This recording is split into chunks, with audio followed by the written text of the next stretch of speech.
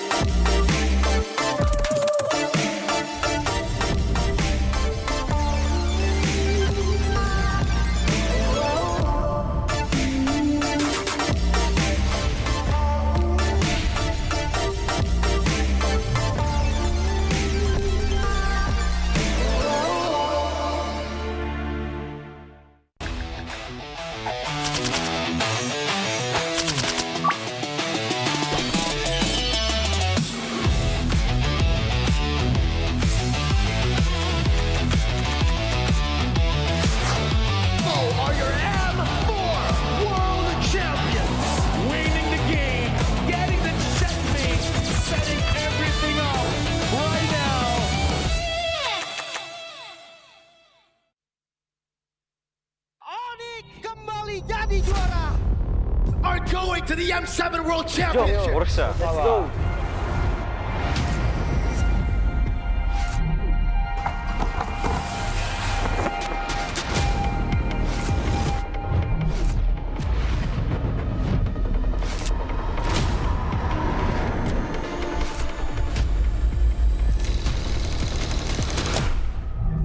futbol uğraşıyordum, futbolcu olmak istiyordum.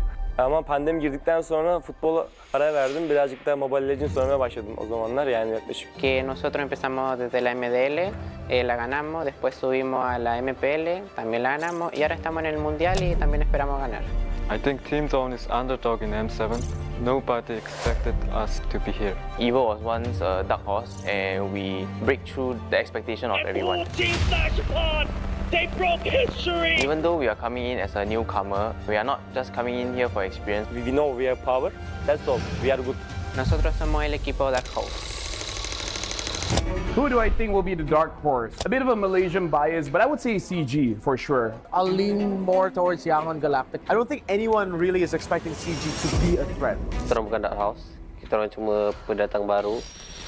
ကျွန်တော်ကတော့အဲ့လိုတော့မထင်ဘူးအများကြီးပြင်ဆင်နေတယ်ကြောင့်မလို့ပွဲတဲ့ကြရင်အကောင်းဆုံးပုံစံနဲ့ဆော့ရသွားမှာချပြသွားမှာလို့ချက်တော့စောင့်ကြည့်သေးတယ် Sebab kita orang ni suka invade orang, bancang orang, memang gaduh tak berhenti. ညီရဥအောင်ချရတယ်ပေါ့အဲ့ဒါကြောင့်မို့ကျွန်တော်တို့ gracious ဆိုတာတော့ကြတယ် Agresif, kenapanya? Karena suka perang. Karena kalau misalkan bermain agresif, musuh bakal kena pressure duluan. មូលហេតុដែលពួកខ្ញុំចូលចិត្តលេង aggressive ដោយសារពួកខ្ញុំកាលមុនគឺមើល player ខ្លួនឯងនីមួយៗហើយគិតទៅថាអ្នកគឺដៃខ្លាំងមែនតើអញ្ចឹងលេង aggressive គឺត្រូវ 我们战术打法无规则打法，就对手可能研究不透我们吧。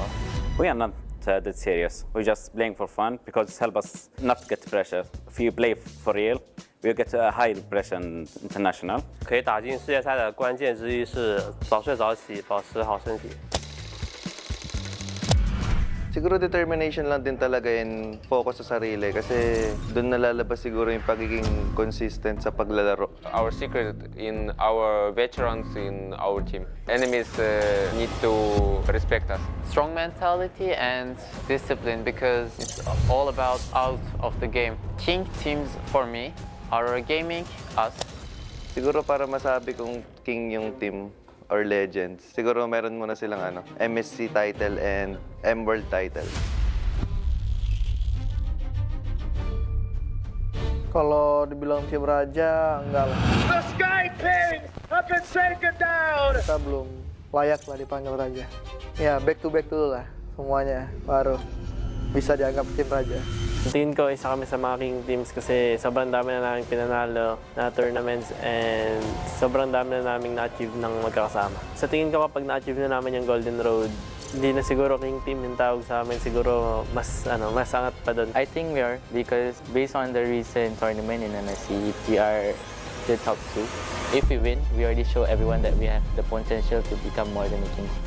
Let's do it for Malaysia. I will redeem Indonesia. I will complete the Golden Road.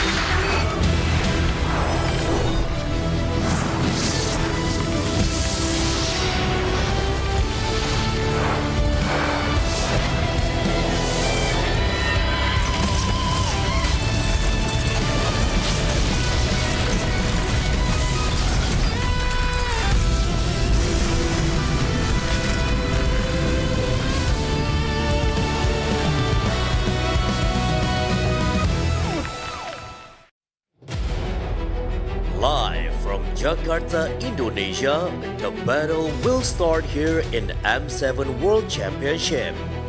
Let the world see us.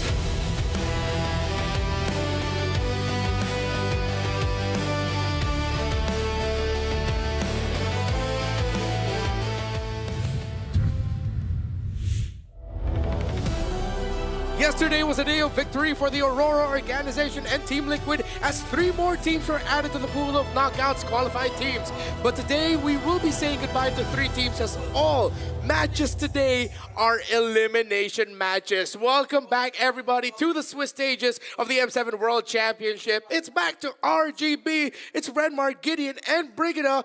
How are we feeling today, considering that today is actually very heavy for MLBB Esports? I think now that we've already set the tone yesterday with what should have been expected, with a couple of few maybe concerning points for some of the fans out there, fans of this team, but today is where it all ends. We're going to see who's going to qualify and who's not going to make it. Yep, I agree that today is a very heavy day for a lot of these teams, especially considering how diverse the country representation has become and how some of their last chances are based or in the hands of some of the teams that we are going to witness today. So hopefully we get to see the most out of these potentially last matches for some of them. Yeah, we definitely have to. It's day number 6 of the Swiss stages, second half of our 4th round. Yesterday, as we mentioned, 3 more teams, Aurora, so if you know, you know, and Team Liquid all advanced to the knockout stages.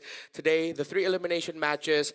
You mentioned the diverse regions. We can list it down real quick. It's Cambodia, Mongolia, the champions of Indonesia, like who would have thought? Black Santas Esports, CG, so that's Latin America and Malaysia.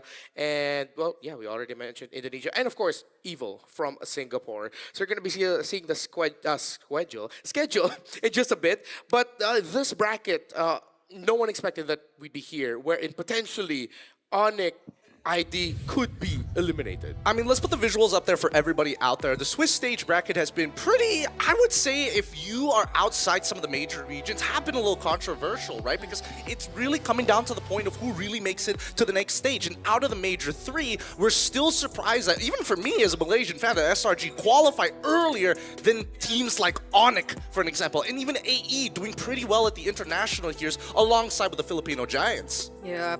It's so surprising too to see how some of, or I'd say really Yangon. Like I think a lot of people have somewhat had expectations for Yangon, but it's crazy to think how they're able to accomplish it against teams who people had much more expectations towards. That's namely Onyx, which you also did mention and which we will be witnessing later on in the last series of today. Yeah, but the first series, we're going to start it off with the champions of Cambodia against the champions from Mongolia from the wildcard zone, the last remaining wildcard team in M7, CFU Gaming. Of course, still a lot of questions as to what's going on with their performance, what's happening, but once now, they are going to be fighting their first best of 3 in this tournament. Maybe we'll see them in the form we're a little bit more familiar with. While for Black Santas Esports and CG, I think this is the mini little wild card of the Swiss stages. So we first have to explain the draw that we're going to have later for the knockouts. So 8 teams will be split into 3 pools.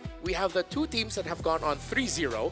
The second pool that has 3 3-1 record teams, and the third pool with 3 3-2 record teams. Step 2, start with seed pool 1. Draw 2 teams from seed pool 1, place them into 2 separate halves of the bracket. Well, here's step 3 and 4. Yep, and then immediately after, we have to start looking at the process of seed pool 3. Now, the reason why we jump into seed pool 3 is because we also have to look at the first teams playing against that pool. Now, generally speaking, seed 3 is going to be those who qualify the latest within the tournament as we look over to step 4, because seed pool is anybody who has taken a loss but still managed to qualify. So it's really important to understand here at the Swiss stage, having a clean record puts you at a huge advantage, because technically that would be the strongest teams, while seed 3 would be the weakest teams being the last to qualify. It's pretty similar to what we're used to seeing, especially in our local MPL regions, wherein whenever you qualify or whenever you put yourselves up there towards the end of the standings in the regular season, then you are guaranteed to at least have either, let's say, an upper bracket advantage. But in this scenario, you're guaranteed to go up against teams who did not fare as well compared to you in the Swiss stage. Yeah, here's a little example I can give you. So 2 out of the 3 3-2 record teams will face 3-0 teams. So let's look at Onyx Indonesia. If ever they make it out and they end with a 3-2 record, they only have 2 possible opponents for the first round of knockouts, either Alter Ego or Selangor Red Giants. There is the possibility that they actually skip the top 2 and look to maybe get drawn later down the line. At the end of the day, it comes down to the draw pool. If you are the 3rd on that pool for seed number 3, you actually have a slight advantage going relatively even against an opponent who also has the same score. Now let's look at the first matchup of today. CFU Gaming against Team Zone. No more testing the waters, no more zoning out. To be fair, here's something that I'd want to say about Swiss stages. I feel like the best form is the more unique picks. Picks like the Leomord, all of that. Teams who are willing to tap into that deep pool of, hey, what the heck is going on here? This actually works out if you think about it. That's the secret if you want to make it out of Swiss. Yeah, I agree. And I think it wouldn't be too impossible for our teams or for these teams to actually bring out those ideas. Or if not the more unique picks, those picks which are a bit more signature to them. Because I think we saw that work, especially for, let's say, CFU, when they started to go back to the likes of the Joy. And that's considering that they were able to set it up really, really well in the draft. Then we saw how they were just able to show us the gameplay we've been wanting to see from CFU for so long. Comfort picks play a huge part in the tournament, but at this point, and especially how demanding M7 is requiring all of these teams to hit in terms of just raw mechanical execution and smart playmaking, the meta also demands for them to say, hey, what we saw from yesterday, TL put on a masterclass of macro, barely even fighting their opponents. I think we're going to see a lot of teams actually understand, hey, we have to make something happen. If we get pushed into a corner, we cannot just let them do what they want. Of course, as we all know, when it comes to the major internationals, we have our wild cards, right? And one of the few teams, one of the 2 who made it through the wild cards this year and are still here, it's Zone. They have a very interesting story. Of course, we knew that ZX Aura did mention that he paid for the team out of his own pocket to boot camp in Malaysia and improve. So let's find out a little bit more about Zone, their journey, and why they deserve to be where they are now. Since M5, international events have been harsh for us Mongolians. Since Lilgan, there has not been a very notable achievements for Mongolian teams. 我注意到6个人团队就是在 M5 的 Wildcard 的时候，当时候就被他们的热情所打动，然后就想要支持他们了。我相信他们应该是因为没有太多机会去跟强的队去打比赛，所以我觉得这个是他们输的原因。I think we need more tournaments there. We really do. We have a big player base, but lack of tournaments, lack of human resources is the issue. I'm the coach of my team, right? And I manage my team. I handle the social medias. I design the posters. I drive them from the boot camps to the tournaments. This time it was so kind of difficult situation because I heard it from the coach as well as Zauras funding the whole boot camp. Before the qualifiers, we had a boot camp which we rented it with our own money, with our players' parents' money. Our players' parents helped us a lot to make it happen. When we were practicing for the qualifiers for the M7, there were nights we went to bed without eating because we couldn't afford it. But we were so happy because we beat our opponents so badly in the scrims, right? We want to be the first Mongolian team in the playoffs. They have made it so far, but if they make it to the next stage, it will be even better. They deserve it. 我过来支持Team Zone也是为了支持6干的成员。这一次我相信Team Zone一定可以打进8强了。Everybody wants to compete in the international events, so that determination, that love for the game is what fuels us Mongolians.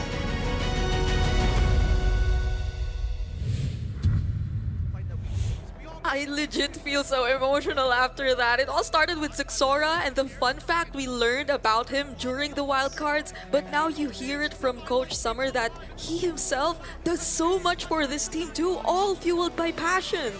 passion, love for the game, and truly looking for an international moniker to walk with him, and honestly looking to break records for the region. It's passion to a different degree. It's truly sacrifice. Will Zone be the first Mongolia team to make it to the knockouts in the M Series? The journey that they've been on was not the easiest, but not a lot of people even expected them to make it this far.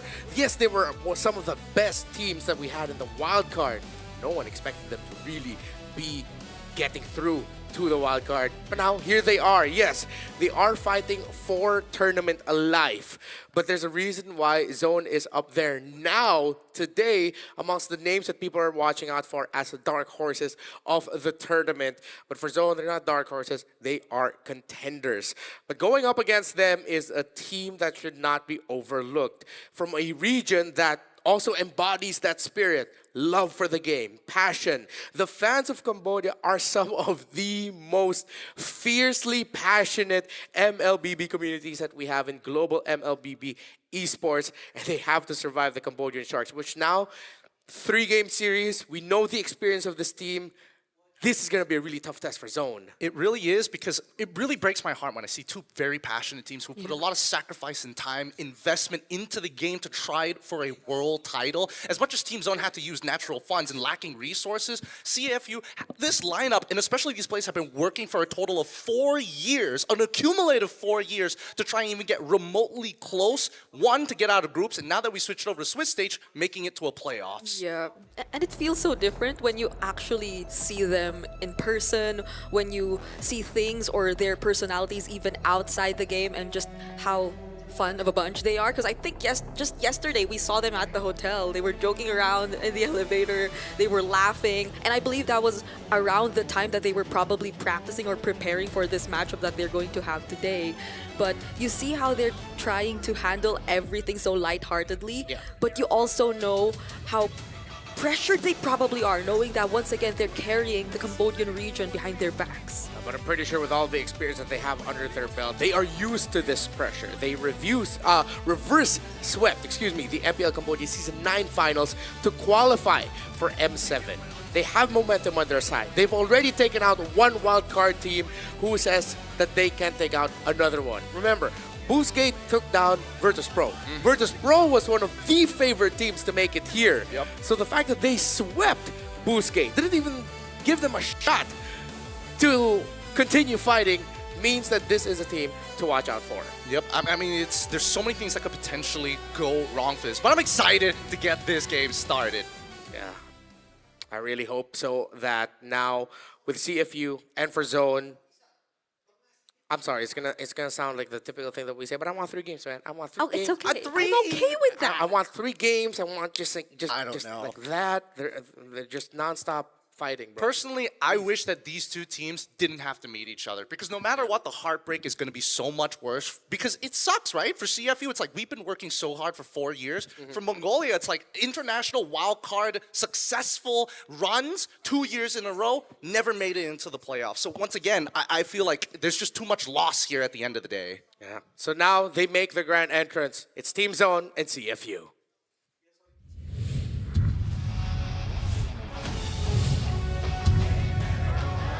Every step they take on the world stage is history for Mongolian MLBB. Back to fight for their lives are Bankai, Kenny, Bright, K, and Zixora. Get into the zone! Team Zone!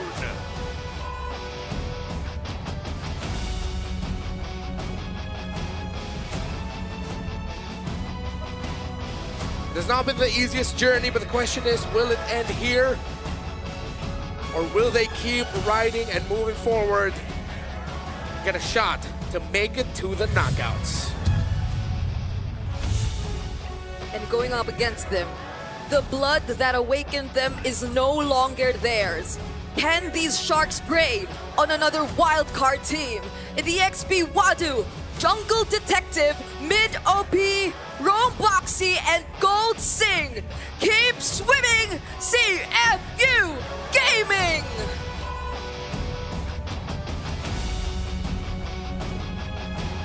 Doing cut the tension with a knife. They are so locked in right now. Both CFU and the Zone. No one's playing around. As we welcome in the coaches. For Zone, it's Coach Summer and Beku. For CFU Gaming, Coach Tymigo and Coaches Bob. Big shout out to our Marshal Gary, making sure competitive integrity is kept throughout this game. We hope there's no technical issues to stop the momentum that either one of these teams could potentially generate.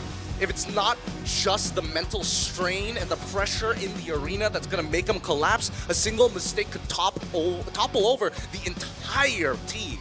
It's a battle of composure. You feel the intensity.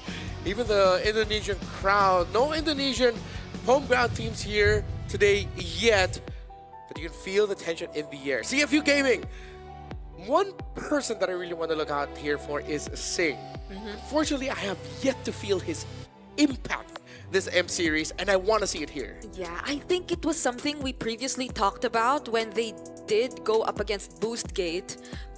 But that moment was, I guess, one of the rare or few instances we actually saw him hit his power spikes and put great use to it. So I hope they're able to maintain that and continue that playstyle heading into this Doorday match. I mean, personally, I think that right now when the meta is already asking you, and when we look at CCC, we look at Wadu, they have these playmakers. But then we start comparing the gold laners, right? Both K is looking to trying to keep themselves alive. A lot of gold laners don't want to force a play just yet, not as excitedly as Sigaboom. That's why you have people like Kenny to be that secondary carry if all else fails, or even Zexora, depending whether he gets an assassin. Yeah, that's the other question here for Zexora. Do we put him into utility?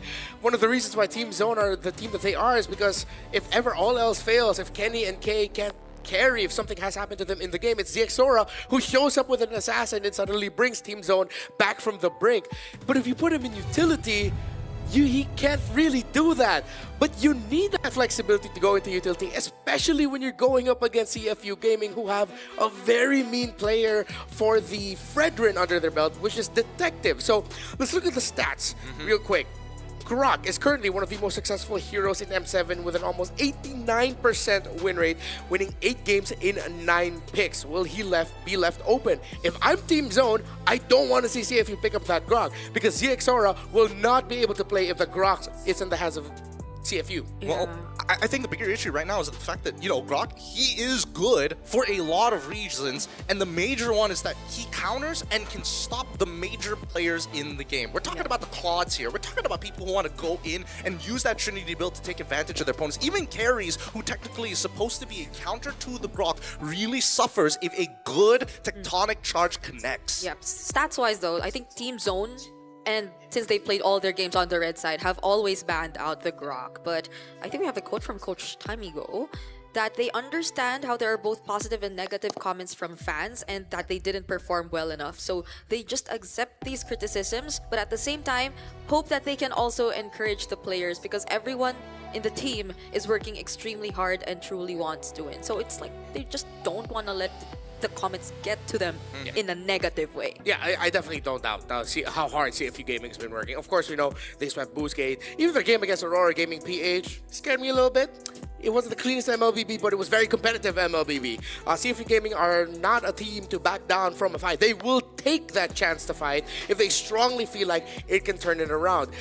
Which is why I'm kind of worried here for Team Zone, man. Yes, they've made it this far. They've had some terrific performances. They themselves have gotten a win over Boostgate when it was still in the best of 1 stages. So these are two teams who have challenged Boostgate, have looked very good against Boostgate. But usually when you see two teams who fight so well, it's the one that with significantly more experience that shines better. Well, actually, I would make a little bit of a disagreement here. I'm on the opposite end. After watching both of these teams play, the one thing that does stand out to me, yes, we've got playmakers in their EXP, but the big problem with CFU after playing against Aurora was the consistency of how often they were able to get a good execution. And the same can be said about Team Zone when it comes down to the mid-early game, right? I think that's going to be their biggest problem, and we'll see whether they've adapted for it. But first, we must address the draft. We're going to Broken Walls. Ooh. Broken Walls for our first game here in this series. So whether or not the Grok comes through, I actually want to see which sides they'll be taking first.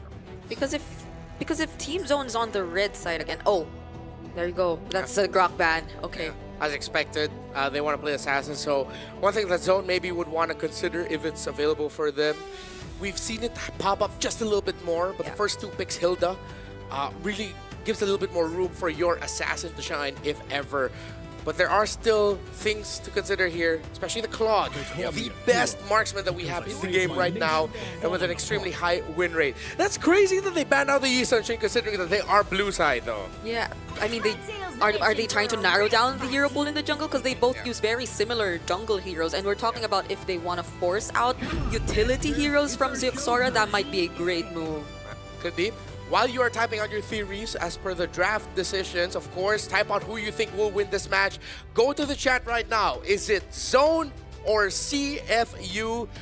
The votes are getting updated live in your screen, so you can check that out. There's a Yuzhong, by the way. There is a Yuzhong that's wide out in the open. I understand that CFU were looking for opportunities to be like, you know what, we're going to get the Claude anyways. At this point, how do we kind of slow down Zeuxora? Do we want something that is punishable, right? Hayabusa is punishable, Lancelot is punishable, especially when the real test is how often can you execute well in these team fights. Wow. So they go for the safe option, right? Yuzhong alongside with the Hylos. Yeah. I'm not 100% sure on this Hylos just yet, but let's see what the next 2 picks from CFU are going to be. I'm always okay with having a high loss around if there's a Claude. I mean, yes, it's very one-dimensional to just look at the Claude and say, hey, let's pick up the high loss for the easy stun. But we have seen it before this M7 that it has stopped or at least diminished Claudes a little bit. It's not a 100% oh, high loss straight up counters Claude.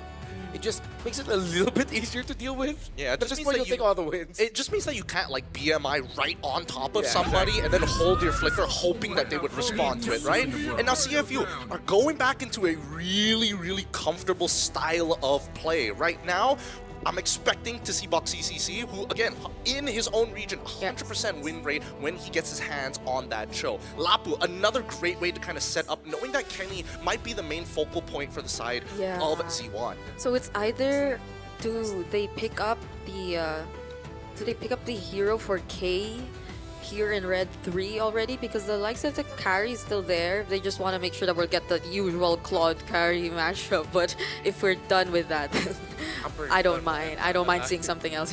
I think, personally, I think they need to go Lunox or something that has iframes to work with. It feels like it's very much CFU wants to make sure that Farsa is just a non-option for them.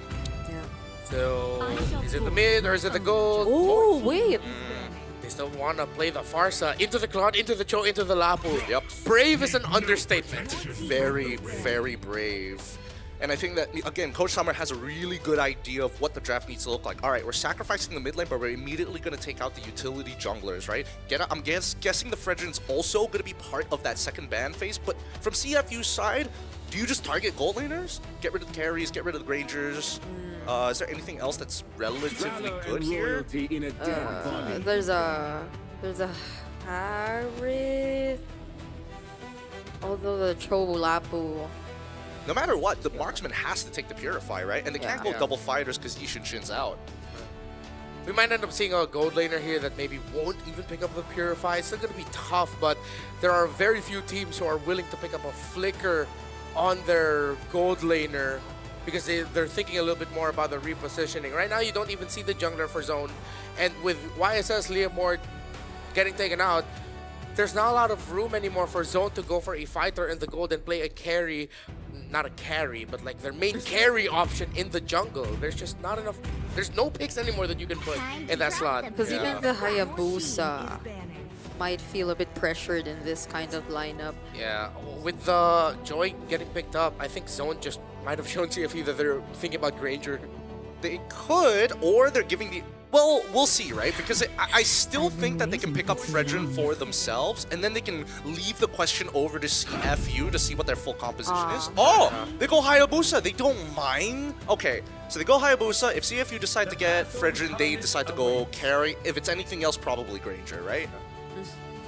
They don't mind using the Farsa into this, nor the Hayabusa into this. I mean, the carry is already banned, so I guess they're kind of backed into a corner. I mean, Bruno, I suppose, but even that doesn't feel that great. Yeah. And there's just so much dive from CFU that if you even go something a little bit more static, like an Iksha, and you go pure backline, that's really going to be hard to pull off. Especially if CFU decides to pack in a tanky fighter jungler here. Fredrin's still open for them. They can definitely go down that route. If they want to go Fredrin, Kimi also, they're lacking the range, but they have so much dive that they won't need the range. Possible Sora. Sora already banned out. Oh, they do go for it, but they go for the Zetian, who has been climbing up the ranks a little bit more. And it is the Harith that they decide to go for. They don't go for physical. I mean, with the high, yeah, they already had the Hayabusa Yuzong. They just decided to go for more magic burst here. I'm leaning a little bit more towards CFU here, but Zone does have a window. It's just very difficult to get through it. Yeah, if it's just sheer damage and aggression, then on paper, Team Zone's lineup looks really, really good. But we really have to consider the amount of disruption, or even just the Lapu and everyone else diving in or into these backline heroes that Team Zone picked up. Yeah, I think a lot of this early game is going to be dependent on the supports alongside with the EXP laners, right? Everybody else is going to be supplemented by how these two lanes are going to move. But as we start getting into the game, we're going to be answering all of those questions as the Land of Dawn opens up for these two teams for our very first best of 3 to kick off today. And we have 3 overall for this day of Swiss, all of them eliminations. As we all know, it's so important to win game 1 in a best of 3 because that instantly puts you at match point. CFU or Zone again, type it out in the comments section who you think is gonna win this. And as always, let's look at the mid prio. Who'll be able to clear much easier and who will be able to keep their health at a better state.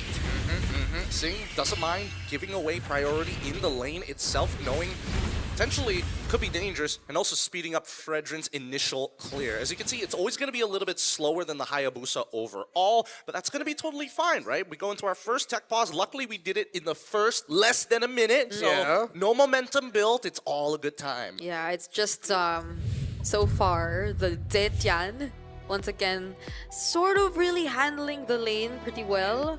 The range is just a bit too crazy. I know it's been adjusted a bit. And more than damage, I think if you're just capable of poking out the opponents in the middle lane early on, then that just grants you a really good advantage. I think that's also one of the requirements if you want to make sure that Zetian's good with her mid-prio. Yeah. Or to even add more to that, just have Cho with you. Or any Roman that has a concussive blast. They clear out the middle so fast that there's not a lot of room for you as a mid laner to trade. They're just going to clear, and then you're going to have to, all right, I guess we're going to clear, but then that means we're behind in terms of the rotations. Or they're not even going to rotate early on. Zetian's just going to keep throwing her skills at you, and then you'll be brought low, then forced to go back. It's not like the perfect 100% Zetian and Cho is always going to win, but it's not the easiest matchup to go up against. Yeah, and it's a great way to just stop all those early quick rotations you could get from a Farsa. Oh, what? Look at how close that is. 3 votes difference. 3 votes difference, and you could be that part of those 3, chat, so please get on it right now. Can I type both? Can I type both and add one to both? This is why it's important to vote. See, look, it's so close. See, it's 2 more people voted and it's still 3 apart. Who didn't vote? I personally think it's one of the other teams who are like, sympathy. And then they voted for the other one and they realized, wait a minute, this doesn't change anything. So it's you still can net neutral. vote for both. It could be, it could be. Who knows, who knows? But with that being said, I do want to talk about the technicalities, about the, especially with the mid lane dynamic, right? I don't know whether or not people prefer the Hylos over the Cho in these types of situations. At the end of the day, they both kind of do roughly the same thing, with Cho having better clear in the first like 3 minutes of the game. After that, it sort of evens out later on, depending on what the build usually is. But I think the main concern right now is if Cho or Boxy is able to get a trade out freely against the Farsa, that could slow down. For an example, if you see them shunpoing towards you, there's a pretty good chance you're going to hit wings by wings, and that's going to slow you down from taking the normal path of the river and having to go through the jungle. Yeah, I feel like if the combinations of the heroes were just a little bit more different, we could have seen Team Zone pick up the Cho for themselves. But now that they had the Yuzong as one of their first 2 picks alongside the Hylos, I feel like they were just thinking also that, hey, if we have the Cho and the Yuzong, that's 2 dudes initiating, we have no one to peel for the backline. At least for one, if having either the Hylos or the Yuzong, you can delegate. Either one's gonna stay and one dive, vice versa. Oh. Wait. Based on, I mean, based on the game state right now, I think they're playing it really, really well, both OP and as well as Boxy. Oh, now that's the flicker forced out of OP. Not much he could do there. I get it. They were playing it really aggressive because they were winning out majority of the lane, but that's the Hayabusa you're talking about. Yeah. And that's cool. That wasn't even a level 4 guy. That was just level 3. He just showed up with a shadow and immediately got OP. And that's exactly what you want to do, right? And I think from OP's POV, it's like, I don't mind taking the first initial stun. He just wasn't expecting Zora to gank him pre-level 4. So again, a bit of creativity, but more importantly, it's about execution. It's these smaller moments that you need to take to start building advantages. This is why I think the meta is so heavy on the playmaking, because it's moments like this that's going to allow Team Zone to fight for the turtle. Yeah, now everything's just on Team Zone side. The control, the river is no longer dominated by CFU, so we will be definitely seeing something here in this turtle fight. But Bankai, though, forced under his turret. Now there goes the Landshaker, stunning 2 people from Team Zone. Will they go for the counter engage? They are quite low, so Team Zone might have to reset for a bit. They still have their ultimates. They can get back in there. They need Bankai to first start the jump and maybe target OP down, who just hit level 4. What, are they not going to reset this? That's the Black Dragon form already committed by Bankai. He's looking for a target. They're trying to go for Detective. Fury of the Phoenix already committed, but they're going after Kenny in the back lines. Kenny goes down. Detective takes the turtle. And despite everything that was committed, it seems like everything's going a bit too well for CFU as Bankai goes down next. They lost the shape of the fight, and now they lose their purple buff for that as well. Wadu, with his second bravest fighter, has already dominated this side of the map. And this is what I was concerned about. The EXP laners now starting to fall behind from the side of Team Zone allows CFU to create more opportunities to force plays. Yeah, unfortunate for Zone. I think that's just all experienced by CFU. They read the situation perfectly. They know that their gold laner will be able to join. That is the nature of the Claude now. First turtle, he can just come in the fight because of how fast he can get through the map. And Team Zone, I feel like they should have just called back. They needed that purple buff for their Hayabusa. And going up against a Fredrin, a Lapu, yes, we already saw the Landshaker, the bravest fighter, committal, and you have to use on, but it's way too tough to make that fight work. It's so demanding of your team to get that turtle. I guess they were just really banking on the Black Dragon form. Yeah. But even then, all other resources of CFU were available too. It's just the bravest fighter that they saw being used. There was still the Fury of the Phoenix and Way of the Dragon onto Zixora, but there might be no follow-up. Detective and OP couldn't dish out the right amount of damage, but still one will as well. Bright is still alive. K2 looking for a target in the mid lane, but they will not find any. Can we get a replay of that? Oh my god, Boxy! What a sick Cho play. You blink, you miss it. How quick was that Way of the Dragon to guarantee that Zixora was not able to get his ult? Yeah, on point. Zixora was already charging up the animation, but then Boxy was able to kick him back. And now CFU has a DHS for their Claude, which in 2026 January MLBB means power spike already. Just one item, man. Nerf him! If the Dragon, bravest fighter, all committed onto Bankai. Landshaker doesn't connect though, so he's still able to use the Black Dragon form. But the sustain you see from this Yu Zhong keeps him alive. But without that, Team Zone might not be able to contest this objective. Yep, they have no Petrify to do it. And Zixora's maybe thinking of getting in on this. Bit of an awkward quad shadow there. I don't know what he was aiming at. If it was older Hayabusa, that definitely would have been closer. But I'm pretty sure at this point he's definitely very familiar already with the quad shadow length. I guess he was just reaching for the stars at that moment. It felt like he was hoping that somebody would just walk up into it, you know? Yeah. But you see Boxy right beside you, and I don't think you could stay for any longer. He's already kind of made a name for himself at this point. There's a lot of respect going over to Boxy from the side of Team Zone. You can see that they get a little bit nervous when they notice his presence around the map, and I think that's something that's good, right? However, what are they going to use that leverage for? And I think at this point, now that there are no buffs left on the map to actually fight for, you can see that Boxy is proactively looking to either kick Bright or even Kenny. Fury of the Phoenix cancels out the Feathered Airstrike. But Zixora still finds Boxy. Will OP get to find a trade? It seems like the damage and the range will not be enough. But then K arrives, and with the Salmon Force, will try to take down OP.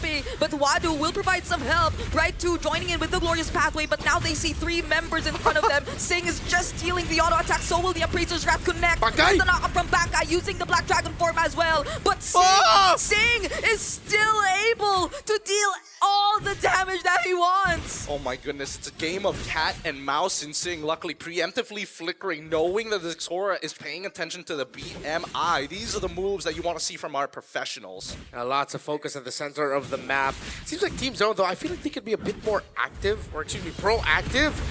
But Zixora just has so much gravity towards it. Oh, the kick! Speaking of Zixora.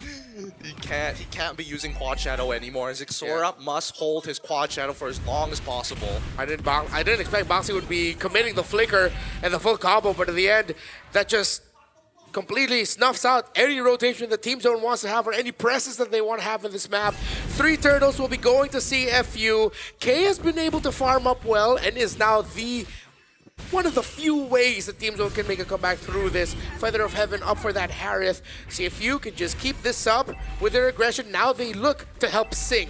Yeah, but I have to say that they've been really aggressive so far too. I don't think there's been any instance where the flickers have been down or have been not used at all whenever there was a team fight. It's always Boxy, Sing, and OP aggressively making use of the resources that they have, and it's so Team Zone. You could understand how defensive they're starting to play everything, even with the Hayabusa in their lineup, even with this Hylos in their lineup. Look at Detective. I really love the way that he builds on this Frederick. You should be looking for as many components as possible because the raw stats, look at him. He's level 10 and he's just beating him up. What are you going to do about it? I like it when I see Fredericks like this. It's really just, yeah, I definitely can frontline. Even though I will be taking damage, it's fine. Like, at the end of the day, I'm going to end up hurting someone, and I do have the help, as long as the other members of the team are there. So good call by Detective. Oh, Purify forced out of K.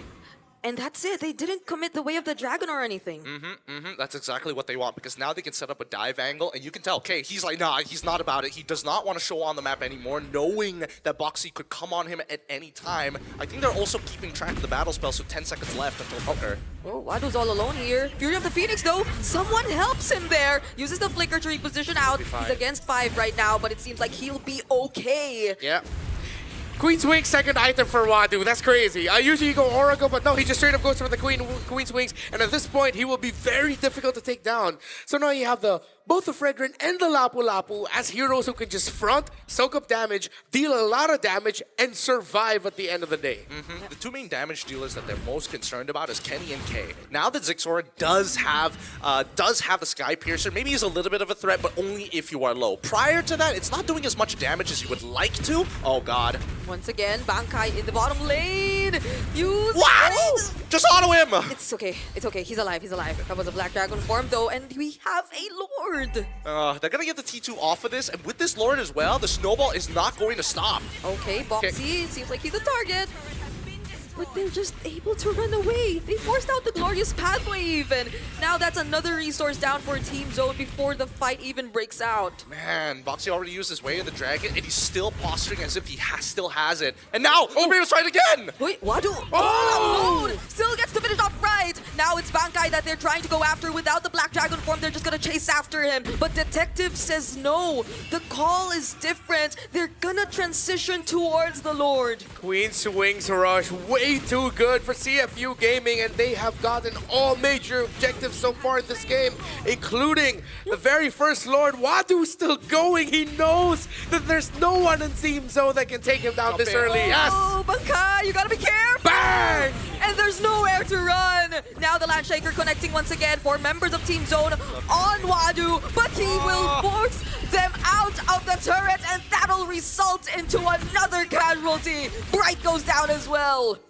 Goodness. I told you, the EXP lanes are going to make a big difference in this game, and Wadu now developing a 3-level lead against Bankai. Bankai has lost his relevance. Even if he wants to get on top of OP, you can tell he still has his passive to knock him away. And even with the Petrify, it gets baited out early. Whoa! Wow! The energy eruption into the Fury of the Phoenix!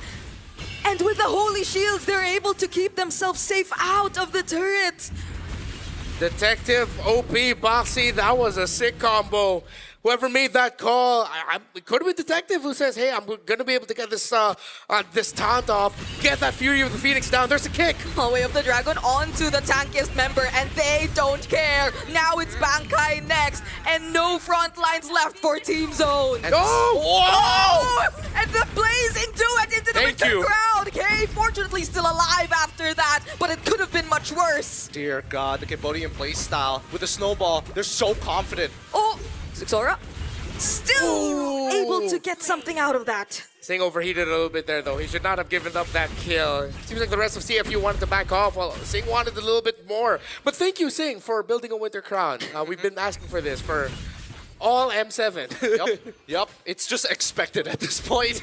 We expect you to build that Winter Crown. We expect you to make these big plays of their own. However, looking at the state of the game, yes, it's a 4.5k lead, but it's not like Team Zone's completely out of it, right? They still managed to hold their inhibitor turrets. In terms of the raw items, Kenny's almost there. Zixora, yes, he's able to find 4 kills, but now, oh God, Boxy.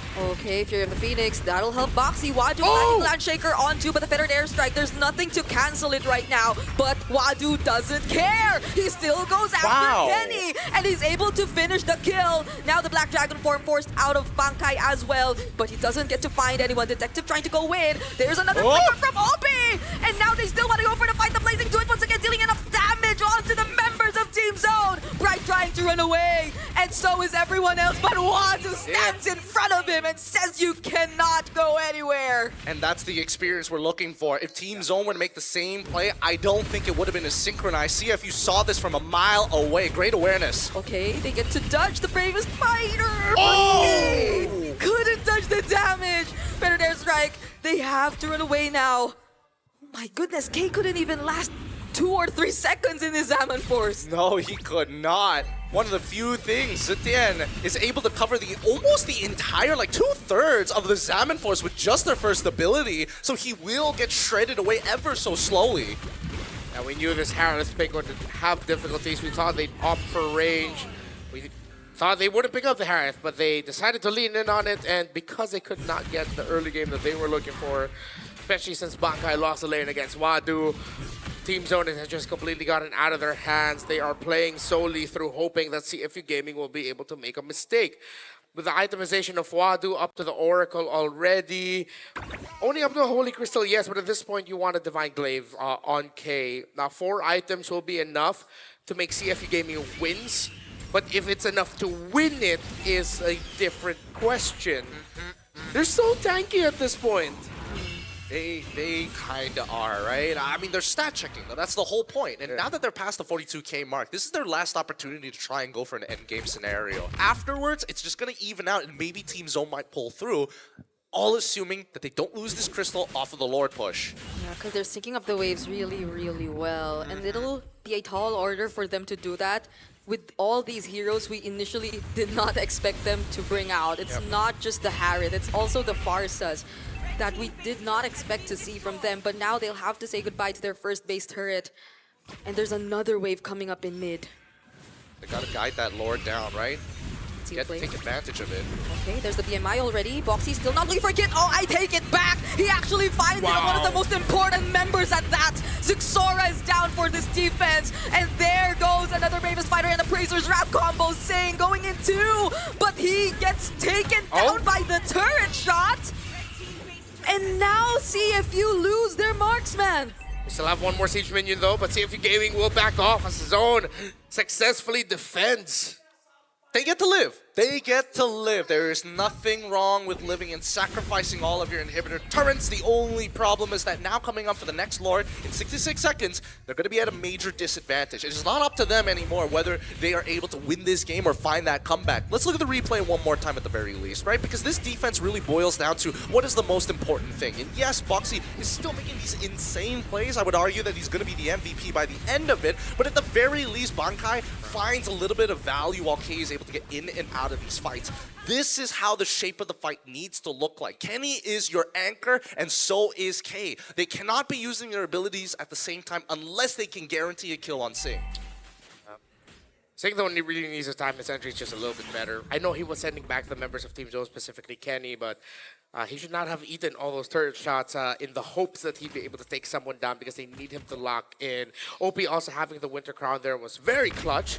Definitely Bankai could have just straight up blasted him, but he was able to Winter Crown away the passive of the Yuzhong. Yeah. And the combo, the full combo too. I guess Singh didn't really notice that the turret shot was on him too. Yeah, the man was so locked in with getting that kill. He really wanted that. He wanted it, but now how do they even contest for this Lord, right? It's an almost guaranteed non-contestion for CFU as Team Zone just locked in their base, unable to do much about it, right? If one of them get picked off at 60 minutes into the game, it's roughly like a 30 to 40 second, depending on who dies, a respawn timer, which is pretty much game over at this point, knowing that the Lord is going to spawn in about roughly 10 seconds. Yeah, CFU Gaming can definitely finish it off here unless errors, again, a little bit of jitters or over-eagerness to end it, leading to members of CFU Gaming, especially Singh or OP, maybe even Wadu falling down unnecessarily early. Zone, still, same condition. Wait for CFU and hope they make a mistake. Wadu, who's 7-1-4, by the way, on this Lapu-Lapu. And now Boxy once again, but he gets stunned by Bright. But nonetheless, look at the damage from the Blazing 2 into the Winter Crown! Singh is able to do so much, and now without any hesitation, gets to lock on the towers. Game 1 finally goes over to CFU. That was a beautiful adaptation right at the very end. They had already made sure that they have conditioned their opponents. Who comes in first? It's always Boxy. And if you don't stop him, guess what? You open up angles for everybody else to start trickling in. Blazing Winter, very good. That's my analysis. Yep. You use your stun as the high loss, and now everyone gets to go in whenever they want. And he even juggled that. He ended the game with Immortality. He juggled this Winter Crown Immortality just in case he got taken down. That was a great angle, great read by Singh, and now of course, Zone really have to go back to the drawing board here because I feel like that draft could have gone on differently. The last two picks feel like they just settled into, okay, what's comfortable for us? What is the best pick for us personally, but not for the big picture? I feel like their big picture was too narrow, actually. Their first opening picks weren't too bad. The high loss did not necessarily need to come out there. And I think they could have waited for maybe even like third pick to see, oh, you picked the Cho first, and then maybe we look for a different opportunity later down the line. But at the end of it all, right, I wouldn't say that it's Bright's fault. I think a lot of it just boils down to where the rotation needed to go on the map. They were worried for K's life, and that is why they kept on leaning to that side of the map when CFU decided to try and blockade them through that river. But Bankai, if they just got him back one kill after the turtle fight, he might have go even against Wadu later down the line. Yeah, it's been a consistent thing for Zone for the entirety of M7. Bankai's laning, Bankai's first or second turtle.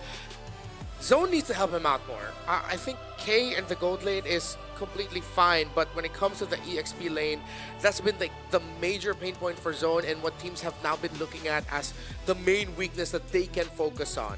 And if Zone can't help their EXP laner, it's not going to be a good time for them. Yeah, Bankai definitely struggled there. And it was very evident from the first turtle. And that's not how you want to see a Yuzhong, because you would assume that a Yuzhong in your team would almost guarantee you a first hurdle or two. Yeah, but that wasn't the case for this game in for Team Zone. But I guess it's a template they try to follow in terms of the draft, because I think for majority of their previous games, it's always been Bright's hero prioritized for first two. But that was the Gadot that we're talking about, and it's a bit different now. It is a little bit different, but I guess it could come down to, is this really boiling down to experience? Because the only time I saw quote-unquote experience really start to come through was at the very end with all the built-up conditioning up until that point. The laning gaps were pretty obvious that it was going to happen. You could see the posturing happen from a mile away, and not to mention, it's not like Bright didn't know what was going on. He actually spotted out a majority of the members before they even got to the dive. Right. They had the vision, they had what they needed, but they just could not make it work. And when they don't make it work in the early game, then Wadu is happy. Yes. The itemization, how fast he was able to get his queen swings, and of course Detective as well, who... One thing that I wanted to say earlier, but a fight broke out was that the rotations of zone looked like it was so dependent on Zexora. They were looking at the Hayabusa that, okay, we can't do anything in the mid until our Hayabusa's here.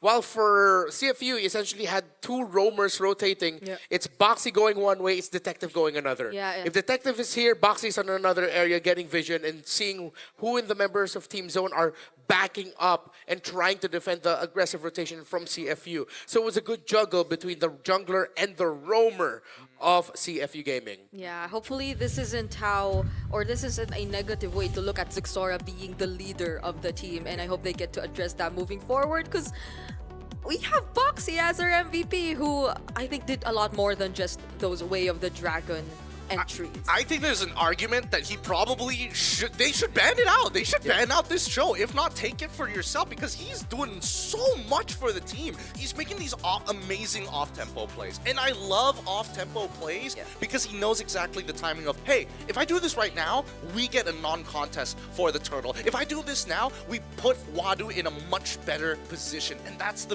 beauty of it all.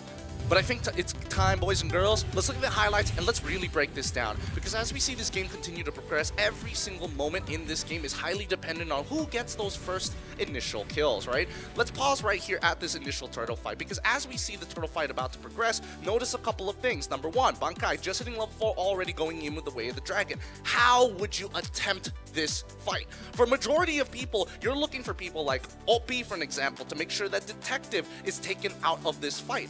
Both of which are really good examples of how you should probably play this Yuzong in a very traditional sense. But notice the shape of the fight on the very first turtle. If my little tools would just update real quick, I could show you exactly, because the north side of the turtle was probably going to be the worst part of this fight. Here is the kill zone for the side of Team Zone. Anything within this area of the map is within their portion of influence. On the opposite side, if, let's say, CFU just decided just for fun to move up this way across the map and stick around their influence zone closer to their mid lane. Oh, whoops.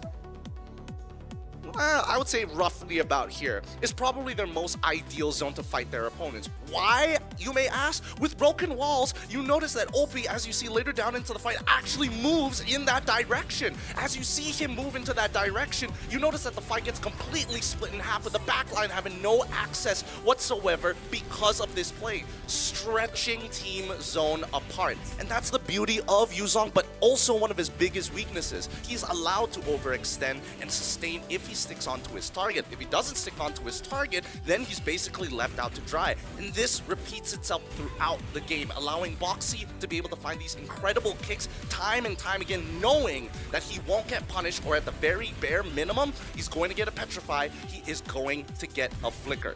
Great game overall, a good show of experience and conditioning from the side of CFU, but I think for Team Zone, their biggest adjustment right now has to be the laning phase and first turtle. Yeah, I'm also wondering where the info was that the Claude was gone, because Team Zone fought that as if no one called it that the Claude was on the way. Yeah. And they should have known, because they saw him walk into the bush, so it's like, you know where they're coming from. Yeah, and yeah, they had the Hylos there in the back, but it really feels like they just, I don't want to use the term disrespect, but for a moment they just forgot that the Claude was on the way, and it was the easiest Blazing Duet entry for Sing to just break it apart. Yeah, and it's a Claude. So I think more than anything, you have to remind themselves that it's a Claude who already, in terms of priorities in the draft, is already very much up there, which is why it's first pickable. A lot of times we see it there. So they just left it open, and more than leaving it open, they left him all alone throughout the game. I feel like they have been a bit too reactive towards the XP lane too, and maybe that's exactly what CFU wanted to happen. I think that CFU understood two things. Number one, if we're going to fight Zone, we have to fight them on our own terms, right? Let's deny Zexora as many pickoffs, solos pickoffs as possible. Let's really focus on making sure that Kenny and Kay don't really get to maximize their damage, right? I think Kenny is the only exception to that damage rule because he does have Feathered Airstrike, but Kay especially, Zaman Force, what happens? Who gets involved? It's either Detective catches him or Boxy breaks his Purify, making him extremely nervous, because if he gets hit by any CC without his Purify, it's guaranteed death. I wish we also saw Zone take a little bit more of an SRG versus Team Liquid route here, wherein instead of going up against Team Liquid in the major objectives, they just decided, you know what, we're going to go for OM Gold instead. lane. Go for the gold lane instead. Your lineup that, yes, Zone has a case to say, we can fight and we should fight objectives because we have the Yuzhong. That was good for the first turtle. But after the first turtle loss and the continuous losses of Bankai, you definitely should have swerved and just gone to the gold lane or just get wins elsewhere in the map instead of like brute forcing your way to trying to make a comeback through the turtles alone. Because even if you look at the heat map, Boxy rarely went to the gold lane. If not, didn't go to the gold lane at all. Because it was Singh who was always going to the fights. He was the one joining the fights. So that's how you know that the gold laner of CFU was just a bit too free. And now, whatever we mentioned about him and his presence not being felt as much here in M7, we didn't get to feel that in this game. Well, I think that, especially for Boxy, his biggest priority is, yes, I'm looking to make plays, but it's always around the river. He's always he's always posturing himself in the best place possible, and that's something that a lot of support players need to understand. It's not necessarily, I have to make the play, you just have to be at the right place and consider whether it's the right time. Yeah, and that's another way to look at it. Maybe Zone could not get those guys into the gold lane because Boxy was just always in the river. He was always blocking off Bright, he was always blocking off Zexora, and at the end, Zone just had to try and hope they could find something through the center of the map or through the turtles. But with game number 1 done, it's time to thank some friends. Which one of you took my real me? You'll never find it now. I've hidden the real me deep inside myself so that I can unleash the true power. Because again, today I'm feeling extra good. I feel like I've got clankers in my brain. I feel like I've got artificial intelligence behind my back. Oh, is that the AI gaming coach that you're talking about? You got that right, because that's the AI gaming coach for you. But it doesn't stop there. When the fight breaks out, its consecutive skill feature lets you unleash a perfect preset combo with just one tap. It guides your strategy and elevates your execution. That's a full AI-powered edge. From prediction to performance, it's the complete package. You play, we carry. Realme 15 Pro, the M7 official gaming phone. Remind us to disinfect that once we get it out of you. Because we will need to get it back. You're not getting it back. You can do it yourself, by the way. Yeah, no, we can get someone else to do it. Let's just get someone else to It's do it. okay. Yeah, try and take it away from me. Make an attempt. No. Yeah, sure, I'll just talk okay. about the M7 bonuses or yes, something, please. you know? Because the M7 Pass went live last January 1, 2026, if you didn't know, packed with exclusive rewards like Granger's Thunder Ascendant Epic Skin, Cosmic Finality Prime Skin, M7 figurine, Battle Effects, Prime Avatar Border, and more. Plus, my favorite, get Gatot Kacha Solar Spark for free. That's the fan favorite M5 Yuzhong skins and revamped M Championship skins, which are also making a limited time return, by the way. So don't miss out on all the wonderful rewards and start grinding with the M7 Pass now. Activities. We also have that in Mobile Legends Bang Bang, including MLBB Rising Open or MRO with Season 5, making a comeback, still open to everyone, very flexible to join.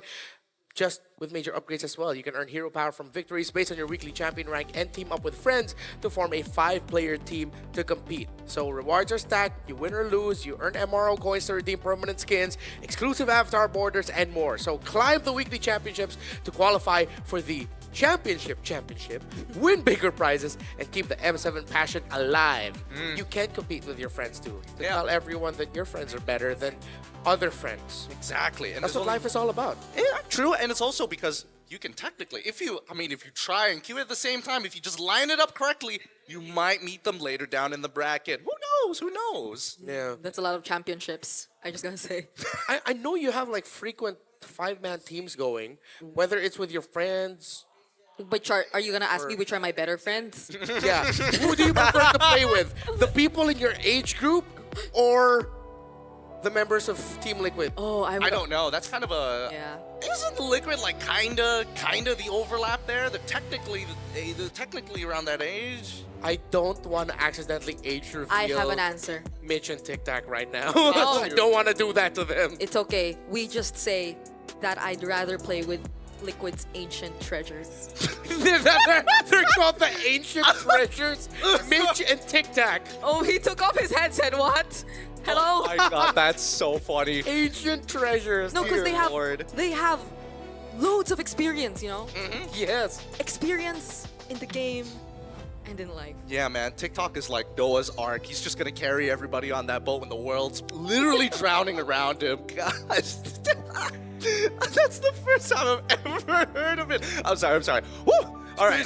It's okay. Shall we drop a little bit more tidbits of information? More Tic Tac's two main heroes. Coach Tic Tac's two main heroes. That would be the Chang'e and the Cyclops SpongeBob skin. Why? Specifically the SpongeBob Specifically skin. the SpongeBob skin. I hope somewhere Tic Tac isn't seething. It's like, they revealed my main heroes. How could you, especially when the map reveal is dangerous grass? Oh, wait, we're going to the dangerous grass. So now we have to watch out for heroes such as Hilda, potentially Khalid with a lot of entry points that he could just, with how fast he gets around the map, him plus dangerous grass is just not a good equation. You don't want to go up against that. So far CFU have kept it to very similar bans, no side switches. Grok, Juiced, Kalea still okay, but I feel like, yeah, if I'm Team Zone, pick up the Cho if it's available. No, they have to go for Claude. No, I mean like if Zone red side, if they Zone pick red up side. Cho instead of the high loss. Oh, got you. That makes a lot more sense here. And it also kind of puts Claude in an awkward spot where it's like, man, I have to take the, oh goodness, Purify. Because I was like thinking, yeah, there's a Cho, there's a Hilda, there's everything. But knowing that there's a potential Fredrin, I get it, but it didn't even help as much in game number 1. I think this is one of those angles where you might have. Well, like, how else could they have changed this draft, right? Are they just not very confident that Bankai can get away with the Yuzong? And they change it into carry as well? I guess they know that at least it could deny and maybe turn CFU into an assassin v assassin matchup. Like, what is the gamble here? I don't see the payoff just yet. I don't either. I'm quite unhappy about these decisions by Zone because I do want to see a game number 3 here. Because they could have gone Cho. They didn't need to rush the carry. The only payoff I'm looking for now is we get double horses. We get high loss, we get Leomord. Just pick up Leomord in red 3, then we can call it a day. I'm fine. I'm happy. That's the payoff you're looking for. You adjust Bankai's pick. You adjust Kenny's pick in the mid.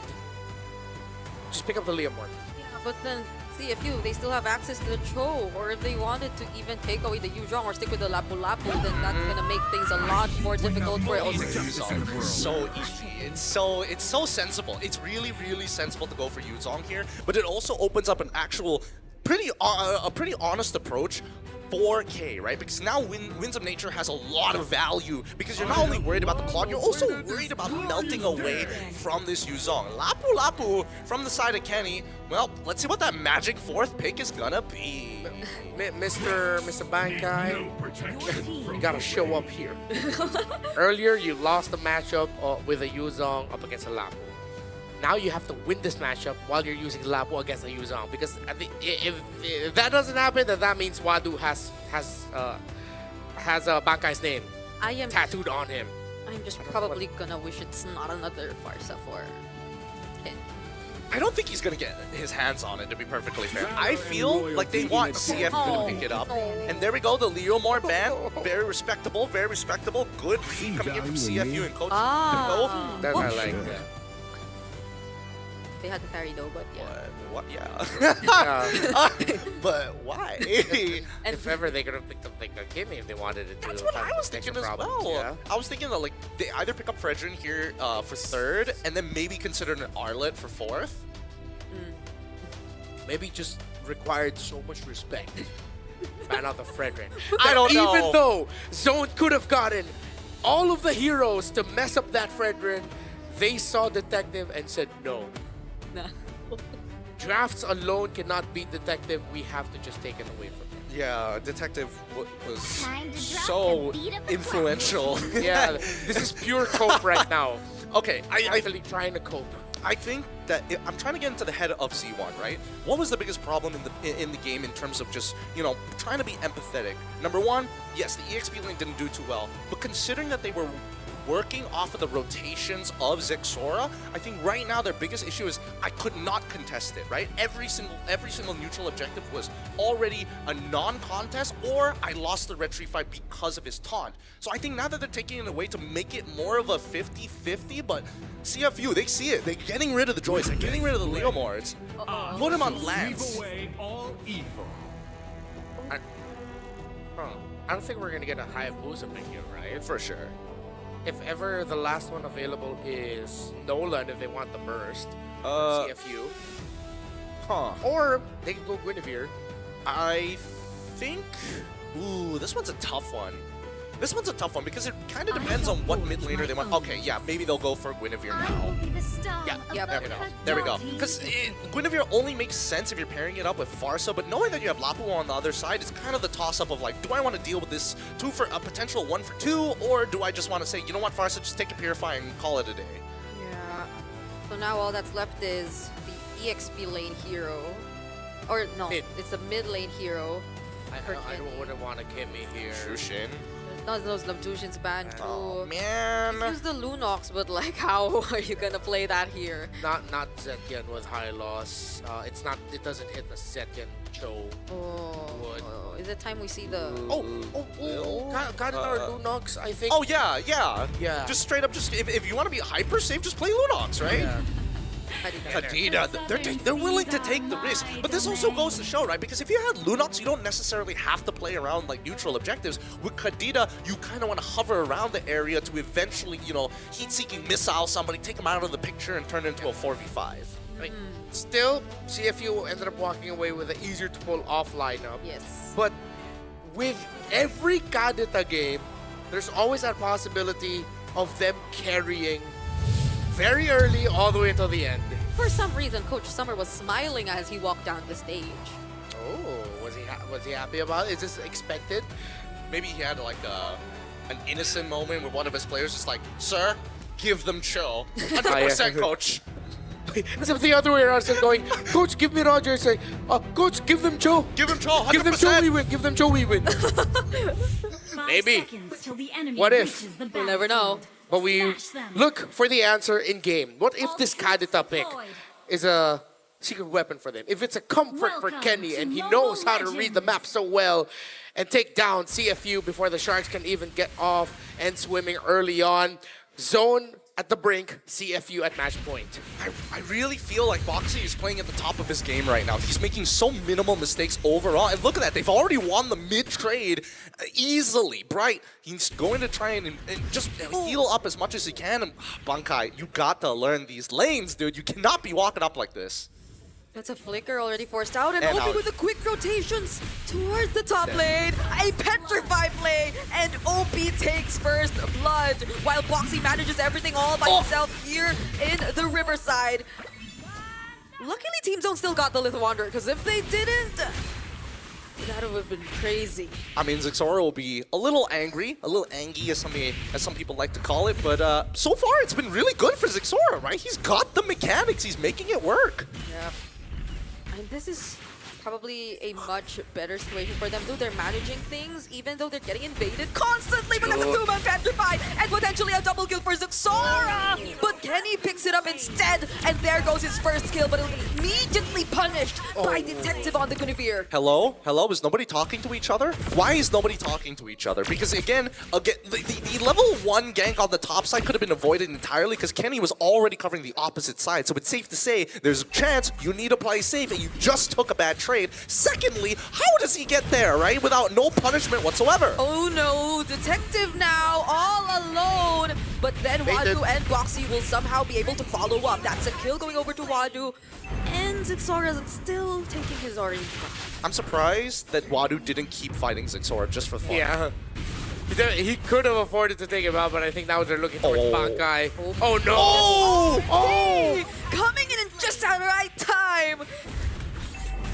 Exactly what we were saying earlier. CFU knows. They know. Just look at the EXP lane and continue pressuring that. The Lapu Lapu is no longer in the game. It's non-existent, and Wadu, he's gonna have the time of his life. Literally nobody can really stop him other than maybe Kenny, who can buy some time, and Bright. Do it. Okay. Not the least bit scared of Zixora. The thing is, like, I do not want to lose more life than this. I am willing to get the shield off the Blazing Duet. Oh, Boxy and Opie once again. Look at this mid duo of CFU Gaming. They're doing Hello? so much by themselves. They spots Kenny though, so he cancels the better airstrike. Boxy already quite low, doesn't have anywhere to run through, uses the way of the dragon, gets a shield from the turtle, but that'll not help him for long. Oh, CFU Gaming got the turtle in the end. So many things happening. in this I am in the same boat as you, Brigitte. I think that was all on Boxy. He had ult the entire time. He just needed to kick somebody, and OP is like, come on, dude! Bro, kick somebody! I'm holding the feathered airstrike for you. Well, at least they got the turtle. Yeah, they got the turtle. They can refine that. It's fine. At the end, a win is a win. As we saw, though, through the hand cam. Boxy no longer has the way of the dragon. Committed that very late into the fight. We'll have his flicker up available. Oh, another one. But Wadu spots Kenny. Wadu, bro. He has no reason to stay in his lane anymore. Boxy, oh my goodness. Finding Zixora. Bright will be there using the Glorious Pathway to help his teammates. Boxy flickering out, going back in with the Jeet Kune Do. Does he have what it takes to find the kill? Still doesn't, but will Wadu do it for him? Another shield from Boxy and he's still alive while Wadu tries to fight the other members who are left. They don't get kills, but that was a lot of time bot. One trick chose across the world just screaming, he's freestyling on him. he's doing skateboard tricks in the middle of the fight. That's why that man was the MVP in game number 1. Here, game number 2, a little bit harder to read, but definitely still in form is Boxy. Yeah. Legendary Cambodian figure in the space, and this is his signature hero. So nasty, so very nasty. We look at the item builds, nothing too out of the ordinary. No first items complete besides the glowing wand, and that's only for OP, but even so, he's still down by 95 gold. Okay, this is... Bro, I know you have Purify, but chill. Oh wait, Kenny, this might be his moment. Ah, no. He spots Boxy and doesn't even want to try anymore. I ain't messing with this guy. He's gonna use me like a half pipe. I gotta stay alive. 2-level gap between the Yuzong and the Lapu Lapu. Bankai, just get an Earth Shatter in, or a Land Shaker. Earth Shatter's Edith. Get a Land Shaker in and you're good, man. You've done your job. I'd be so annoyed if I was Zixora. I see Boxy again. Yeah. I always see Boxy. He never gets out of sight. Oh. Ah, that did not connect. Oh, wait. Okay. Oh, Detective jumping on Kenny instead. Will he have the damage? Yes, he does. One man down for Team Zone. Now it's Wadu trying to zone. Bright, can he tank this? Maybe not anymore. Zixora 2 will not contest. That's just too much from CFU, and I guess on top of those failed attempts that we saw from Team Zone. Dude, K is playing a dangerous game here. Yeah. I'm pretty sure Boxy is gonna come in for... There we go, there he is. Here's the dive. Oh, the flicker in! But he still lands the way of the dragon, and Singh takes the kill. In exchange of Boxy, though. I think K was exactly where he was, so that a tower hit would be able to take Boxy out on the way out. Kenny, oh no! No, that's so unfortunate if you're Kenny! Even though you just badly want to take out OP, he's too alert! He's way too alert. Really good calls across the board from the side of CFU. This game is falling into their hands. It's folding like origami. It feels like all the edges were creased just for these moments, and yet we still have a majority of the tier 1 still available for CFU to break. In comparison to Team Zone, at this point, just a missing T1 on that bot side, but no structural damage. It's just perfect. Everything CFU Gaming are doing right now is just perfect. They know they have the advantage in both lanes. They know that the rotations of Team Zone are just being read by Boxy. They have all the information to work with, and they're executing. That play between OP and Detective to take down Kenny was just a perfect snapshot of what's going on right now here. Just this mistake. We all know that DHS is Oh my goodness, that was a 2-man. Fortunately, K had the Purify, but nonetheless, Detective, look at him, is still running away, but not for long. Okay. They get caught by the breath of the ocean, but the Petrifying from Wadu and the Blazing Duet. Massive AoE spells coming into play. CFU taking down 3 members while Boxy still chases after Bankai. Uses the way of the dragon, but he does not get to finish the kill. Yeah, no flicker to chase it even further, and I mean, K, how? That corrosive siphon, he's starting to regret it now. What? Zixora trying to fight this. Still gets to puncture himself to safety, but that was a close call because OP was there as well. Opie isn't even completely flying away. He flies away, stops, stares at them, and then decides to fly away. Was that a shot? Boxy. Yep, that was just... This is... What we're seeing right now is experience. It's the experience gap between CFU and Zone with how long the members of CFU Gaming have been playing together and how long they've been doing this as individuals, competing in 9 seasons of MPL Cambodia. Oh, don't tell me Sing can actually outplay this. He can't. Yep. Okay. I mean, he didn't die, and that's the most important part. And now it's just going to be an easy follow-up. Now he will. Bang. With the help of OP. And even down bottom, Bankai. What can he do? Using the bravest fighter, he's up against Wadu and Boxy. With the help of Zixora, they don't fully commit though. This is not looking good. Oh! Kenny? Okay, he lands the Petrify. Second half? Oh, even the Rough Waves already committed, but look at He got finds the kill on Ken, but... Oh my goodness, Detective. Yeah. Where was he a few seconds ago? Yeah, where was I mean, it would have been nice if he was there, but a lot of motions happened across the map. I'm surprised that K ended up winning his 1v1. And I'm going to take a wild guess. It's because he has warrior boots, right? If I can't really see it from this far. It's warrior boots, right? Okay. 2-level difference. Warrior boot diff. Yeah. And no DHS. Yeah, no DHS. That was just up to a golden staff. So... maybe a bit of a warning shot, but it was an isolated case. In full-on 5v5, you clearly still see the difficulties of Team Zone.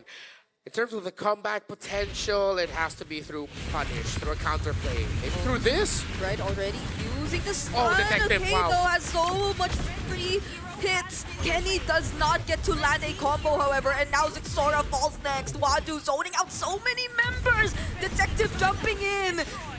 But Team Zone, they don't want to fight anymore. Oh man, Wadu's got to be a little bit upset with that. Because again, after taking out Zixoran as well as Kenny, all he needed to do was take out K, and they can pretty much do whatever they want to the rest of the map.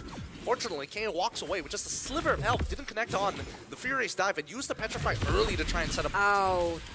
Yeah, at this point, Opie can just throw his feathered airstrike like that. He's been doing that for majority of the game pretty much.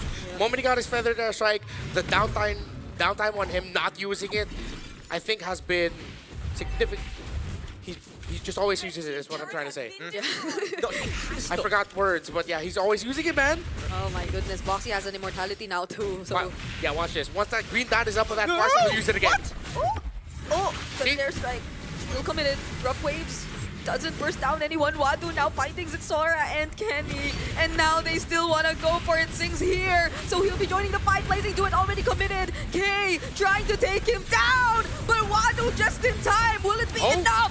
Oh my goodness. Team Zone might have just found an opening. They peeled to victory, cut the skin off a CFU game, and then finally the raw flesh stings as CFU now dropping by 500 gold. They still maintain their 4.7k, but with the Lord up and knowing that Team Zone can actually fight, this is going to be a lot harder. Quite a visceral description, but no other way to put it. I expected K to fall down, but he stood strong. Yep. More like that, please. Because CFU Gaming overheated. Okay, now Bright's making a call. Oh, the jump doesn't land. Detective misses. Now Zixora's here to contest for the objective, but still Detective wins out the retry battle. Sing 2 with an immense amount of damage as Claude is able to finish off 2. And Team Zone's attempt will not be enough. They have to cut their losses. Yeah. When we are going for a potential Lord steal, and you know it's difficult, really just communicate with your team. Hey, if you can get this stun out of the way, I can attempt to steal, but you have to back away. Because I'm going to die no matter what. If I can steal, I buy us 5 minutes. If I don't get the steal, fine. At least you still play 4v5 on the defense. Yeah, plus K wasn't there. If they're going to go for a heavier contest, at least tell your carry, please be there with us. But then K had to go elsewhere. And it seemed like they didn't expect that they'd go on for that full fight like that. Now with Detective having a chastised Pauldron, the effects of this carrier are going to be negated. There's a Divine Glaive on OP as well. Look at that damage. Okay, be careful of Boxy. There goes the Lord jumping in to the bottom lane. Black Dragon form, Bravest Fighter 2. Both XP laners trying to look for an engage. But Sing, all he wants is the turret. Wadu going in. Petrify play! No. And another blazing duet from Sing. Currently on a killing spree. 3 members of Team Zone still remain. And CFU will respect Can we talk about Kenny's damage? That was like a surprising amount of damage to the backline. A majority of it being him, but this feathered airstrike causing way too many problems. The Divine Glaive came in just in time. Bankai really low. Forced to use the bravest fighter. K2 doing a great job at defending one. Oh, okay. Was there an argument to commit to that? I was thinking about it, like, technically he could have BMI'd like forward to get a couple of extra autos to maybe dodge the potential waves, but I don't think it's worth risking. Yeah, and he didn't have a Winter Crown. It's a Wind of Nature that Sync has right now. I think he's also looking towards the burst. Definitely, we have to see him juggle that around. Let's go back to the instant replay. So yeah, this was already after the Divine Glaive damage. Saying able to free hit, Black Dragon form up. Watch Detective, waiting for the time to pounce. Great Petrify. When does Kenny get it? Ah, there we go. Also, he gets immediately on top of the Farsa as soon as the second feather airstrike comes. Uh-oh. Ground, wow. Third ground from Detective, but that's a guaranteed kill for Team Zone. And now Kenny, he finds Wadu, forces out the Black Dragon form, and it seems like CFU still want to fight. Boxy finding K, and now they're all on to him, but he has the Wind of Nature. Singzo, with the right amount of damage, will still get the job done. And now it's a mega kill for him as he also finds Xora. Bright now trying to run away, but look at Sing. No one's stopping Sing, and there are minions in the mid lane that Bankai and Kenny have to defend. A good attempt by Detective. Yes, he didn't get the Violent Requiem, but he set up and baited the rest of Team Zone. Okay, there's the bravest fighter. Ooh. Oh, but the BMI is just used to reposition out, but the Land Shaker stuns him and he gets shut down. Oh my goodness, Kenny and Bankai, they're still able to prolong this game. Boxy. Another way of the dragon, and the damage from Wadu can do it. Xora's coming back up in 1 second. K is back after topping up, nearly losing their base here. A dangerous moment, a scary sight for Team Zone now that CFU is on match point, but the game-ending play has to come off of this Lord. Yeah, you have to try. Clear up as many minions as you can and just try and contest. Hope to see if you gaming slip up somewhere. You have the damage with you. You have your Kaidata. You have the carry. It's on point. If you can just stop Boxy somehow, if you can get to OP, are they going to go for the rush? No one marked Wadu. They see a Detective. Wadu now using the Black Dragon form. He tries to stun K, but gets to walk away, and now it's a 1v1. K has a decent amount of damage, and now Xora is actually able to steal away the objective. They're still on to K, but they're trying so hard. K, up until the very last moment, he fought a way of the dragon from Boxy, and they find Bankai, but they lose the Lord. Oh dear God, Wadu. They've tried. They try real hard, and now they've got a huge wave down on bot side as they escort their way to the inhibitor. Oh, Xora forces out the Winter Crown from OP. Great hold. That could mean a lot for them, but another Petrify from Wadu. Fortunately, Bright has her and it's a shutdown on Wadu by Xora, but they will not let the Lord push any further. Xora has put the team on his back and says, we can still do this. I will carry you guys forward. He got the Lord, he got some kills, and Team Zone are still in this. And with this gold lead now diminished, Zone has a chance to crawl back, but it will be a tough climb. Look at the items though. Xora not even bothering with the Hunter Strike. He's focusing on everything else, and now only as his last item, he's been given a lot of resources. The rest of his team has been paying the price for that. K especially in these later team fights. But at the same time, at least Bankai has kind of redeemed himself, not only taking out Sing earlier, but allowing for Xora to actually go for the steal in the first place. Oh, they know where everyone is. They use Bankai, and they push forward. OP using the Victor position, but now he has to use the Wing Body Wings just to get away. Detective is now down. Wadu trying to make things happen on 3 members towards the backline. Kenny already committing his full combo, but they don't get to take anyone down. Now it's CFU on the chase. They still want more. Xora went down quick. Team Zone have to back off a little bit. Feathered Airstrike committed. Wadu with the dive. Bankai still here, but he needs to get out. Oh my goodness. This is a nothing fight. This is a nothing fight both. There is literally no objective to fight for. This is just looking for opportunities. It's risky for Team Zone, which is why it's good that they actually backed out. Trading 1-for-1 against Detective is actually the perfect scenario for Team Zone. Every time Detective goes down, I don't think CFU is going to be looking to actually contest, even if the Lord is going to be up. They're going to posture for it, but they're never going to fully commit to it. Yeah, I'm trying to see how Detective and Zexora went down quickly. I know Detective was one of the first few that got caught. Zexora went and he got kicked by Boxy, that's why. Yup. And then it all starts spiraling out of control. Because as you see these fights, right, I think for initiations, it works well for Team Zone to initiate in these tighter corners compared to CFU. However, I do think that Team Zone need to kind of kite backwards into open area to give Kenny that opportunity if he doesn't find the initial target he's looking for. Yeah, because at this point, I would understand why OP would be a bit more reactive whenever he sees Kenny. Because there will be enough damage that will come from that full combo already. And he cannot get hit by the Petrify. So that was a quick response with the flicker, but that put him in an awkward position to use the better airstrike. And that's why also maybe Team Zone got a better advantage in that team fight. But now it's Bankai jumping in, forces out the spatial migration. But now they're going to go for the re-engage. Boxy trying to look for an angle as well, but all they see as of now is Bright. Are they actually going to full commit on this? Is this the right decision? Because Kenny finds Detective, but another spatial migration doesn't connect. But look at the mid lane! It's Sing and Boxy pushing forward, but Sing gets blasted! Team Zone are still in this one. Who falls down? Boxy falls down. 3 from CFU are gone.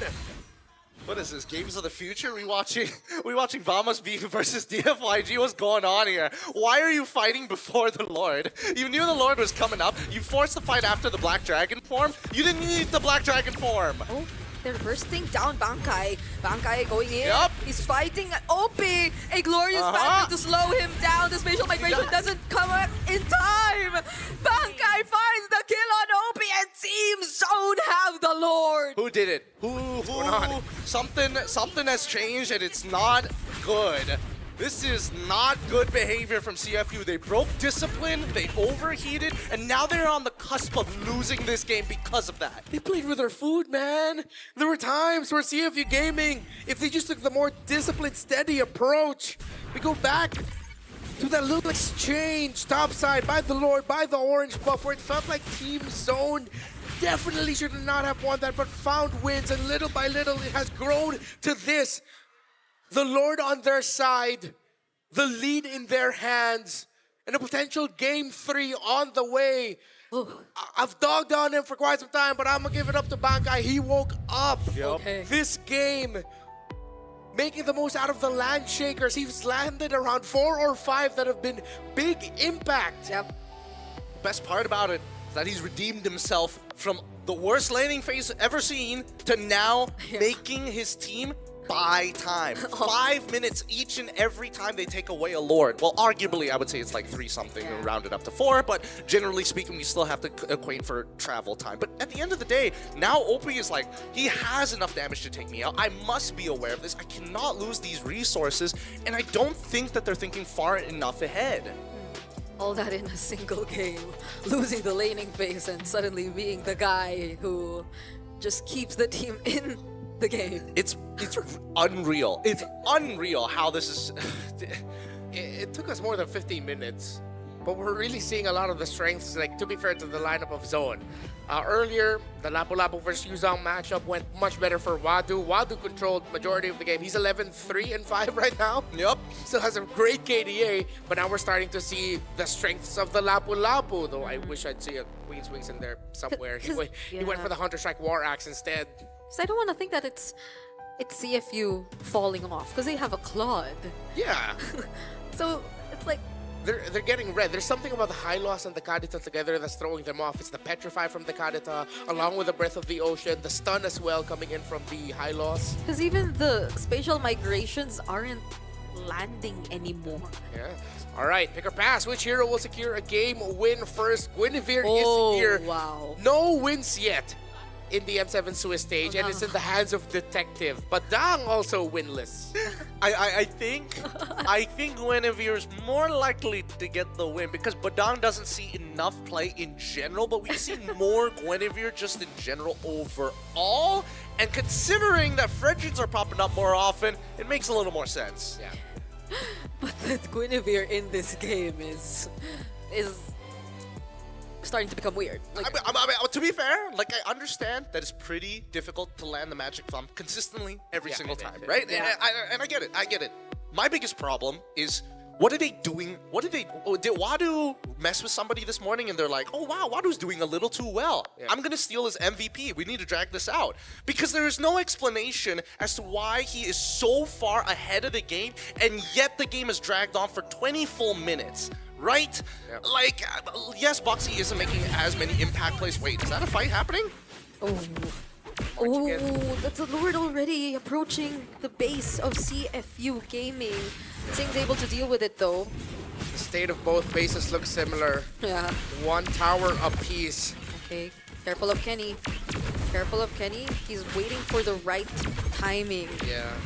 Now that's the Black Dragon form already committed. Detective once again doesn't get to find Kenny with the spatial migration. Bankai jumping in, trying to look for Opie. Now Kenny, he finds someone, but there's a Winter Crown, so Detective stays alive. Now they're just trying to work on Bankai as much as they can. That's the spatial migration connection. So will the last Shaker Sing with the blazing duet. Can he do any more than this? Because it seems like Team Zone have found the right openings. Now they gain access to the base. They aren't able to completely clear up the wave, but K, he gets bursted down by the Feathered Airstrike. K was too eager to end it. He was locked in, but Obi got his ultimate back in time. And just like that, the tide swings after a beautiful combo with the Land Shaker and Breath of the Ocean from the Lapu Lapu and Karita. CFU holds on through Obi. Oh man, that was so funny. Oh my goodness, I've never seen somebody just overheat so hard where the 4 members of your team is like, what are you doing, Kay? I can end this! He's screaming to end it while the rest of his teammates are like, bro, Feathered Airstrike is coming up in 2 seconds, my guy. If he was right behind the formation of Zone, that would have been perfect. But he decides to separate off, and now he's Boxy with a kick. Oh, and they want to commit on Bright! Bright, who still has the immortality, but now it gets popped, and with the blazing duet, he finally goes down. There is no high loss, no glorious pathway whatsoever for Team Zone right now. Kenny! But the Winter Crown keeps OP alive! Now Wadu's the one doing all of the zoning once again. Is Sing already forced to use the Wind of Nature, but they have an advantage. They want to burst down this Lord. Zone cannot get close enough. CFU Gaming will be able to cap it off. OP goes back to clear the minion waves. No minion wave in mid for Zigzora and K to push through. And our Team Zone will have to try and defend again. They've been able to do it and extend it to almost 23 minutes for this game. But can they do it again one more time? I mean, it's going to be really difficult because this is an evolved Lord, right? If they just walk with it, they get damage reduction naturally. Oh, really thought that the Lord was going to start walking towards that top side. Never mind. Coming through that mid side is even better because it's a straightforward path to their... They still find Zigzora in the predictions from the 2! Boxy denies him of the escape, and now Zigzora's gone! Zigzora gets zoned and boxed out, and now the captain, the main man for the team, is not here for the defense. 5v4, the hope of Mongolia on their shoulders. They spot Kenny from the right side. The glorious pathway laid out just to prolong the siege. Another attempt at the blazing duet, and the Feathered Airstrike making it in time. There goes the rough waves, but everyone is somehow still alive. Immortality getting popped everywhere. And spatial migration, and it seems like that's it. Team Zone, thank you for your effort, but CFU Gaming marches forward with a sweep. What a game. What a game. The overheats from either side costed them so much, and even at the very end, the culmination of all their hard work and effort really came to light. It's just the Lord that made all the difference. There was one hell of a good reason for Zone to actually win that fight if it wasn't for the Lord. And the adjustments all throughout that 23-minute game. The Winter Crown made such a big difference, because then it wasn't always the flicker that had to be burned just to be safe from Kenny. and all the small decisions we saw. I am still not over that play that Boxy did before they ended the game. That prediction on the puncture. Yeah. Or was it the Phantom Execution? Phantom even? X, it was Phantom So it was the X. Phantom Execution, and he landed the knockup at the exact time. Yeah. The craziest part about that play was the fact that he identified in a split second, hey, Zexora missed his puncture. He has to ult, and he is stuck at a fixed distance, and he cannot create any more afterwards. It was a great effort by Team Zone. But unfortunately, their M series run ends here. They made us all believe for just a moment. It's a tough walk down, but I hope they are proud of what they were able to do this M7. No one expected them to get out of wildcard, or not a lot of people did. I'll have to correct myself with that statement. And we all thought we'd go to Game 3. But in the end, it's the veterancy, the experience of CFU that holds on. I hope we get to see more of Zexora and Zone in future international tournaments. But now it is the moment of CFU. They are on stage with Rose, and we will hear from them in just a bit. Oh, remember this team here. Remember these names from Mongolia. They didn't ask for anybody to help them. They did it themselves. They put sacrifice on the line for a title that they could only dream of, and the rest followed after. A beautiful game, a beautiful attempt from Mongolian as a region here in the MLBB ecosystem. What's heartbreaking about watching this is, imagine if Zexora was able to complete the TP. Yeah. If he was able to complete the recall, they would have had the damage. This would have been a chain of Phantom Execution and Thorned Roses punctures. And Zone might have been able to completely turn it around with a one-way through mid, but they just lacked the damage. Everyone at that point was already so low. Yeah. The mortalities were down, and they just needed a finisher to clean up. Oh, what ifs. So many what ifs for these two. But the sure thing is, it is CFU Gaming's time to shine. They survive and they continue to fight on in Swiss. Congratulations to CFU. The young team led by ZXora may have been eliminated, but their sacrifices to make history for Mongolia will never ever be forgotten. Team Zone, we hope to see you guys again next year. And the team that makes it out of another do or die situation, ladies and gentlemen, give it up for CFU Gaming! With me here on stage, we have Wadu and Boxy. Boys, congratulations! Oh my, that game 2 was a very intense one. How are you feeling, Boxy? នៅក្នុង game 2 មិញវា game រៀងតឹងតែងដែរមានអារម្មណ៍មិនដែរ Boxy អារម្មណ៍ early សប្បាយដល់ពេល late game រន្ធត់ he feel happy but like in the late game he feel like frightening. He fear like might get a loss. He was a bit afraid, and I understand why. You know what? Let's talk a little bit about what happened, because you guys had a few days of break, and we could see that in Game 1, you guys came rather prepared. But what happened in Game 2 that led to an almost comeback? និយាយទៅយើងបាន break រយៈពេល 2-3 ថ្ងៃហ្នឹងណាហើយយើងបាន training អញ្ចឹងតើនៅក្នុង game 2 មិញមិនដែរបានវាធ្វើឲ្យវាមានអត់សូវរីកដាក់ដប់ចឹងណា ថា game 2 យើងមាន mistake មួយកន្លែងអញ្ចឹងគេមានលុយគេអាច come back វិញបាន Okay, so they create some mistake during game 2 and luckily they come back. Yeah, that was a very intense game too. We didn't even know if we were going to enter a 1-1 situation or we could wrap it up with a 2-0. And of course, for the side of Wadu, which aspect do you think that CFU Gaming has definitely improved on after these past few days at the M7 World Championship? Okay, ចឹងសម្រាប់ Badu វិញតើ Badu គិតមិនដែរទៅលើ CFU ទៅតើចំណុចណាដែល CFU improve នៅរយៈពេល 2-3 ថ្ងៃហ្នឹងចឹងសម្រាប់ខ្ញុំចំណុចដែល Pro ហ្នឹងយើងពេលយើងចាញ់គេនៅ first match ហើយធ្វើឲ្យគ្នាយើងខំប្រឹងលេងខ្លាំងជាងមុនទៀតចឹងទៅពួកយើងរៀងសេះរៀងនេះលេងមួយអីចឹងបង Okay, patient ចា Okay, so after they lost like in the first round, they try to concentrate back and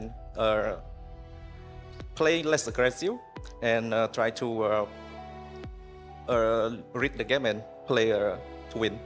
Play to win and reading the game is definitely important. I'm pretty sure discipline and all these kind of aspects goes a long way. Now, Boxy, the journey might have been slightly different, but if we look back, you guys are in the same position as you guys were in last year. This time around, how confident are you that you guys will be able to make it to the knockout stages? សម្រាប់ Boxy ផ្ទាល់នៅក្នុងលើកនេះតើមាន confident ប៉ុន្មាន%នៅឡើងទៅអ្នកវគ្គ knock off ដល់ confident នៅឡើងវគ្គ play off 100%បងយើ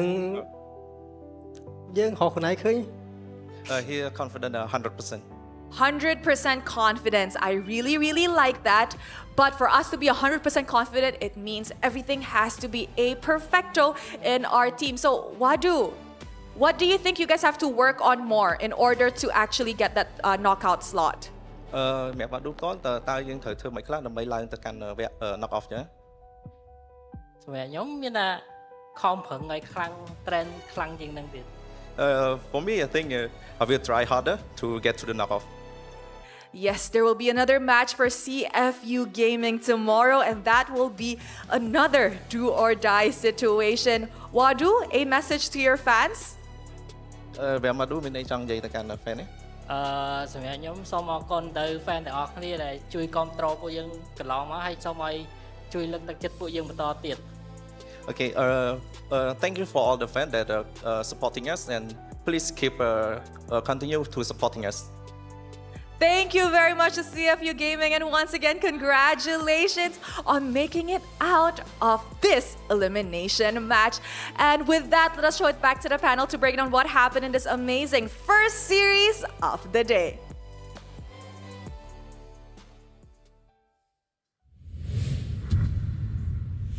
Someone on the desk finds Wadu cute. Who actually does will shock you, but we're not going to reveal it.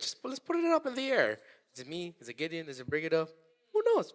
You're never going to get the answer. But that performance was the furthest thing from cute. The man was a monster in the game. 11, 12, 4, and 8 on the Yuzhang to end it, bro. Yep. Really, honestly, I can't believe they're like, try harder? Yeah. What do you mean? What do you mean? This guy's trying the hardest, apparently. Yeah, that dude was like almost peak. It was just waiting. It's like, guys, you guys want in on this? I doubt we'll see this again, ever again, though. Yeah. Again, ever again, ever. Yes, notorious troll players will immediately get kicked out because this is just too much to handle. The pressure we saw in game number 1 and just the raw dominance in game number 2 where people are just nervous around him. We gotta believe Gideon when he says that his throw is on a different level today. Yep. Possibly even for the entirety of the tournament. Because I recall it didn't start as well for H.O., but Boxy turned things around. I mean, you're absolutely right about this. Let's quickly go look into the highlights and honestly break this down because these first couple of fights should have never happened in the first place, right? This is an extremely losable position when you are having not only your mid lane and your EXP completely dominate the entirety of the map. What really matters at the end of the day is how they approach these fights. Black Dragon form only needs to be used in the most critical situations when you guarantee your opponents to actually walk away from your structures, which is why you're seeing that in a lot of these fights, it's going to be dominant. I'm just going to skip ahead. I'm going to be honest. I'm going to skip ahead because a lot of these fights will look exactly the same.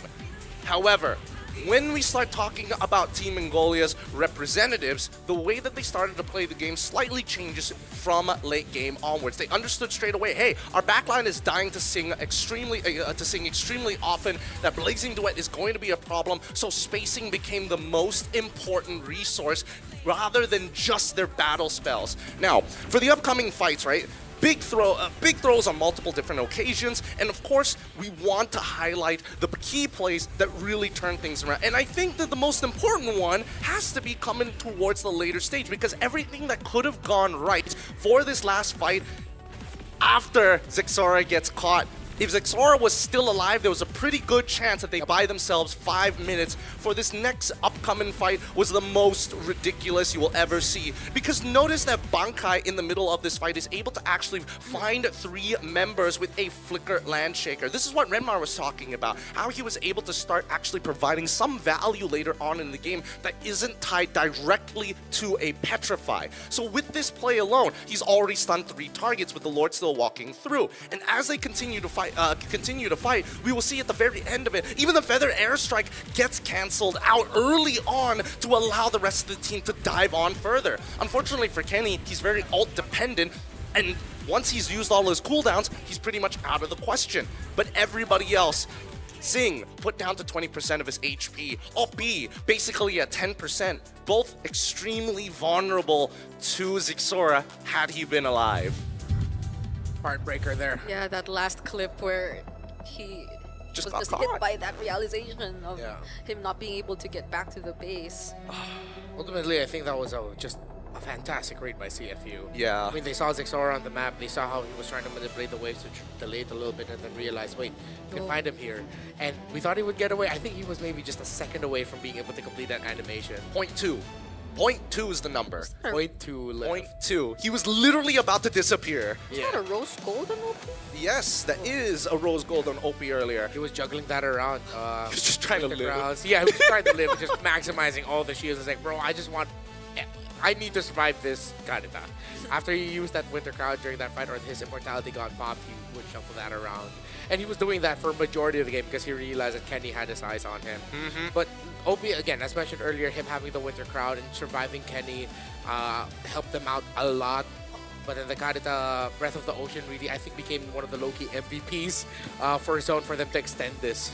It did. And I mean, like, considering the build that we saw earlier, Genius Wand, Lightning Trunja, it's just full raw damage. I just think that the Wishing Lantern could have been changed for just raw damage because truly, if they just one-shot their targets, they win. But look at this goal curve. How? Explain this to me. You get a checkmate angle at 12 minutes at 9.2. You just needed 800 gold and you guaranteed a win to this game. Like, you could force anything. It's gonna be dipped. Yeah. I mean, so much. It could have been cleaner for Cambodia, but it's something to learn. And it also just goes to show that Mongolia, as much as we called them the great downloaders in, you know, their previous iterations, where there's the Crazy Raccoons, the Little Gun, the Mongols as well, they still know how to analyze, adapt, and still change on the fly. They did say they will try harder. So maybe that's what they were talking about. Well, once again, congratulations to CFU Gaming for moving forward. But it's time for us to thank some friends. And once again, we're joined by V. Oh, I thought you'd actually do a voice for V. Wait, I'm waiting for the close-up cam. Zoom in on the cam. Oh, look at me. Hi, everybody. It's me, V. Yeah, he's the cheer. Hey, V, could you tell us about a little bit about the situation that's going on here today? I mean, what's up with Visa? Because, I'm here because of the M7 World Championship to cheer you all up. Isn't it? Aren't I so cute? Sometimes people call me V-Chan in Japan specifically and nowhere else. Remember that? Only in Japan. Nowhere else. I'm fluffy and blue and I'm card-shaped. Card-shaped? What? Card-shaped? Yeah, see this? I don't believe that. Hello? At what point is he card-shaped? Oh, so that's what the zip is for in the back. Wait, where's the guard? Where's the guard? Here. Oh my God, we were asking so many questions about this. Okay, so that's I for... have unlocked my final form. Thank you. Oh, Thank that's you so different. for completing me. I have been missing without my visa, but now I am here. I'm here to experience M7, the world of gaming and esports, alongside all you amazing MLBB fans. I'm here to cheer on every team. Whether you are winning or losing, I will cheer for you. That's great. Okay. And remember, with Visa, stay fast, stay secure, be the champion you want to be. Oh, no, wait. Let me say it. Okay. Be the real MVP.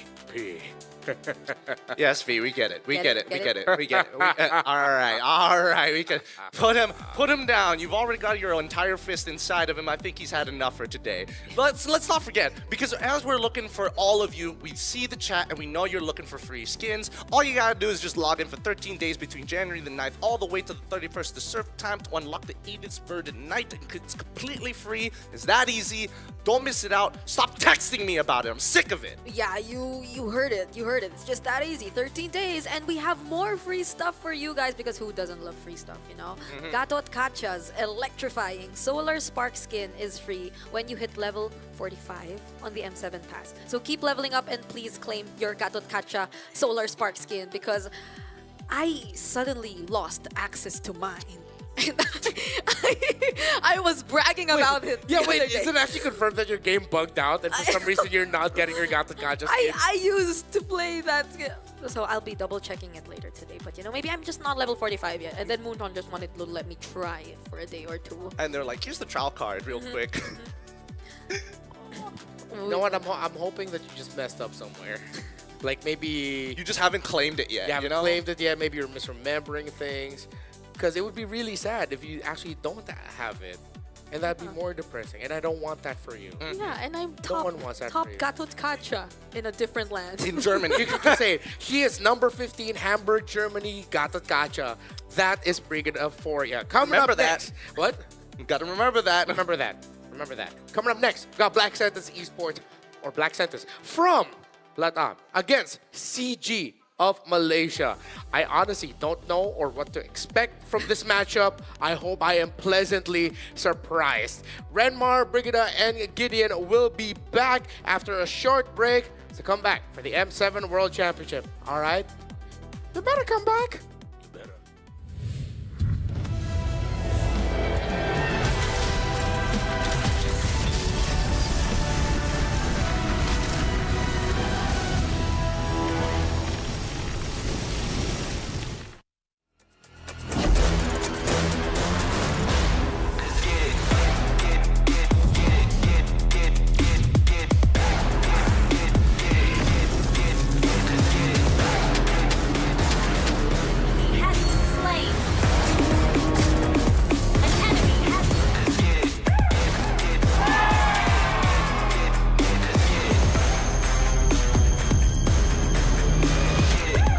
Realme 15 Pro M7 official gaming phone.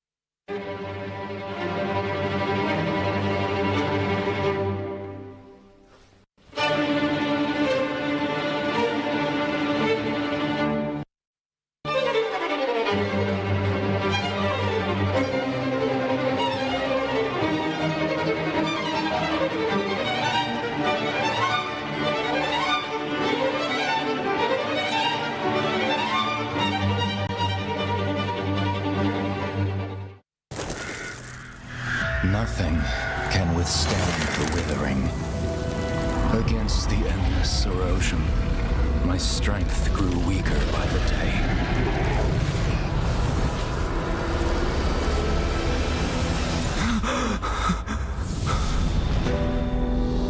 True power dwells within the spirit. Try to embrace all that you are.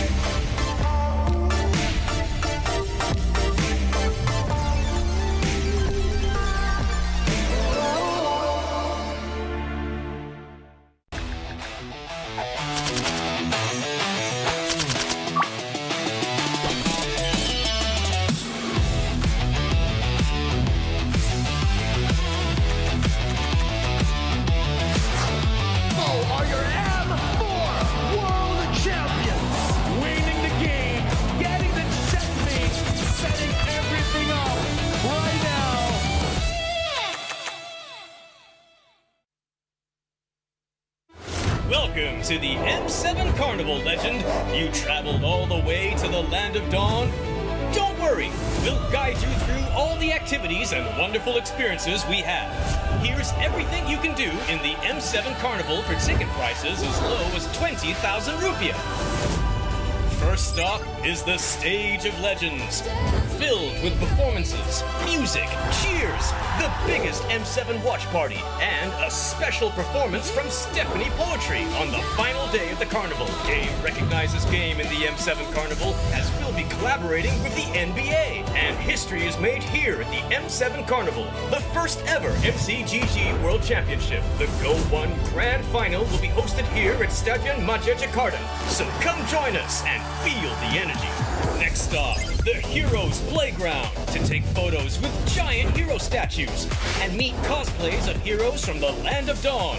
Come to the Hall of Creators and Pros to meet and greet with top content creators. Teams from MPL ID and Legends are here. Line up, take photos, and even walk away with an autograph. Play games in the rewards arena to win prizes from all of our brand partners. It's at the MPL Market. Booths of your favorite teams, exclusive drops, and surprises from your favorite teams. Take a quick bite at GoPay's Land of Dine. We've partnered up with GoPay for your food and drinks.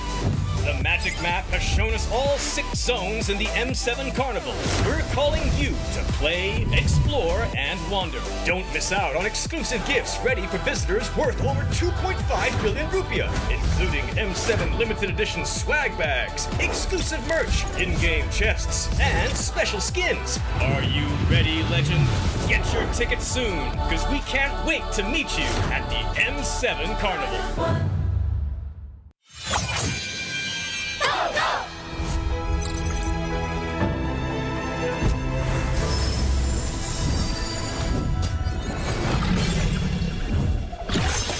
Rise beyond greatness and reignite your star. Come then, embrace the struggle.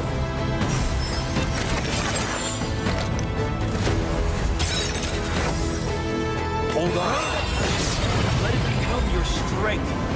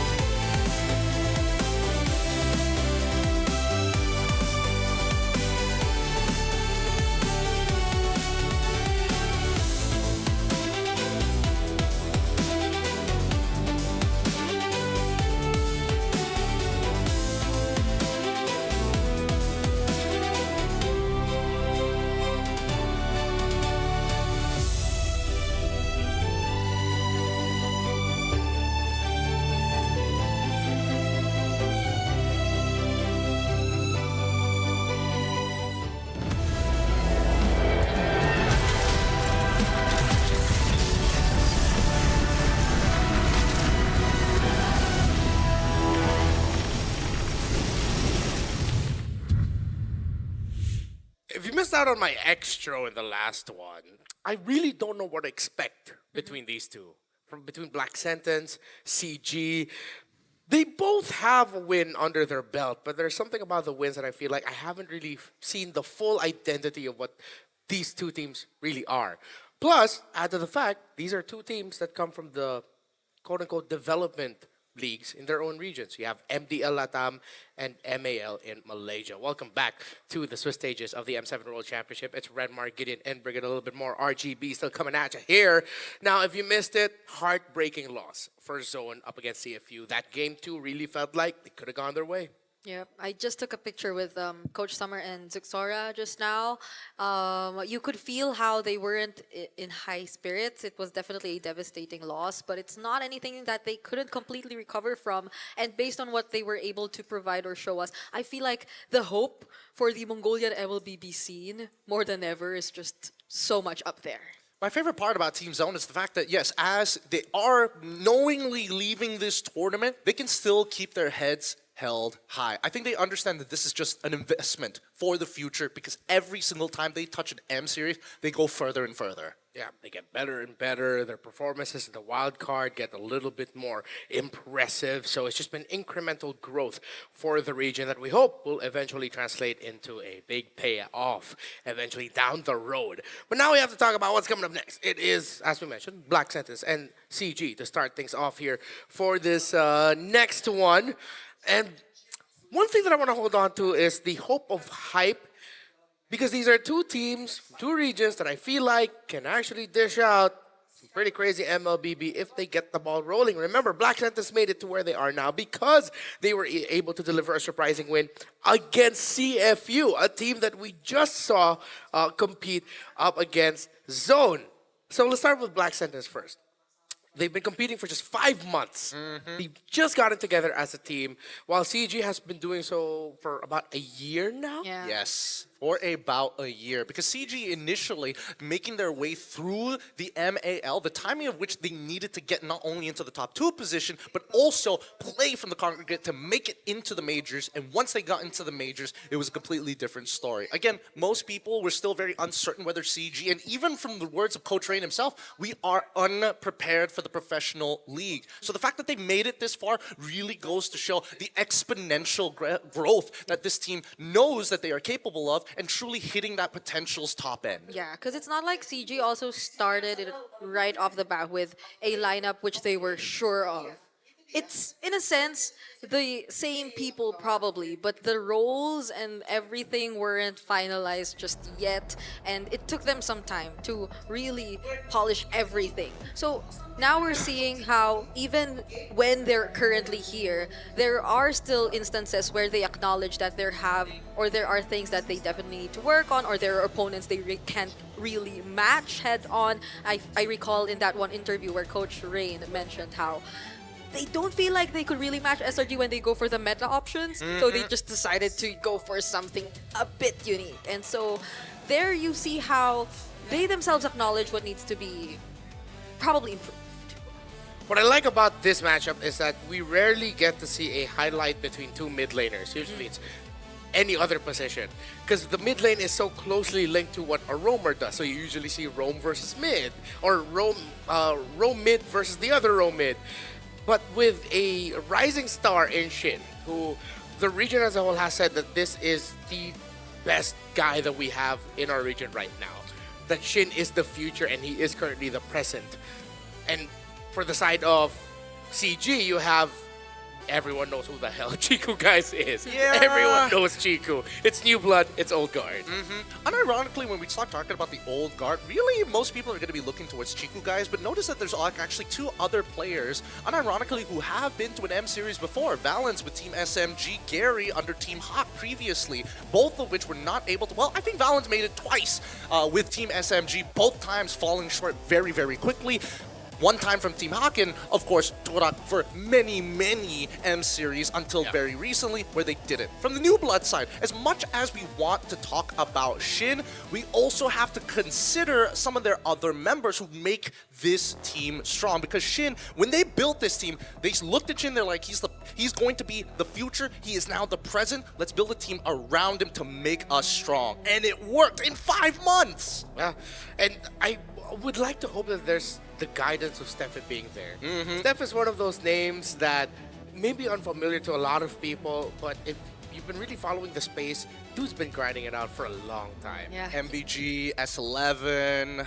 Didn't he like stop already? And Yeah. he just decided to come back Yeah. for this to compete with Black Sentence. Yeah, instead of stopping, he reminded, my name's not Stop, it's Steph. Kept on going. He kept on going. And it's this dream that's very similar to what Chiku Guys has been looking to do. I've won titles. I've never won an M series. I've never touched an international and made it all the way to be one hell of an argument. And I think for both players, they feel that same animosity to try and qualify here today. Yeah, if you talk about grassroots team, I think it's a little bit more BSE. Yeah, they have experienced names. We know Haidon Bush, we know Steffe, but if you look at CG, with what you mentioned earlier, there is a lot of experience there. There's a lot of wealth of experience. It's just how they form together as a 5, working together as a 5, that makes them highlightable as a team that came from the grassroots, which of course they did. They came from the Academy League. Yeah. They eventually made it to MPL-MI Season 16. They made it all the way to the grand finals. In the upper bracket finals, what was the scoreline again? Could you remind us? Against SRG? When they face off? Was it? Take a wild guess. Is it a 3-0? Was it 3-2? Oh yeah, it was 4-0 technically, but we're not going too deep into that one. Our playoffs was not as exciting as we were hoping for, but even so, we still have a little bit of expectations as Malaysian for CG specifically, right? Obviously, their game against SRG didn't go the greatest, but then as we now see against Yanfeng Yaguai, they do actually have fundamentals. The SRG was the only outlier, like Brigitte mentioned, where we can't beat you on the fundamental level. Let's try to kind of, play the outliers. Yeah. Ever since after that, they haven't done too much of the crazy picks anymore. Where's the Freya? Which I feel like a lot of people did appreciate.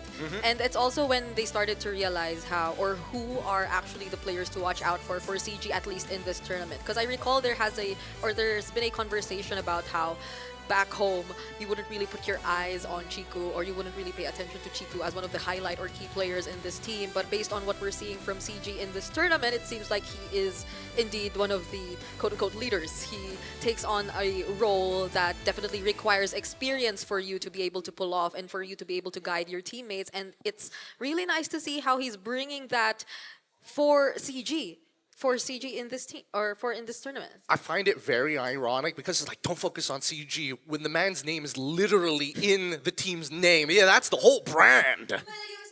CG doesn't mean cool guys? Cool Guys Esports. It's not Cool Guys Esports? No, it's not Cool Guys Esports. But honestly, they should be calling their fan base Cool Guys. The Cool Guys. Yeah, I agree. I think I'd like that. CG Cool Guys. Then what would you call the Black Sentence ones? We'll workshop it. Yeah. Let's maybe learn a little bit more about Black Sentence from Doom with Who's With Rose. It's an interview. Let's go. We know that you've been in MPL Latam for quite a while, but out of all the teams you guys have there, why did you decide to take the harder route and join Black Sentence? Porque se me dio la oportunidad de jugar con mi amigo Shin. Y bueno, creo que el primordial era que entre yo y Shin y después se fue montando con los demás. Que también los conocía poco, pero sabía que eran buenas personas y buenos jugadores.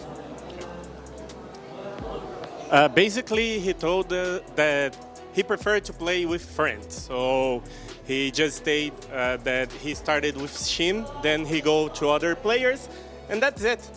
For him, it would be better to play with friends. It's like a friend-based kind of team, which is really good. I understood the part where he said amigo, because that means friends, right? Now, we know that in M7 World Championship, there is so many teams from regions that are considered very big or very known in the MLBB ecosystem. So what is the biggest challenges you guys face as a Latam team going up against them? Y ahora algo sobre jugar, Contra os la times, diferencia, melhores ¿no? times do mundo e o que é difícil para você, sim. Creo que en todos los aspectos, creo que son más disciplinados, también tienen mucha más experiencia, ya que el juego se centra mucho acá en LATAM, o sea, en Asia, y hay mucho nivel en Asia también. Creo que eso les ayuda un poco ¿cómo decir?, a desafiarse a sí mismos. Al haber tanta competencia, eso les ayuda. Creo que en LATAM sí hay buenos jugadores, pero no es tan fuerte el nivel como acá. Here the niveau is very different. Like the teams have a lot of experience.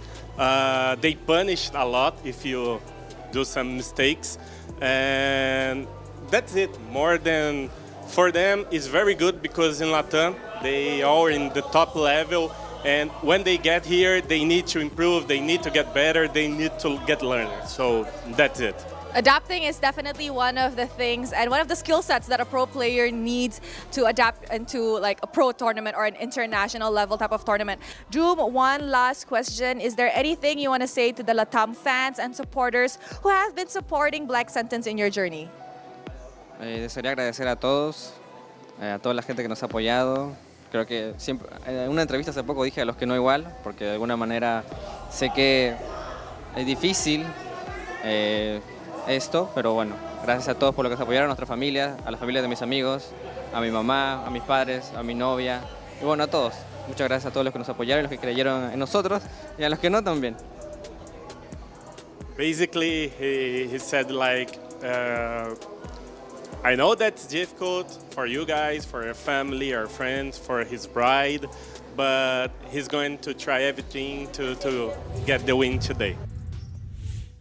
It's great to hear from Doom, and of course, if I'm not mistaken, that was Hades for translating for Black Sentence, part of the crew right now. So, Black Sentence, they are an Orga from Peru, and yes, they straight up went from MDL to MPL Latam champions. The run that they went on is crazy.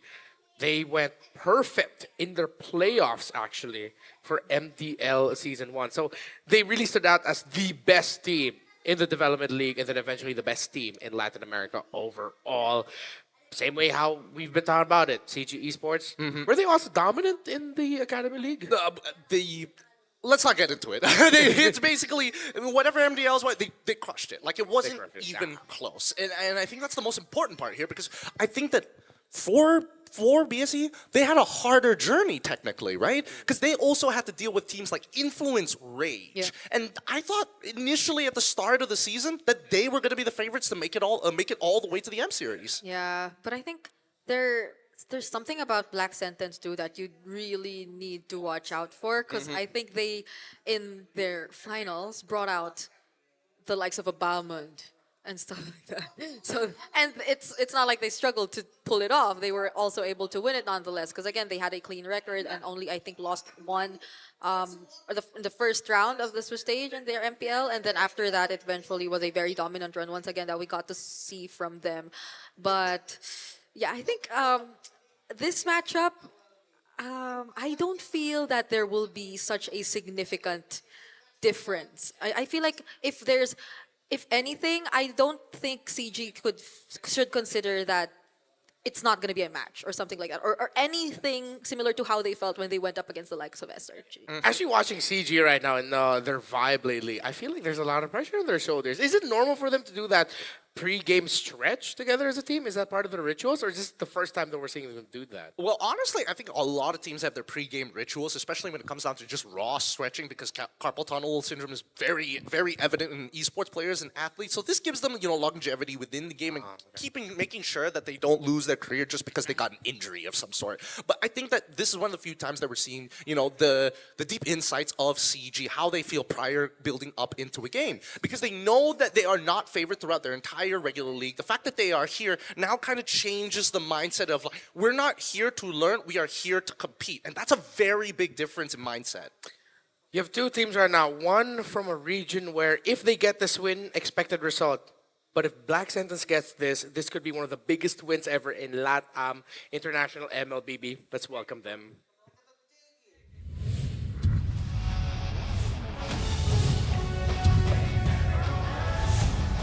Malaysia's runner-up is back, looking to continue their run at the expense of another team's life. Yeth3 in EXP, Gary in jungle, Valens at Rome, Amzik at gold, and Chiku in mid. Clutch the game, CG Esports!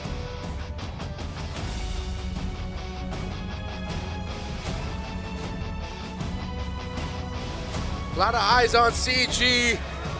SRG has already gone through. Malaysia has one representative. They will want to make it too.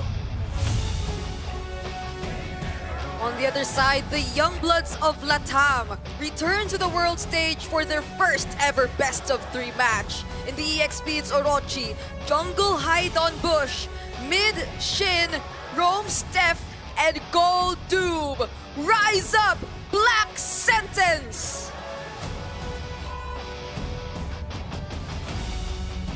The representatives coming in from Latam have worked too hard and too long to fail right now. With the entire region on their shoulders, both CG and BSE will have to duke it out, especially when it comes to the Battle of the Minds. Let's have a look for both Coach Tsubasa and Coach Lane Time, alongside with CG's coaches, Coach Rain and Coach Cody. Once again, thank you to Gary as our head marshal to make sure competitive integrity is at an all-time high.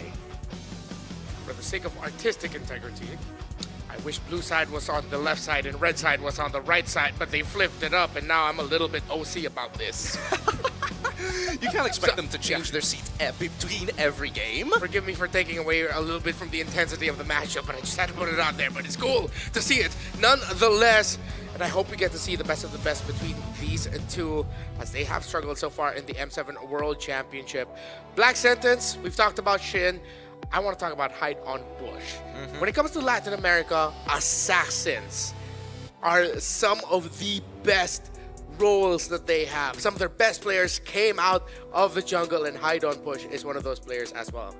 Yep, but they centered their entire composition around Shin, right? So again, it really begs the question, who is going to be that secondary carry if not Haidon Bush or even Doom? Because we've seen how Orochi and Estefe like to play. They set up for the rest of the team at the cost of their own laning phases if necessary. And Stefe has to be even more careful because he's paired alongside the main carry, Shin. Yeah, although wherever they put their carries to can tend to be a bit unpredictable, because they can go as far as putting an X-Borg in the jungle, as we saw from them recently. So maybe that's something they will, or we will be watching out for in this series. But for CG Esports, we did mention that in the beginning it may have been a bit more rough for them. They tried to go a bit extreme in terms of how they were trying to attack and approach that game against SRG. But after that, when it was a bit more standard for them, we saw how the fundamentals were indeed there. Strong Todak roots, as you would argue.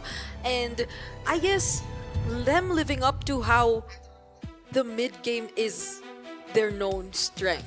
So we'll see if that's going to be carried over in this game, especially if you get a really good head start. So, will Gary get his assassins? Will he get his Lancelot? Or will Black Sentence just let it through? Because if CG don't ban the Grok, it was the Grok of Steph that turned things around for for Black Sentence against CFU in the very first day of Swiss in round 1. Round 2 and 3, though, Alter Ego and Team Falcons completely outclassed Black Sentence because they decided to target the mid lane. We have a quote here, actually, from Yooms, Gideon. Yep, brothers in support. I hope you guys at CG Esports can make it to the knockout stage, and let's go. I trust you all, and I believe in you guys. You guys can do it. Let's go, Chiku. Let's go. It's okay, that's a lot of let's goes. I mean, I want to say it in a particular way, but I feel like that's copyright infringement. Let's go. Yeah, you got it. I'll do it. Let's go. I can't think. I'm scared. I'm worried. The rest of Liquid is just like, the lawsuit's gonna be so juicy. And their jackets are blue too? Coincidence? I think not. Okay, now, if we're talking about pillars of... Oh, wow. Wait, they flew all the way out here. I'm surprised that they even bothered to. Shout out to Malaysian fans. Are they fans or relatives or, well, whatever they are like? They're still fans, even if they are relatives. For you to fly out. Why does it matter? No, it doesn't. I mean, like, why does it matter whether or not they're fans or family? They are supporters at the end of the day. Yes, that was my bad. I'm staying. But Should've fought Malaysia, harder for that. Indonesia, well, nah, no. I'm not. It's not. I'm not gonna fight. Because truly, I think that if we're talking about like pillars and support, I think it just boils down to Amzik. I think it's between Doom and Amzik right now that's going to make the biggest difference, other than the secondary roles of Chiku alongside with Shin. Because I think Shin has a pretty high chance of beating Chiku in lane, but I think Amzik is what's going to save this team. Okay, we're now in Flying Cloud, so let's look at the side laners to have a lot more impact here. A lot more aggressive trades in the lanes, as you can go back into your lane quicker if ever you do lose and you're forced to go back. CG, as expected, will take away the Grog. I think this has to be a standard for CG. They cannot give Steffa his Grog. Yep. Who will win this match? Earlier, it was such a close fight in our fandom wars, but right now it seems like CG, aside from their on-site fans, are leading it. We got to see the Latam fan base. We did. They are awake, and at the very least, it'll take a little bit of time before they start putting their their points up on the board for who will win this match. Because again, time zone difference, real annoying. But at the same time, BSE, they got rid of the Claude, they're getting rid of the Jushin. These have been standard bans all across M7. The only thing is, what are they trying to set up now that Yuzong is gone? The clouds are ever shifting. Take away this. I was actually about to say that maybe they want to get the Sora for themselves, but they decided to ban it out. It's interesting. Because even the Claude, now that it's gone, makes you wonder what could be the priority for CG. Oh, they can go Kalea. If we're just looking at the main priorities on blue side. Or the Lancelot. Yeah, but I'd be a bit hesitant to pick up the Lancelot, again, considering that the Hilda's still open, Cho's still open. Yeah. You have a lot of heroes that can pressure the jungle, continuously get vision against that Lance. I think they pick Yve. Take it away from Shin, of course, yeah. But the thing is that, like... What's your command? Oh, Fanny as well. This is so smart of BSE. Okay, so now artillery majors are on the table. It's just, which do you prefer? Do you think that Yve is going to be a little bit more useful here, or do you prefer the Farsa? Because if you get Yve, there's a chance you could go for Uranus, Fredrin. If you go for Farsa, Kalia just seems like the better option. Yeah. I think that's our top two right now. Either the Eve or Kalea. It's up for CG to decide which one that they won't get. And then they lock in something like Lapu and be like Joe. Or the Cho again. Oh, Cho once more. That's also a pretty good option. Yeah. Yeah. They're taking their time. Take away an option for Steffa. You have something that could lock down hide on push if ever. So Eve, great call there. That is going to be the first pick. Black Sentence, I just want to see them pick up one of the assassins now. They can go for the Shunshin if they want to. It is a little susceptible to the Hayabusa, knowing that Farsa is probably the only other option still left for mid laners other than Lunox, but you can force them into the Lunox, but then mid lane becomes a little stale at that point. Oh, what? Oh, wow. I did not expect the Boxer pick, I will be honest. Though it is undefeated right now in Swiss. The Hilda makes sense. They know they're going up against an assassin. They'd want to pressure on that. Maybe that's why they paired it up with the Boxer, but I feel like they could have gone a different route to this. Ooh. They never had to worry about the Boxer not being available for them. Yes. Well, I mean, it's a bit of a yes and no, because I feel like at the end of the day, it's weird that they're picking up within like first rotation. I'm was thinking maybe like a third and potentially fourth pick here, but since they've showed it up super early, there's literally no reason for the side of CG to actually go for the Fredrin in the first place, unless they truly just want to play around Chiku. There we go. Carry, they've also got lockdown. Farsa finally gets locked in. This is telegraphed. Yeah.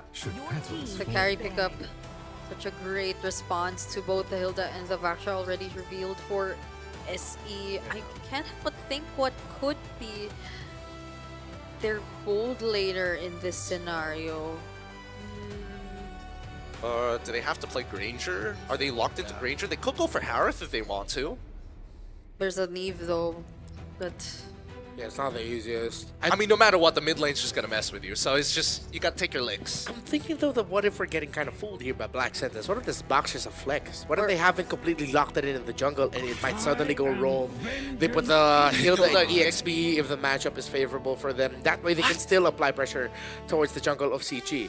CG will take away the Moskov. They are playing a static gold. But then they're just egging on Black Sentence to, okay, yes, freely pick the Granger at red 4. You guys are going to be fine with that Granger. Yeah, I think they're okay with it. I think that right now CG has set up, they're like, Gary, you are going to play Fredrin whether you like it or not. If not, you might end up with something like Alpha, you know, because we're scared that maybe Hilda is just going to mess with you. But either way, since you've got a tank, you're generally, or a fighter, you're generally not worried at all. Unless maybe BSC decides to whip out like a random double fighter style composition, but I don't see how it scales with just Farsa. Yeah, might be a bit too tricky.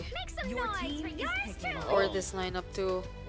Okay. Are they banking on a CC? I think they're going to go Uranus, Fredrin. Oh no, also CG are probably thinking that Black Sentence can just pick up the YSS here also. If ever the Baksha is actually not the jungle pick for them. Experience the euphemism. Oh, yeah, there. Granger red 4, as expected. Super safe. This entire time, Kalia has just not been touched, by the way. It's just, nobody cares about it. Apparently not a great hero. I still think that maybe the Hilda is already rogue. The Baksha maybe not flexible anymore than it is his jungle. Let's work around that assumption. And it is Kalea Farsa. Great combo. If we end up Uranus into Baxia, is that the worst matchup possible for him? Maybe if you like mess up hard at level 1, but other than that, you should be able to kind of get in and out of these fights relatively easy at max stacks. You just never take the EXP crab. You just leave it there. Yeah, just the farm. Oh. Okay, glue works as well. Joy as an assassin makes a lot of sense. Still, plenty of, again, there were a lot of jungle options. Open, let's just pick your poison at this point. The glue is relatively interesting because I feel like as much as the Uranus probably would have been helpful, the Baxia is just too much of an issue. The little globlets, little tiny Patricks, are able to actually absorb the damage from Baxia. I love how we already assume that he's going to be using the Patrick skin. I mean, if you're not, you're trolling, right? It clearly gives you more power. Yeah, if the Patrick doesn't come up, I'm going to request for a pause myself. Like, wait, is this the bug? You're waving down the Marshal. Stop the game! Where's the Patrick skin? That's not the right skin! Okay, we did get to see the Glue Arlot matchup yesterday, and it was more of a battle outside of the lane and more of their effect when it came to the big major team fights when they were all together. Baksha jungle getting shown early. This is a Black Sentence comfort, it feels like. Something they are used to playing in LATAM. It's game number 1 of our second series. LATAM versus Malaysia. Black Sentence versus CG. I want to bring this vibe in this real quick first. Do you have a preferred lineup at the end of the draft? I have to say, after what happened yesterday, I might be siding a bit more, definitely with CG. Yeah, with the glue. Because it's gonna like help so much, and the amount of frontliners that are, see, there goes the Patrick skin, as confirmed. And the amount of frontliners here that are present for BSE.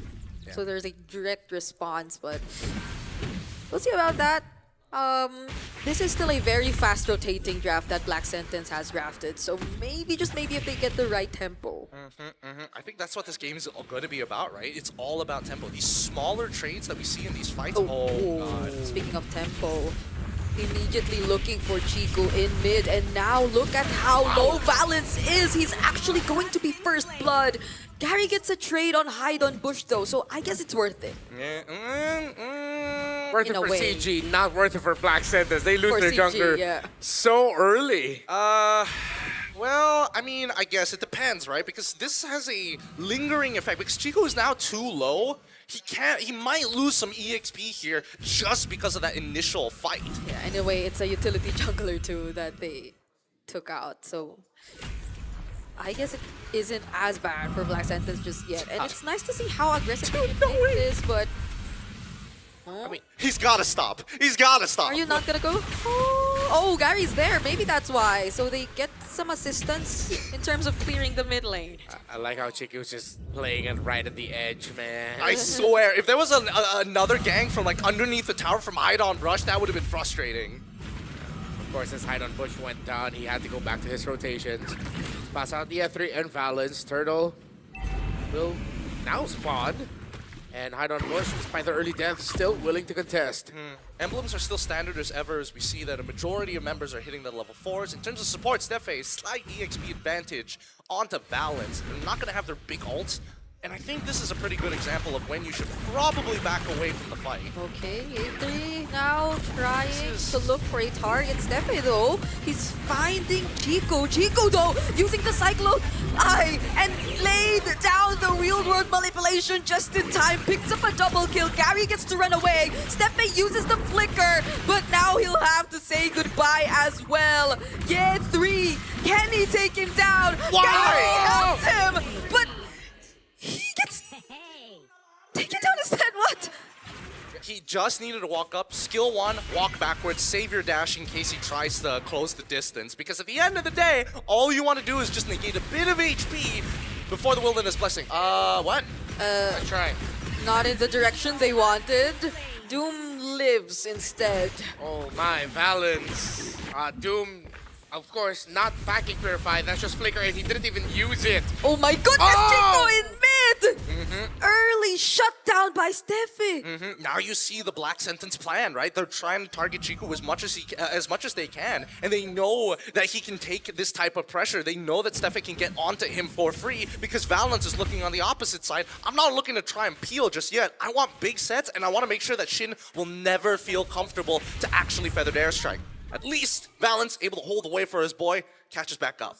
Yeah, row mid trio. Focused rotations by both.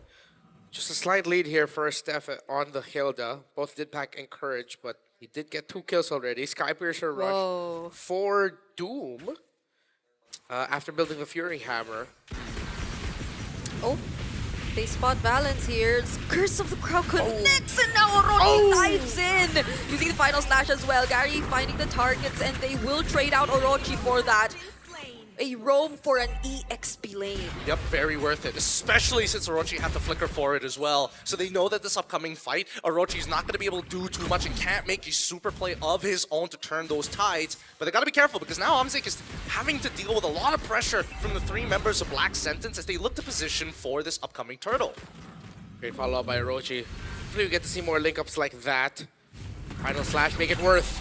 Once again, Hide on Bush starting things up for Black Sentence. There's the counter real-world manipulation though, but Valence, before he even gets to complete the Way of the Dragon, gets bursted down. Hide on Bush now gone as well. Gary still finding Orochi, and Amzik joining the fight helps so much in terms of the damage that CG Esports is able to throw out. He takes down Jin, but Doom picks up a double. Okay, double. Very important for Black Sentence. They get 2 stacks for their Granger. Skypiercer built up before that. Hopefully they stop sending their jungler as the main frontliner slash roamer. But Chiku gets the purple buff last hit, taking it away from Hide on Bush. I know he's a utility jungler, but maybe stop sending him in front all the time. Honestly, considering they're winning out like a majority of these trades, let's find out! Oh, Gary still finds the objective. Final Slack doesn't connect. Steffe was trying to run after him, but Chiku, he's just blocking the way. Look at that purple buff, Eve. Oh. Okay, all right. He's able to kind of just show the border here, and that's the most important part. As Orochi has already used his final slash, Amzik, again, trying to stay alive for as long as possible. He is the main win condition, as Chiku is now in a phenomenal position. Look, he's a full 900 gold against his opponent. He's 5-1 and 4 against Shin, and Shin only has completed a Lightning Truncheon. In terms of DPS output, Shin should be the one who's feeling overwhelming. However, this glowing wand is doing a lot of work. Steffe can't walk up comfortably. Orochi isn't going to be able to sustain as long as he would like to. Even Hide on Brush has to be a little careful. Every single time Black Sentence tried to go for Chiku. But now it's Chiku who's up there in terms of the leads. So that's potentially denying Black Sentence of their initial plan, so they might have to change things up a bit. Now Valence trying to look for Doom, once again lands the kick, but maybe not in the direction that they wanted. Gary fortunately was there though to finish off the kill. A bit of slows from the Void Crystal, but does Gary have a way out of this? He doesn't, as he's getting shut down by Hide on the Bush. All right, with all of that happening, CG Esports get the push up top as Amzik free to split push. but the reduction on the turret's still up, so he's gonna stop that. That was a great setup between Gary and Valens. I don't know if Gary messed up there.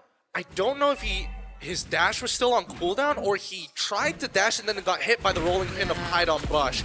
I feel like the moment the kick was in the wrong direction and CG Esports decided to just force it. What if this whole time his name isn't Hide on Brush? What if he's Gideon? What if he's Faker? Maybe he's smurfing, I don't know. We don't know.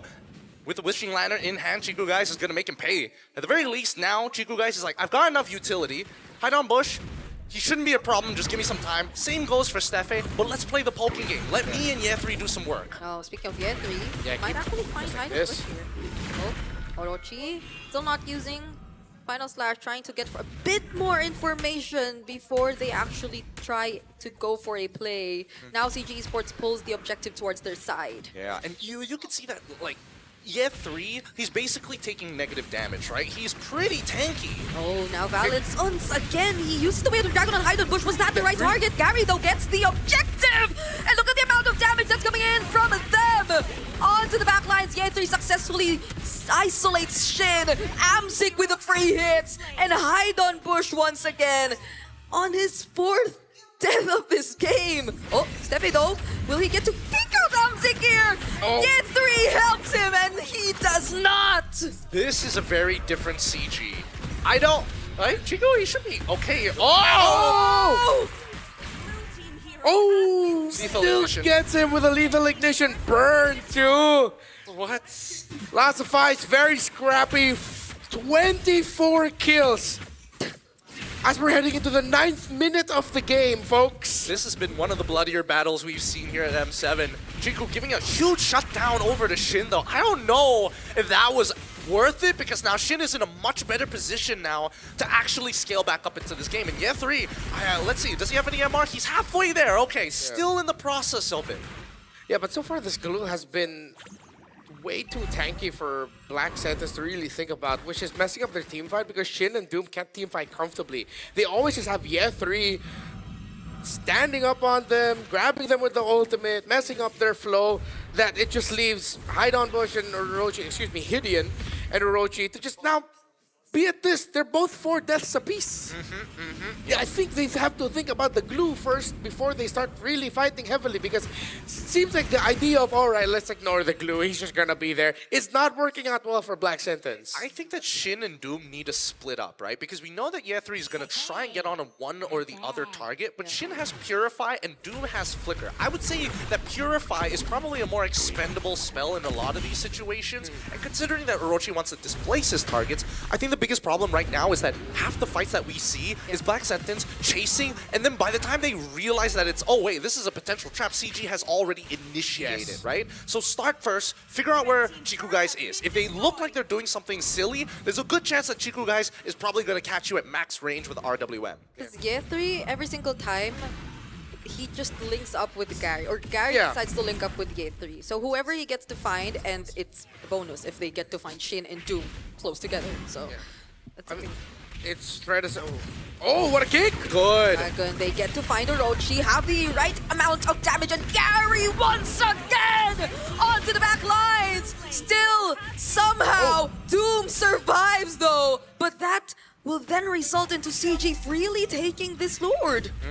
Yep, they should be able to get this. Yeah. I don't want to jinx it, but looking that Doom is going to the top side of the map and Steffe is just hovering around, it should be a guaranteed secure. Chico has really set the tempo here for CG, 6-2 and 7. And yeah, once again, the link up. Black Santas has way too many divers and ultimates. Can Valens actually stop Doom from getting back? Oh! The last phase of the Jeet could though! Wait, but then might the get damage punished. from Doom is a bit too much. He gets to deny the recall though. But Hide on Bush and Shin are there to help. And even Ye3 was looking for a potential interception. Well, at least it didn't surmount too much, but now BSC at full fighting capacity, ready to deal with this upcoming Lord, despite being 5.2k down. And I think that it's a good approach. CG understand that their biggest problem is that if they initiate, Orochi could counter-initiate with Flicker, Final Slash. Oh. I don't know if that was... The damage, though. I don't think that was necessary. Yeah. Orochi didn't need to burn that. Now they're not going to have a flicker and final slash for this defense, which means that second tower down. They'll be able to take the second tower up top. And Black Sentinels will now have to play from a massive deficit. What I like about CG Esports in this game so far is that it feels like there's always someone somewhere. They're fighting one way. Gary can easily access the back line. Oh, Yeah. Gary's a little bit still catching up to the team fight. Yeah, 3's already on them. Of course, we know how many angles Valens can initiate through. Well, Chico and Amzik have just been having the time of their life. Yes, it's 2 deaths on Chico. It's a single death on Amzik. But majority of the team fights that we've seen them in have been just them comfortable. Yes, they'll take some damage. Maybe they'll die here and there. But overall, it's a much better time compared to Doom and Shin, who it seems like every team fight is so demanding for them because all the members of Black Sentinels decide to move forward and dive together. No one's really peeling for the back. Yeah, nobody is designed to peel for the back. Maybe there's like an argument for like Steffe to like buy a little bit of time, but really you're not stopping Gary if he plays it perfectly, and that's the big issue. And I think when we're looking at how Hainanbush and Orochi need to kind of like position themselves, a lot of it boils down to whether or not they see Amzik or Chiku, guys. And now that Chiku is super far ahead, he's getting free poke on the front line. So when that happens, when Chiku comes up to go for that poke, Orochi needs to have his flicker final slash to punish. Yeah, and the way that CG are making sure that they're positioned from the opposite side of wherever the final slash could come from. When we saw that even from Amzik earlier when he was handling the top lane, Orochi couldn't do much. Couldn't even commit on the final slash because they wouldn't be really putting Amzik in a dangerous position nonetheless. So now they're left to just defend with this 6.5k gold lead in the hands of CG Esports. But Valens, okay, he gets revealed by the Magic Sentry. When we hit critical mass and somehow Black Sentinels can come back through this, no way. Can they actually? Should be fine. Yeah. Oh! Once again, Doom might just be safe from this. Feathered Airstrike 2 dealing a lot of damage, but there's the real world manipulation and the electrifying beats! Gary makes sure the job gets done, but then he goes down to Amzik still here, however, and there goes Ye3. Might have to get out of this though, because now they force the fight under the turret. Chiku finds the kill onto Steffe, and a mega kill for Amzik comes through. It looks like it could be more here. Black Sentinels forcing out the Feathered Airstrike from their own Shin just so that they can defend. What? Oh, since the Feathered Airstrike was used on the minions, now they can stun. go for a Oh, he's dead. round 2! Purify! Forced kid. out of Shin! And it's a wipeout!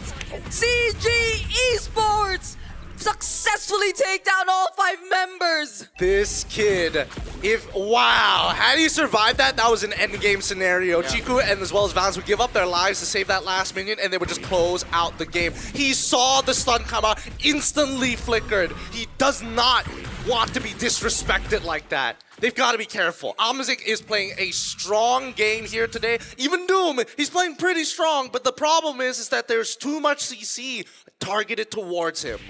The gameplay for Valens is, or the game plan for him, told by CG is, dude, just kick Doom, even if you kick him the wrong direction, it's fine. Force out his flicker. I'm okay with it because every time they see that the flicker's gone from Granger, Gary has the easiest dive of his life just taking down Doom. And that's like 80% of the damage Black Sentinels can dish out in a regular basis. Then they'll have to turn it around and play solely through their Farsa, who, again, it's so difficult for this Farsa to play. Oh, Hainanbush once again alongside Steffe and Orochi. They actually find a 2-man set with the final slash, but Gary once more. Who's gonna stop Gary from doing this? Hainanbush falls next, and Gary still reaches for Shin. Steffe all alone, and finally the angle's right.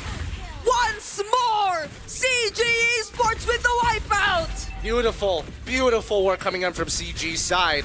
This is the, honest to God, this is the first time I've seen them play in this way. It's new, it's unique, I like it, and it truly speaks the brand CG. If you are gonna die, I will make your life worth it.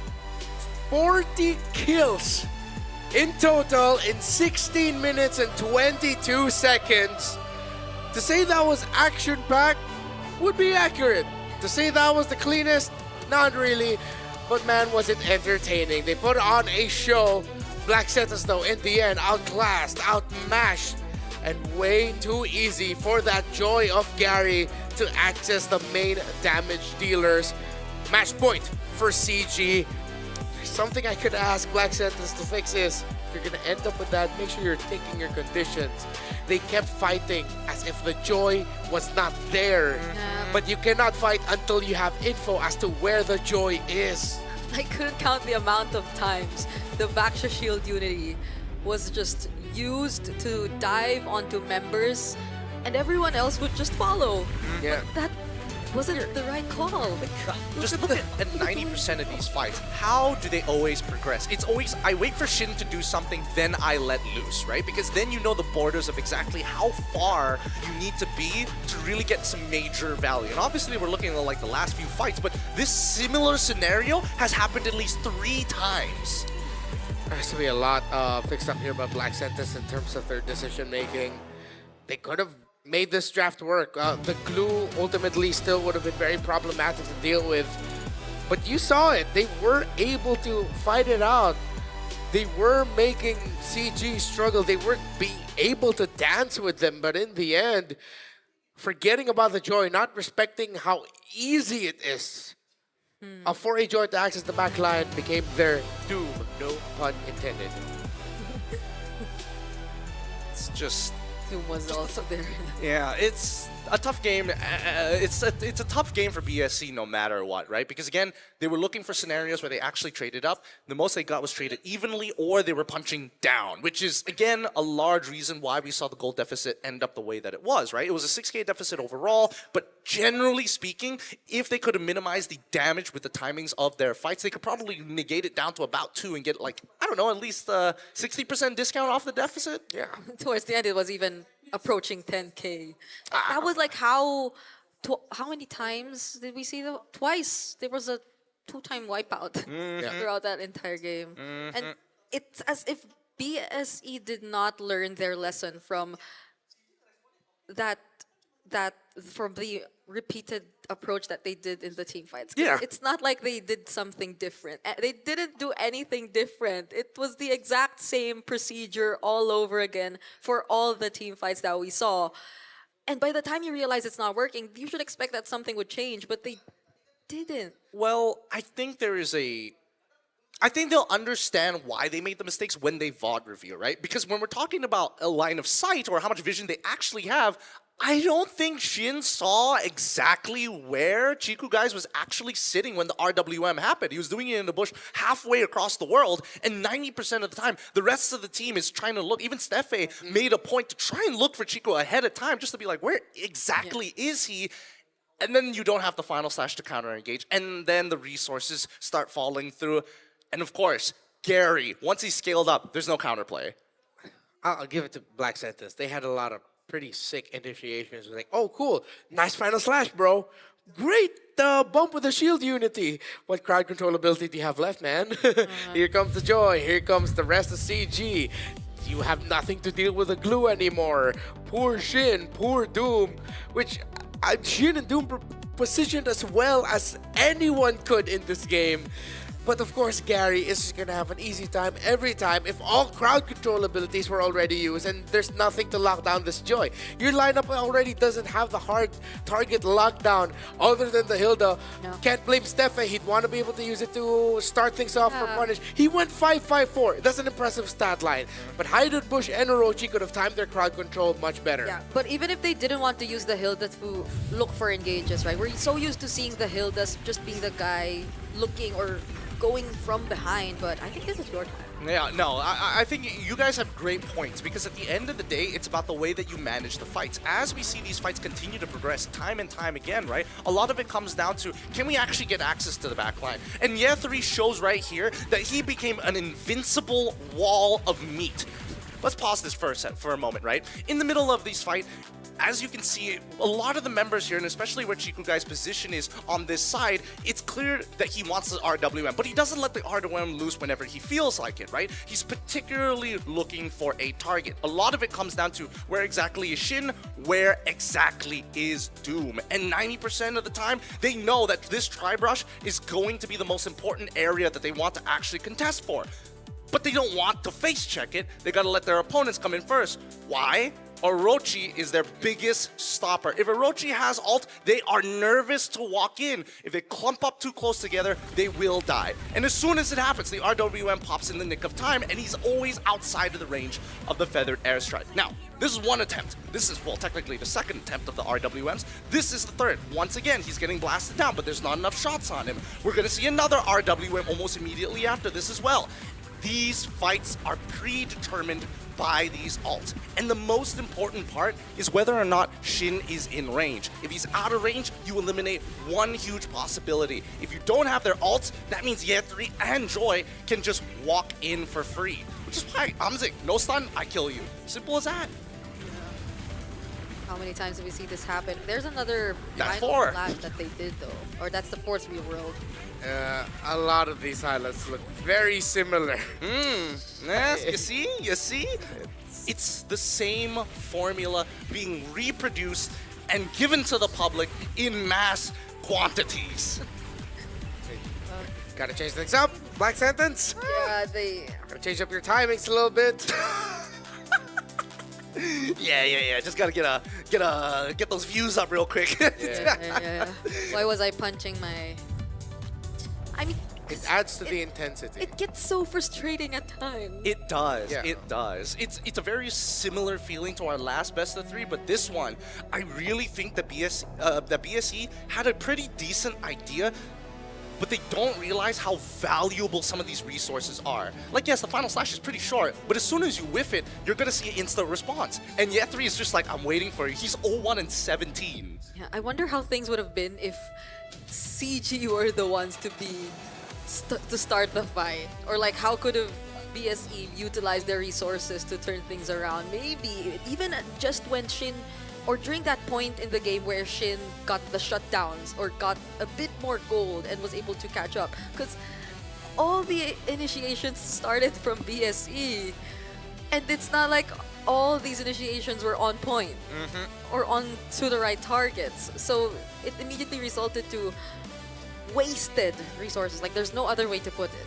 I think the few adjustments that they could have made is probably towards understanding why Chiku wanted to go for this Yve pick, right? I think this Yve would have worked phenomenally if Shin had access to it, considering what their lineup is all about. As much as they want to have that quote-unquote burst, the peel is a lot more valuable when you are playing against like a tank style, and more so to deny it from your opponent, because now Haidon Bush isn't afraid of a Wishing Lantern anymore.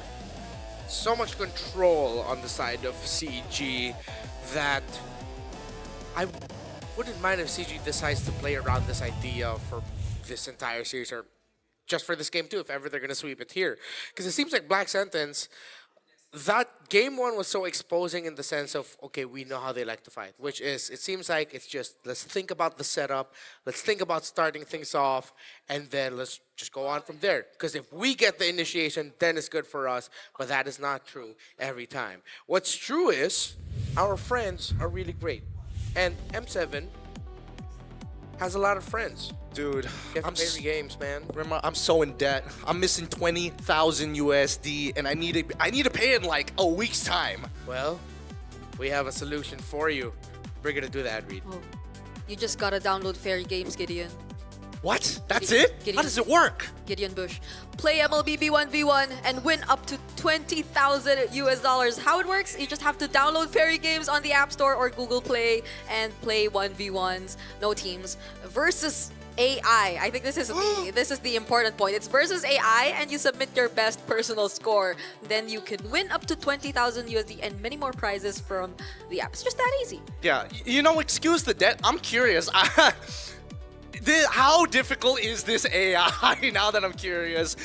I'll check it out later, but I think for now, I just gotta focus on the Battle Pass, my guy. Yeah, because you can get a Yu Zhong Emerald Dragon skin for MCGG. So from now to February 8th, reach level 45 in the Go 1 Pass to unlock that. And you can purchase the Go 1 Pass to instantly unlock Yu Zhong's Go 1 skin, Dragon Shade, and you reach level 75, you unlock Yu Zhong's Prime skin, Cosmic Dragon. So just when you thought it's only the MLBB, the M7 pass. No, we even have a Go One pass for our go-goers out there. No way! I have to complete 2 battle passes now. How am I gonna do it, man? I'm already 20,000 USD in debt as well. Here's what you do: you do fairy games. You get number 1 there. You get $20,000. Got you. Use 10,000 on, maybe not 10,000. But let's say a lot of money on the M7 pass. A lot of money on the MCGG pass. Sell both accounts, get the 10,000 back, pay the debt. I mean, it goes to your bank account. Then I'm not good at math. Yes, let's just go with yes. Which hero do you want to see picked more between these two? So if you missed yesterday, it's because yesterday we saw a Harley brought up by Aurora Turkey as TNZ, and it won. And then Chip by Aurora Gaming PH's Light, and it won. It just had to be both Aurora teams picking up these picks. Oh, you're right. Yeah, If the Northern Lights were in the skies of Jakarta right now, you'd just see images of Chip and Harley just floating by in multiple colors. That is quite terrifying. A phenomenon that shouldn't be happening, not natural in Jakarta, but more so, I would say Chip. I think Chip, chat, you better agree with me. If I see one of you dirty Harley players in my goddamn game, I will use my good credit with the big G upstairs to get you out, to make sure you don't make it into the pearly whites. Hey guys, let's piss off Gideon and just type Harley in the chat. Why do you hate Harley Spam so Harley. much? Go to his social media at Fatal 5-Way. Just use Gideon Q. I think that's or Gideon Q, and then just DM him Harley. That's it. No, Harley Impure Rage. Harley, specifically that. Who needs lethal ignition, man? The damage is already busted. You missed out 2 kills, TNZ. I'm just saying. You could have been like 3 kills up if you just had lethal ignition. Hey man, he ended up getting the MVP. Disgusting. If I ever was like derogatory, it'd be towards Harley. I get where Mirko was coming from that other day. I was just as mad. Just Arthur clenching his fist wide. Okay. Game number 2. Type it out in the comment section if you think Black Sentence will be able to win this, or will it still just go CG Sway and we're going to see another sweep for this day of Swiss. Again, Chiku was terrific on this eve. The glue was nigh unstoppable. Valence, off kicks here and there, but at the end of the day, he got the job done on that show. Yeah, and he ended the game with a highlight kick. He did. At least it was in relatively the right direction, but I think that most people who weren't like paying attention to how his kicks work, usually at the very least Doom was flickering out of them, or it looks like a weird angle, but Gary's like, I've been waiting in this off angle for years. Yeah, and to be fair, it's not just the kicks. There was this one moment in the top lane where he also got to deny Doom from recalling with that last phase of the Jeet Kune Do. They didn't convert that into a kill, but like that was one of the many things that they were able to do. So they just were the ones setting the tempo for that game, which BSE did not like clearly. So yeah, it was a very good read. And I think, to be fair, with the bans that Black Sentence decided to go for, Juice and Claude Fanny, they picked up the Hilda. It seems like today. Why has today been like whoever gets a Cho in Bluetooth 3 just ends up winning? I think CFU did it twice, won, dominated. CG got the Cho again, dominated. I personally believe that right now the easy adjustment is just pick up Gatot. Because again, both sides play for mid laners that want artillery. Just pick the Gatot. And then you know that Chiku plays Lunok, so you just have to just play around that or ban it out. It's not that difficult. Yeah, I agree. I wonder. Because even for Team Zone, they used to prio pick the Gatot. They didn't at all in that entire game. What they did was go for the high loss. And now, in this scenario, they prio pick the Baksha. So there have been some interesting prio picks in the red side. If there's something that I could have changed, I think it would have been the Baksha priority. Again, they did not need to pick that up. They were not gonna lose it unless, of course, little birdie told us that what if maybe these two know each other a little bit too well and decided that the Baksha was priority. I feel like there is more than meets the eye, right? Because it's one of those draft patterns from both CG and as well as BSE that felt very intentional, yet I couldn't see the logic until the first initial picks come through, right? So it's not like it's telegraphed to them, but it's curiosity for us. Let's see if the adjustments are going to be the exact same thing, because now we're seeing that BSE, yeah, see, right? The Claude band is maintained despite being on blue side. So we're gonna see the exact or some similar picks. The Yuzhong 2 still open for both sides. That's been banned earlier, if I'm not mistaken. Yeah, there you go. This is turning out to be the exact same draft, right? If not, at least the exact same bands. Yeah. Even though they switch sides, it's still the same priorities. Except for this, I think this was on the blue side earlier. Yeah. Yes. Ban out Eve. I think. Just get rid of it. Yeah, just get rid of it. Let's just get rid of it. So that leaves the priority Jushin of shit. open. Oh, you're right. Jushin is wide open. Ooh, that kind of sucks. Okay, you know what? You ban out the Jushin. You give over Farsa, Eve. You choose, and then we pick Artillery Mage, or just Gatot Jungler. Yeah, comes out. Zone's gone. So. Oh, okay. They open up both. Also. Yeah. So. Because if whatever Black Sentence picks, the other one just goes. Lance first, knowing that it's just going to be a fight between Eve and Jushin in terms of the mid-prio. All right, Carl TZ, let's see how it's going to go, man. Yeah. Like, this is very bold. Even the GOAT himself locked it in and dropped the game when it mattered. So, Hilda... Yep. Look at that. That's what you get for prioritizing Lancelot. Okay. Easiest 2 picks, CG. Should we see? Everyone for. Should we see Gatot now? Or maybe... I don't think you'd want to Cho either in this kind. Honestly, hot take, maybe pick up the glue early on. Get latch on the Eve. Don't latch on to the hill.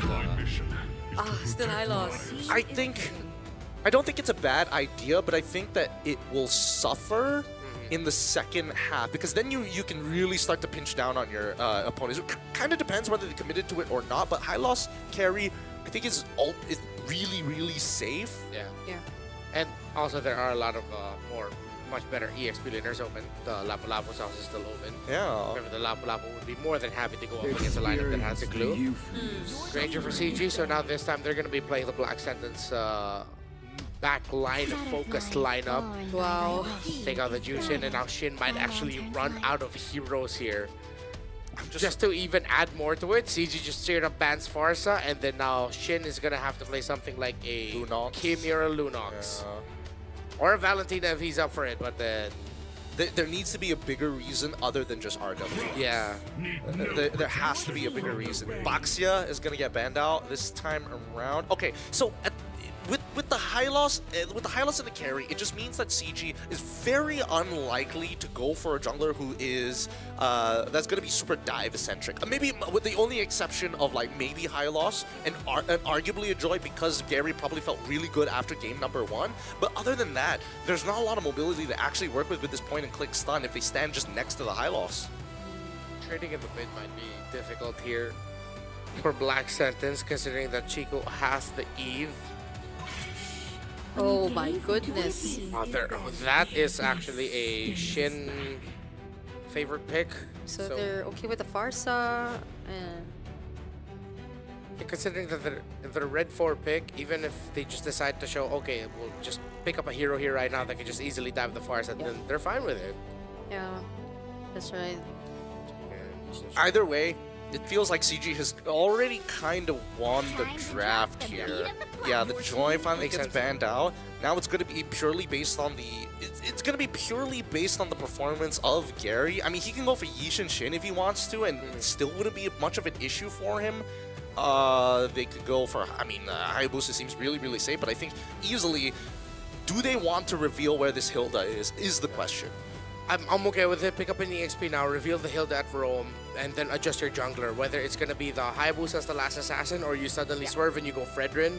So you have a tank jungler. Yes, you're up against a carry, but then you only pick that up if you don't see something like the Kimmy or anything that could really give it difficulty. If you want to play solely around your Granger and Eve, because if they also go assassin here early on, that's 3 carries already. So they show it, they'll go for EXP. That's such a great pick. Which is exactly why. They go Vengeance. It makes sense now to actually pick up the Fredrin as their last pick if it can actually go well with whatever Black Sentence finals picks here. Yeah, very, very interesting here. Now, Esmeralda will eventually come to a point where the Esme outscales the CC, but it really depends on what the CC's build is, right? Because CC becomes a lot less tanky and has scalable damage, assuming that you have access to things like Hunter Strike, things like, obviously, War Axe, but most importantly, having access to Sea Halberd, right? Once you get that Sea Halberd on top of the Hunter Strike, then you've got a pretty decent chance. But there we go. Finally, the Nulok shows up right at the very end. You don't need to do anything crazy anymore. So much shred, maybe. Fredrin, Fredrin, after the Lunox showed up, it's like, yeah, that's gonna be really tough for Fred, so just go for the Lunox, and then you get damage. Excuse me, Nolan, and then you get the damage. So, a lot of options for CG Esports in terms of their damage department. They can play through their Eve, their Granger, their Nolan. Their CC has some great link-up as well. Yep. While for Black Sentence, it's very honest for both. Quite too honest, maybe, but maybe we're gonna see another kill fest between the two. Lineup rating favors CG in terms of the late game. Yeah, I'm loving CG's lineup excuse me, because of the CC op CGCC, the CC and the CGCC, yes. The CGCC. It's just because it feels like it's so easy to use the curtain call. Yeah. In this scenario, and it soft counters the land a lot, and it just like makes things so much more difficult, even if you want to go run over towards your opponent. So let's see how BSE could potentially turn things around here. Welcome to Even though it was mentioned in the first phase of the draft, it was already quite. Why do you sound so worried? I mean, they've got a chance to even it out 1-to-1. It's anybody's game, and yes, CG may look quote-unquote cleaner, but it doesn't mean that it's a guaranteed win. BSE, if they get like an early first blood, this is gonna get a lot harder. Oh, but wait, that early first blood might actually be balanced if he did not use the flicker there. So now we see the revitalize effect. It's a little bit too eager to take that trade in the center, huh? It's a trade, but look at Shin. He is making sure that he is putting the hurt onto Jiku, right? Every single time. Like, Jiku, as much as he can poke out Shin, he's just healing off the wave every time, which Jiku cannot do. Very easy for a Lunox to self-sustain at the center. Also, maybe one of the best that you can do to pack up against an Eve. Still, Valens wants to fight this. Can easily get movement speed for himself, but without a flicker, he'll need to be a little bit more tactical of when he decides to take those fights. Yeah, because again, even if they try to go for the all-in, there's a very good chance that Shin actually wins out in the fight because there's just more bodies that he could heal off of. Jiku just doesn't have the raw burst damage just yet, right? Let's not forget that even for Steffe, that Revitalize, very low cooldown. It's already 19 seconds before it's off. And then maybe could potentially save somebody else's life. I am curious about the top side, though. Is Ye3 winning the lane as hard as he possibly can? Well, it seems like he's somehow forcing Orochi to not overextend as much. And the fact that Gary, too, is currently over there. But it seems like they're going to change their priorities a bit. They want to go for the mid lane, but instead Balance will be the first to fall. First blood for Black Sentence, and it's Haidon Bush who gets it. Yep. Balance was probably hoping that he could live a little bit longer there, but just the raw damage coming in from Haidon Bush gonna be enough to take him out. On top of Shin, let's not forget Shin. A much better start for Black Sentence here, and Shin, speaking of Shin, finds Gary! And now, instead, Amzik will be the one to trade things out. Steffe, though, oh no. CG Esports 2 will find 2. Oh! That was so dangerous. Thank God Amzik checked that and saw the light field coming out. That would have been an awful way to die. Yeah, Doom would have been ready. Let's look at the hand cam brought to us by the Realme 15 Pro 5G, the M7 official gaming phone. Highlight onto Haidon Bush, who was able to get the first turn of the game and now dash in and out in this one. Shin? Chiku forced to flicker out. Black Sentence are dealing with Valence really, really well so far. It's like they're not afraid to throw out their damage. Yep, they shouldn't be because, again, they have a lot of ways to actually maintain themselves in this fight. And let's not forget that Valence, his debuff for the Power Wilderness is all based off of, hey, are you using armor? Does my mid laner use armor? No. So literally he's getting a net nothing from it, other than maybe Amzik and arguably even Gary. So every time you see Gary, Ye3, or even Amzik looking for maybe an entrance in, Valence is going to be your trigger finger. Amzik now double laning here. Just to speed up his farming process. He does have a lead over the carry, floating around 400 to 500 gold. He's got to be patient. They got to be extremely patient because those first items, especially when you start developing a 2-point-K lead, the neutral objectives suddenly become uncontestable. Yeah, and their rotations can be an opening for Black Sentence once again, since Steffi and Shin are not really letting go of this river control, and they've been constantly trying to burst down members of CG Esports who passed through. But fortunately, they regain control of it, though, and force out a reaction somehow from Steffi. Valence just man-to-man marking this guy. Okay. Okay, so glorious pathway and the real world manipulation both used at the same time. Chiku actually takes the turtle for CG Esports, and now they're trying to look for the kills as well. Steffi goes down, but so does Chiku. Orochi dealing so much damage and zoning. Haidon Bush will show himself up, and now CG will disengage. Oh my goodness! Oh. Yeah!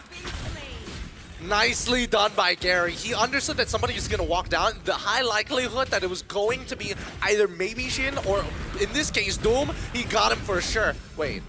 They actually want to go for Orochi. Oh, Falling Star Moon lands onto both of them, though. Valence has to run away! No! Now the flicker finishes off the kill.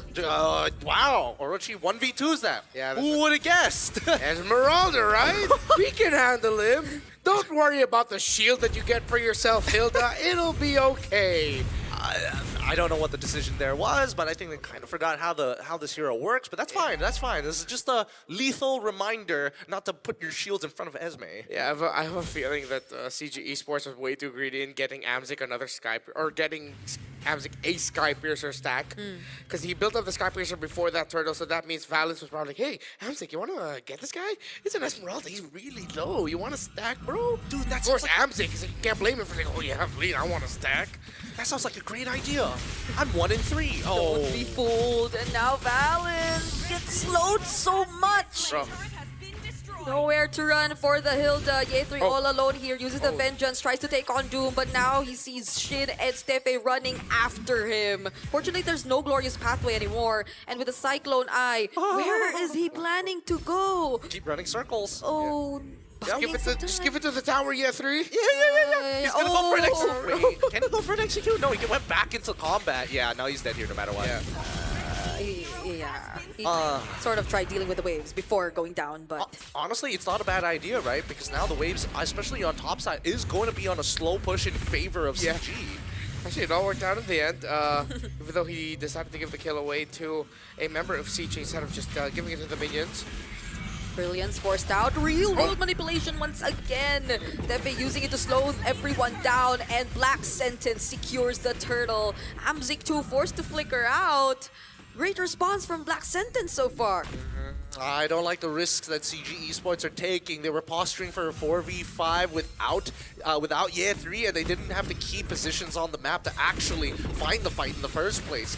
Keep in mind, Amzik is going to be the main win condition other than Chiku, who wants to poke out his targets. Yeah, Chiku hasn't had a similar game compared to game number 1, for sure. Black Sentence have handled this even better. Look at Shin again! They're going for the dive. Thorned Rose, another puncture in, but there's a stun! Now Haidon Bush goes down. Falling Star Moon targeting Valence. He's in the bush, but it's not gonna matter. Now Ye3 and Amzik trying to work on Orochi. He's running away. There is a decent amount of damage, but it's not gonna be enough. It's an Esmeralda that gets to escape. The most painful thing about that is that Black Sentence couldn't even get the last hit on the tower that they needed. Yeah. That hurts. That hurts. I was like, man, that tower's gotta go at some point. Nah, it's still gonna be alive, but they're gonna lose and trade a tower down on the bot side. That's going to be another T1 missing. Top and a bottom gone. In terms of items, though, I'm waiting for Gary to get to that point where he starts one-shotting targets, right? And I think he's almost there. The big issue right now is the fact that these boots are saving certain people. Doom, he's basically going to get one-shot no matter what, but this Esmeralda is kind of untouchable. Yeah. Who else could deal with it? I mean, Amzik was trying. They need Chico to get a Wishing Lantern first. Oh. Now Orochi shows up. Chico needs a Wishing Lantern and a Divine Glade, because eventually Orochi's going to get a Radiant Armor, right? Oh, now they burst Orochi down! Wait! But with the flicker, he's actually able to stay alive! Gary instead will be the casualty of that fight. Balance going in. Yeah, 3-2 using the Curtain Call and the Yo-Yo Blitz. But all that for Gary. Yeah, the Steph is stunned, man. The high loss. What can you do? What can you do? Honestly, they got pretty close to bursting him down. Luckily, the Dreadnought armor really negates like a good chunk of that on top of the extra stun coming in from Steffe. But at this point, I think that CG Esports need to identify... Wait, hold on. Oh, they're going for Valence this time around. Valence has to run away, but with the Glorious Pathway, he gets slowed so much. Okay, another flicker forced out of Amzik, and it seems like Black Sentence are in control so far. Ye3 has the Curtain Call. Does he use it already? He does, but without their retribution, they do not get to secure the objective. Now they're just trying to go for the chase. They will deny this purple buff. And that's about it for CG Esports. Yep, that's as good as it gets. If they can get this mid-tier 1, I think even better. Oh! And they get Orochi too. I think that's way better for CG Esports. Dang, Amzik is slick with it. Like, I knew he was slick with it back at MPL MY, but on an international stage, it's looking real good. Yeah, 2-0, 1-5. Black Sentence got the Lord, but they lost a lot out of that one. Uh-oh. It's a question of can they even make something out of it. Gary not getting chased. Shit is here too, and there are minions. There's no way out if you were Gary. There's so many arguments that can be made right now, but for now, CG just need to defend, right? They just need to minimize the economical damage. They created small leads, but now that the structures are going to start falling down, that should put them at like, what, an 800? Yep, down to 500 now as they look for mid-tier 1. Oh, Steffi. Don't let them, don't let them. Another beautiful Glorious Pathway, but from the sides.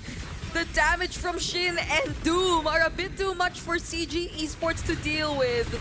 Not when they're frontliners, not when Valence gets bullied so much on this Hilda, even before he gets to do anything.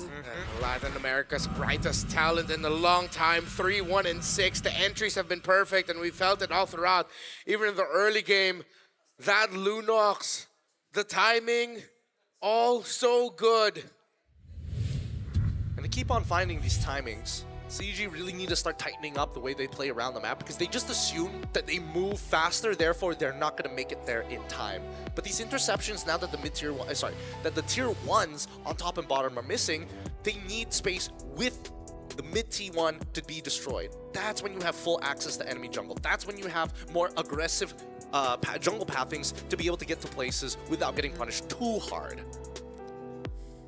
Because it seems like at this point, Black Sentence have found ways to deal with the potential threat of a Hilda or the pressure that they could expect from a Hilda.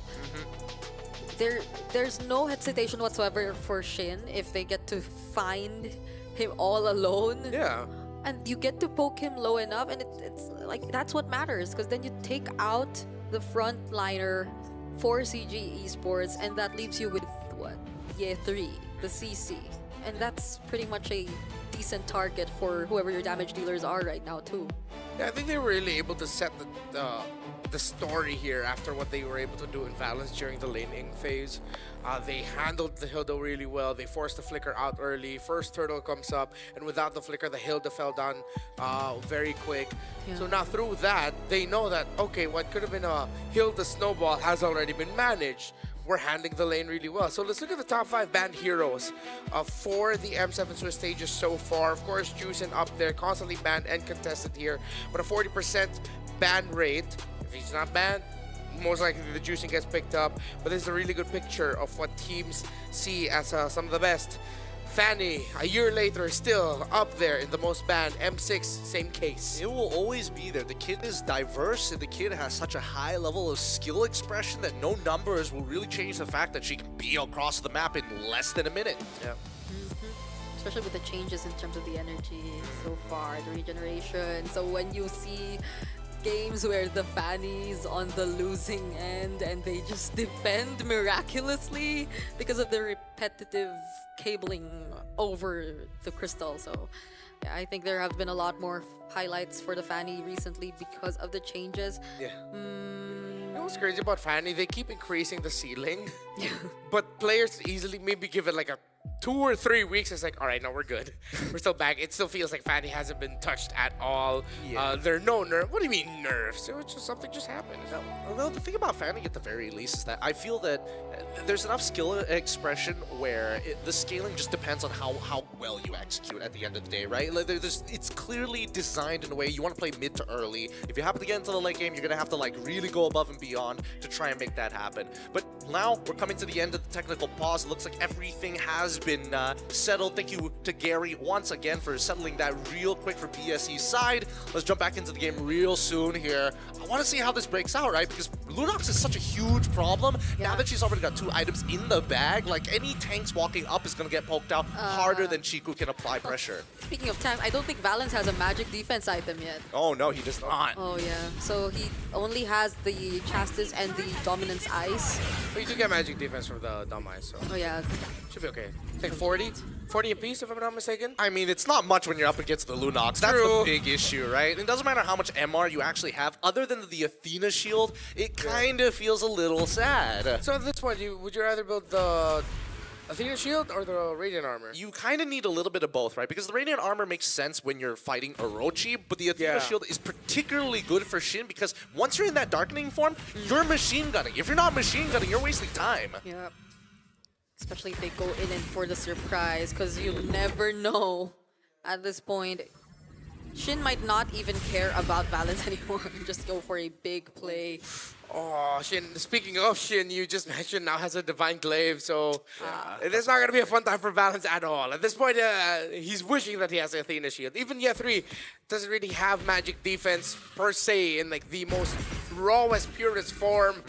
Everyone on the side of CG is just going to fall down quickly to Shin's Lunox if they cannot get it down quickly. Much better game for Shin.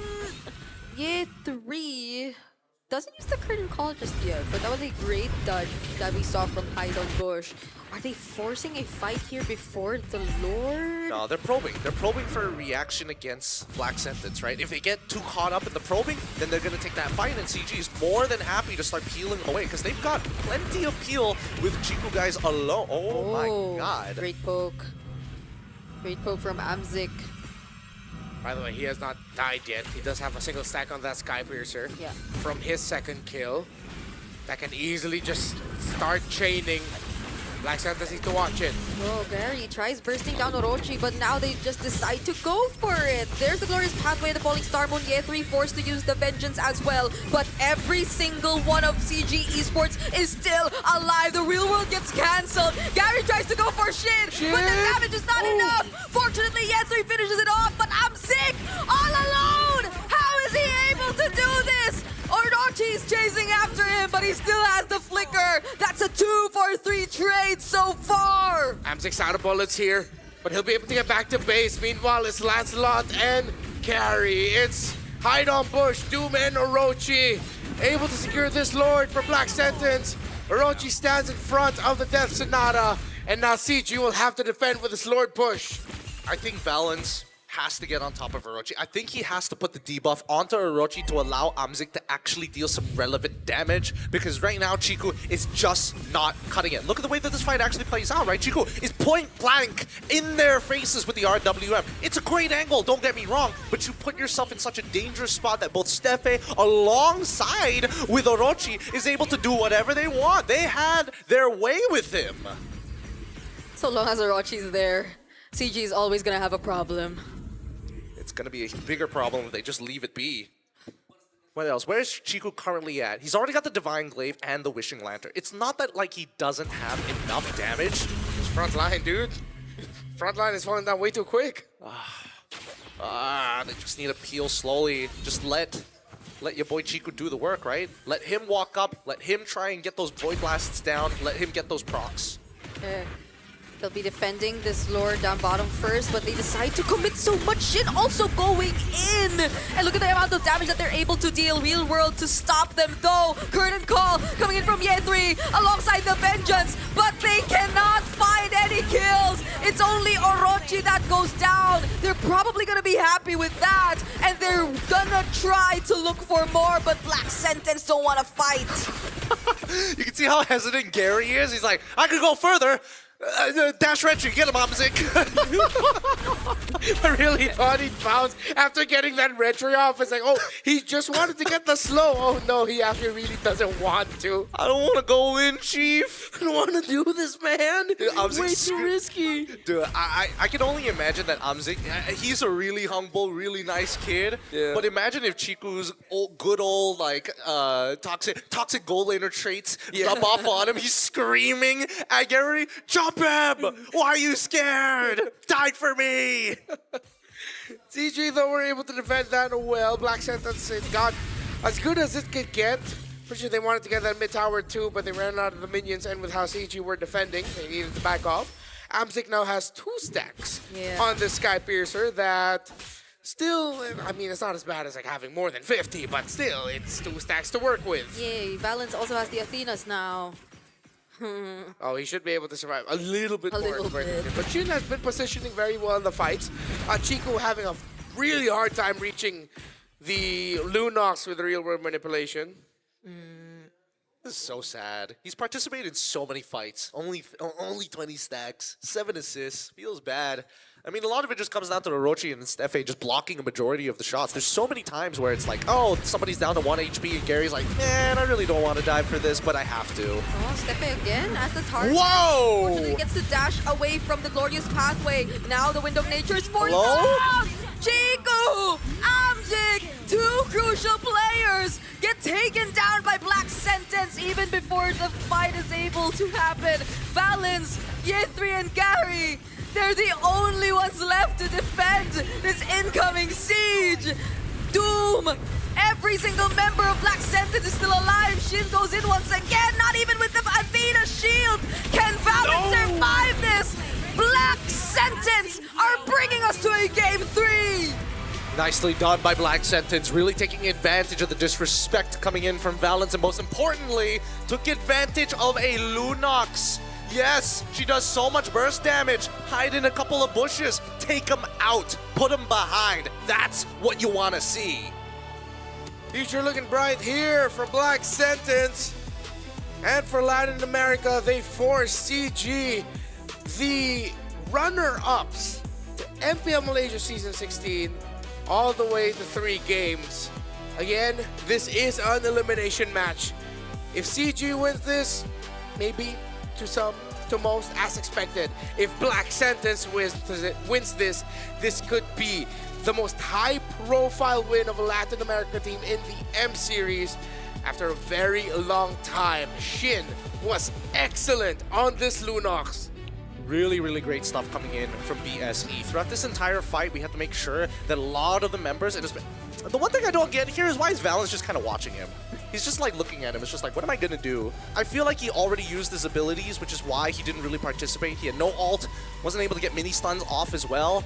Would have liked him to actually try and just, die for it, but even so, at the end of it all, there's just more scaling on the side of BSE in comparison to CG. You can see how their comms are going. They knew that they had it already. The moment that we weren't able to see the value out of the Hilda disrupting as much of BSE and their early rotations, things started to get or look a bit sideways. Chiku, it's not like all of the attention was onto Chiku anymore even. I feel like majority of the attention in the early stages of the game fell onto Valence. And that was so difficult for CG here because Valence was such a crucial player to set the tempo and to start things off for CG, but he got picked off like how many times in a row? He got bodied, man. He got put in his place.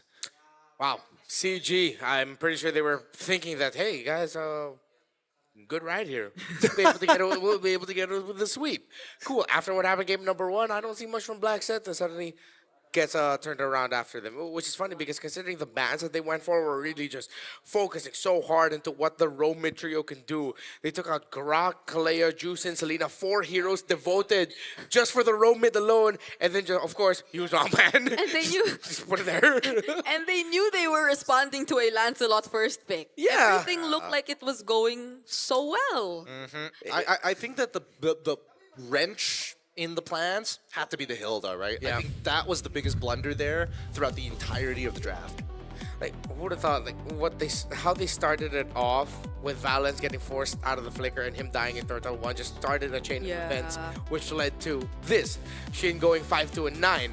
Because after that initial trade, with Valens no longer being able to comfortably front for the Eve during the next little bits of laning before they have to go around this person trying to control the river, it meant that Chico was lagging behind, and then eventually Shin was able to comfortably find kills, get farm alongside Stefan. Yep. And it's not just Shin that you got to worry about, even Doom, right? So you have 2 possible people who basically just melt you down like butter, and yet you have to be the one that actually opens up the map. Because if Chiku does it, Shin's just going to darkening forward and just blast him and force out a flicker, right? At the end of it all, I think that Orochi caused way too many problems for this team. And there was a really good argument for Amzik to not be on this Granger and actually play for a Trinity-style marksman like Moskov. But let's really break down this game. Some of the major moments that we see really came down to the early fights, because honestly, I gotta give it to BSE. They played one hell of a game. They fixed their early a lot. Their neutral objective controls, huge A+. But I think they now are really taking advantage of the draft to hurt CG. Do not give them heroes that scale that well. If you need a snowball hero like Granger, it's okay. As long as we kill him one time within the period of 8 minutes while he has Sky Piercer, you reset him back to basically nothing. But as these fights continue to progress, notice the shape of the fights. They're always fighting in enemy territory. They want to make sure that they're really close to at least one of these lanes, so maybe Hide on Bush could either charge down their targets, utilizing that wave, or better yet, just chasing the entire team down. Which is why we see, as much as CG wants to play from many different angles, from top side to bottom side, doesn't matter. If they split apart, it's a tough fight. If they stick together, it's just more value for BSE. Even during moments like this, Hide on Bush 2 was a bit too free during this entire game. The fact that they got to force out the flicker early and denied balance of the potential invades, Hide on Bush got to complete the farming rotations that he wanted to.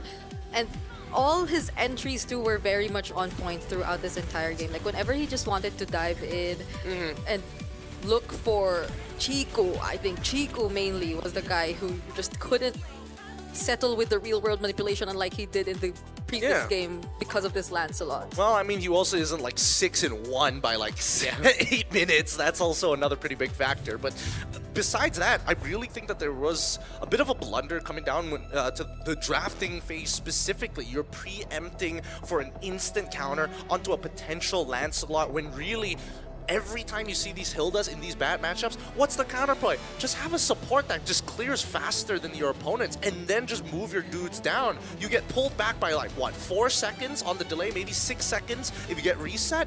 Doesn't matter. Those 6 seconds are saved as soon as your mid laner shows up. It helps you full clear. It's one of those games where you really get to see why us casters love to put a lot of focus into the mid priority. Yes. Who gets to clear minion waves faster, who forces out battle spells first during the first 3 to 4 minion waves at the center of the map, because you get this. These are the kind of results that you get wherein theoretically the Hilda should be able to mess up the lineup that has the Lancelot. If it's not the Lancelot he's messing up, it's easy for the Hilda to access Shin, access Doom, because Orochi and Steffe have to spend a little bit more time going forward, the glorious pathway forward. But then what if the Hilda suddenly struggles because they messed up in the first few minion waves? this is what you get. Exactly. And I think the biggest adjustment for the side of CG is when they start to divide their resources. Because I feel like there were so many moments where they could have done that. They could have just sent Gary up to the top side, and after that, send Valens down to the bottom side, and then whoever gets a kill, it's like, it's great. We want one of the side laners to be strong. I guess one of the ways they tried was the double laning and all that for Amzik. But like, since it was all on Amzik now, it's a bit too hard to continue and pull off. So now we're actually going to have an interview with someone who was actually a member of Influence or Rage. It's Papa Dog. He's an EXP laner. Now he's here with Black Sentence. And I believe he's actually here to help guide the team. Let's learn a little bit more about what's he doing here.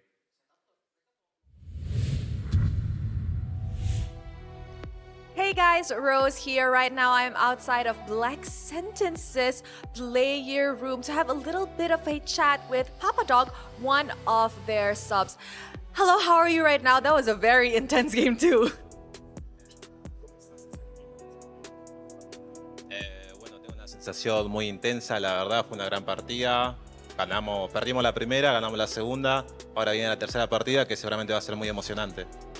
The first match was very difficult, but the second one we came very hot. So let's see what is going to happen in the third one. Yeah, just now I was passing by, I managed to look at the player room of CG Esports. They look quite intense, they look very stressed and like really focused. And then when I took a peek at Black Sentence's player room, the players were just chilling on the sofa as if a do or die match is not currently happening. How are they so chill?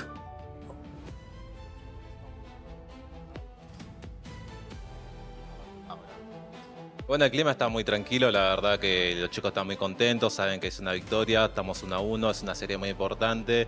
Es importante siempre después de cada partida, independientemente de ganar o perder, resetear la mente y enfocarse en la siguiente partida. They are very chill, very happy. They know the importance of the next match, but they are going to play and going to win it. Yeah, I could also understand that maybe discipline was also something that they have implemented in the game just now, right? Back then, just now, after game one, it was a very crucial game, right? What did you guys do in the player room to make sure that they had what it takes to bounce back better for game two? Was there any discussion that happened? Anything at all?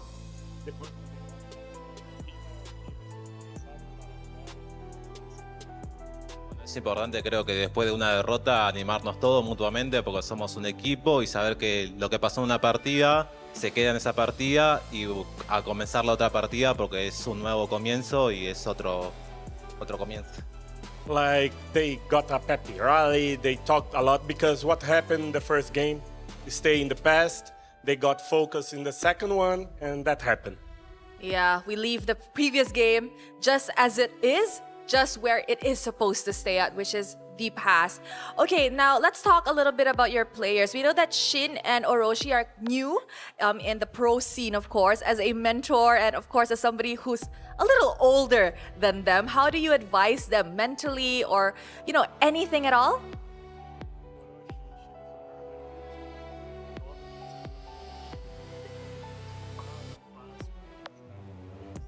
Sí, siempre intento transmitir la confianza y mi experiencia a lo que es dentro del competitivo, transmitirle que más allá de todo, siempre en cada juego den el 100% de ello y sobre todo que se diviertan, ¿no? Porque al final de cabo si estás acá es porque amas el juego.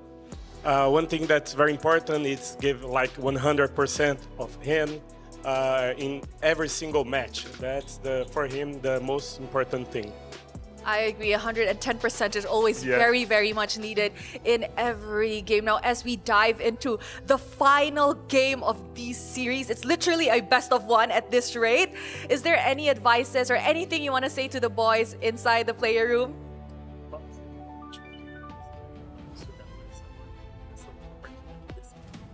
Que lo den todo y se diviertan. But basically he's saying to have fun. Yes, just have fun. As intense as the game is, always remember to have fun. You know what? Thank you so much. Thank you. I wish you guys the very best of luck in this last game of your series. In a potential do or die match, there's nothing we could do except for head into this game.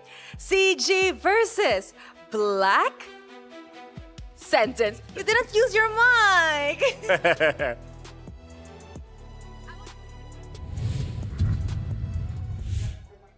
Gracias, Rosa. Imagine if we were in Latam and then we could just hear about Rosa. I wish. I really wish I could just go verbatim, word for word, be able to translate everything. Yeah. Me encanta saber de ti, Papa Dog. Great to hear from Papa Dog as always. Brigida here also with Gideon. And now it's time for us to talk about some more friends. This is my favorite portion of doing this every time, every year. Secret Lab! Are you gonna do it? Are you gonna do it? Well, Gideon always has the banger ones for No, I Secret mean Lab. the. so What? Oh wait, what happened to me? Oh my What god, be happened to careful. me? Bring it up. Oh, it seems that you've reduced the chair down to its minimum size with Secret Lab Titan Evo. Wait for ergonomics. Yeah, go for it. Oh, you go can for go for it. That was what I was asking. Okay. Okay. Look at him. Look at him. Wait, someone else joined doing this. Okay, you can do it. You can do it. You can do it. It's okay. Go wide. Go wide. I'll do it. Okay, fine. He's got it. For the elite stage, for friends climbing a mythic, Secret Lab can elevate your game with tournament-grade ergonomic support. The very same kind that powers the pros on the elite stage. So scan the QR code and pick one up for yourself here today. Because I've been sitting on these Secret Labs for 11 years. 11 years. I gotta bring that photo. It shows clearly I was sitting on a Secret Lab. Yeah, maybe at this point, if you had the Secret Lab 11 years ago, I mean, it's just the natural course of time that things degrade. It would be an Ecrit Lab to this point. But now, Secret Labs, sturdy as all hell, still going strong. And hey, if you're a Granger main, we saw it. Granger starting to make a little bit of a comeback here in the M series.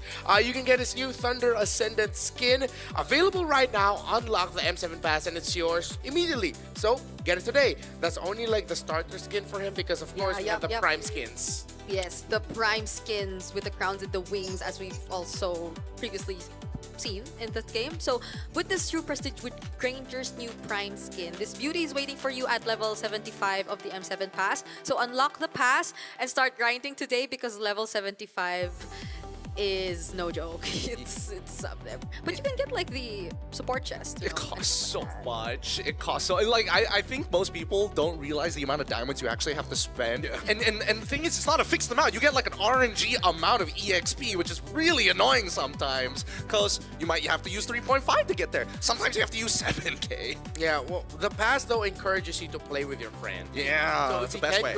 group up, like a party of 3, and then you're good. Yeah. That's the best way to do it. Depends on which rank you're in Or if you have no friends. or depending on what timing it is. Because if you start grinding 5-man in the beginning of the season, I don't know. I personally don't like it. You know what the secrets to friend is? What? Friends is? What the secret to friend is? What's that? What do you call that? Just drag a random in, and then add them. That's how you get friends. I'm too I'm too antisocial to do that. I don't even play the game with chat anymore. I completely deny the chat. I don't care. I just play the game. Yeah, just mute everything. If you can talk to me, talk through pings. I don't want to hear anything else. Really? Yep. Because there's That's the fun part. No, I just hear a lot of dumb advice like, oh, we need to target this guy. I'm like, no, you don't. What are you, brain dead? Like, come on, let's think about this. Come on, we're better than this.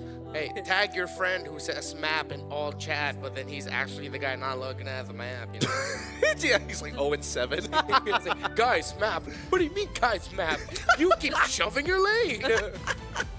Or you're gonna die 7 times. Oh, that's too funny. That's too funny. But I think there's a couple of adjustments that we need to address here. Because again, we saw the side swap.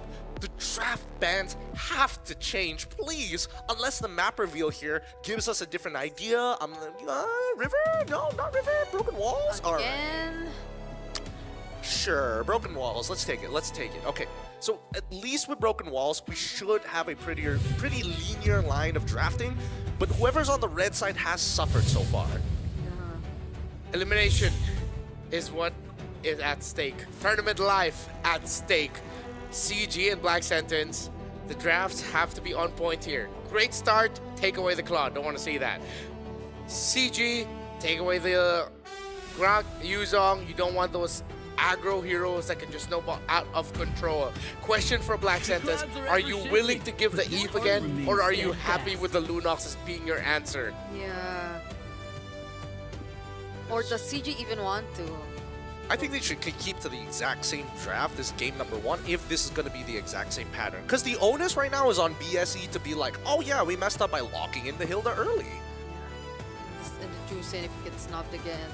Wouldn't be too surprised based on the way things are going in this game. The Sora gets taken out too.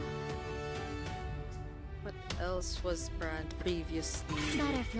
Now they take out the juice in. Yeah. Will Black Sentence open up the Kalea or ban it out? If ever, though, they ban the Kalea, then Fanny will be open. So it's up to Black Sentence to choose what kind of draft environment we're going to find ourselves in. It'll be so funny if Fanny gets opened up and just does not get looked at. Yeah. Straight up, just ignored. Fanny, I know Gary has a Fanny, but I don't remember whether it was like a really mean Fanny just yet, because usually Fanny priorities come later down the line unless the draft is pretty dictated where it's like, oh, we don't have Cho, you don't have Cleo, you have literally nothing to worry about other than the Grok. Oh, what? The carry gets prio pick. Does Black Sentence have it in them too? What are we smoking here? What is happening? What is happening? Is somebody like in front of the smoke machine just inhaling? Why was this necessary? Because the Eve Fanny is open, so. Yeah. Even if Eve Fanny is open, I think their biggest issue was scaling the last time, and they're like, okay, since Chiku can play Farsa, can play Eve, can also play Lunox, we can't. I'm sorry, Amzik, you played a strong regular season, but you gotta play carry. Shot. BSE will just pick up the Lancelot right away. They get the Eve. 2 power picks. If only I could explain their faces when the carry got locked in, but I can't. Alright, Chico, you gotta lock in Lunox, right? You don't have a choice now. You kind of put yourself in this position here. Chill, I'm just sipping a hot cup of Red Bull. So it's all good. Why is it hot? Why is it hot, sir? I like it. Don't ask. It's how I got it. It's how I get wings. Alright. What else could you potentially punish? The Lancelot is not as punishable unless you want to go for the Hilda again. Yeah. So if you go like, what, Hilda... No, actually, you know what? Just go for the Gato and save your... Yeah, I prefer the God. Okay, never mind. I mean, this works too. At the end of the day, you just need somebody to potentially threaten the Eve or make somebody else's life difficult. In this case, it's going to be Doom who has to take Purify. But the Gatot then can be open for Black Sentence too. Here's the even sadder thing. We don't see the XP lane matchup yet. I'd want to see Black Sentence open up the possibility of a Phobius so that they could consider themselves whether or not, okay, is CG going to pick up Phobius as one of their last 2, or should we just pick it up ourselves so we don't have to worry about it with the Harith?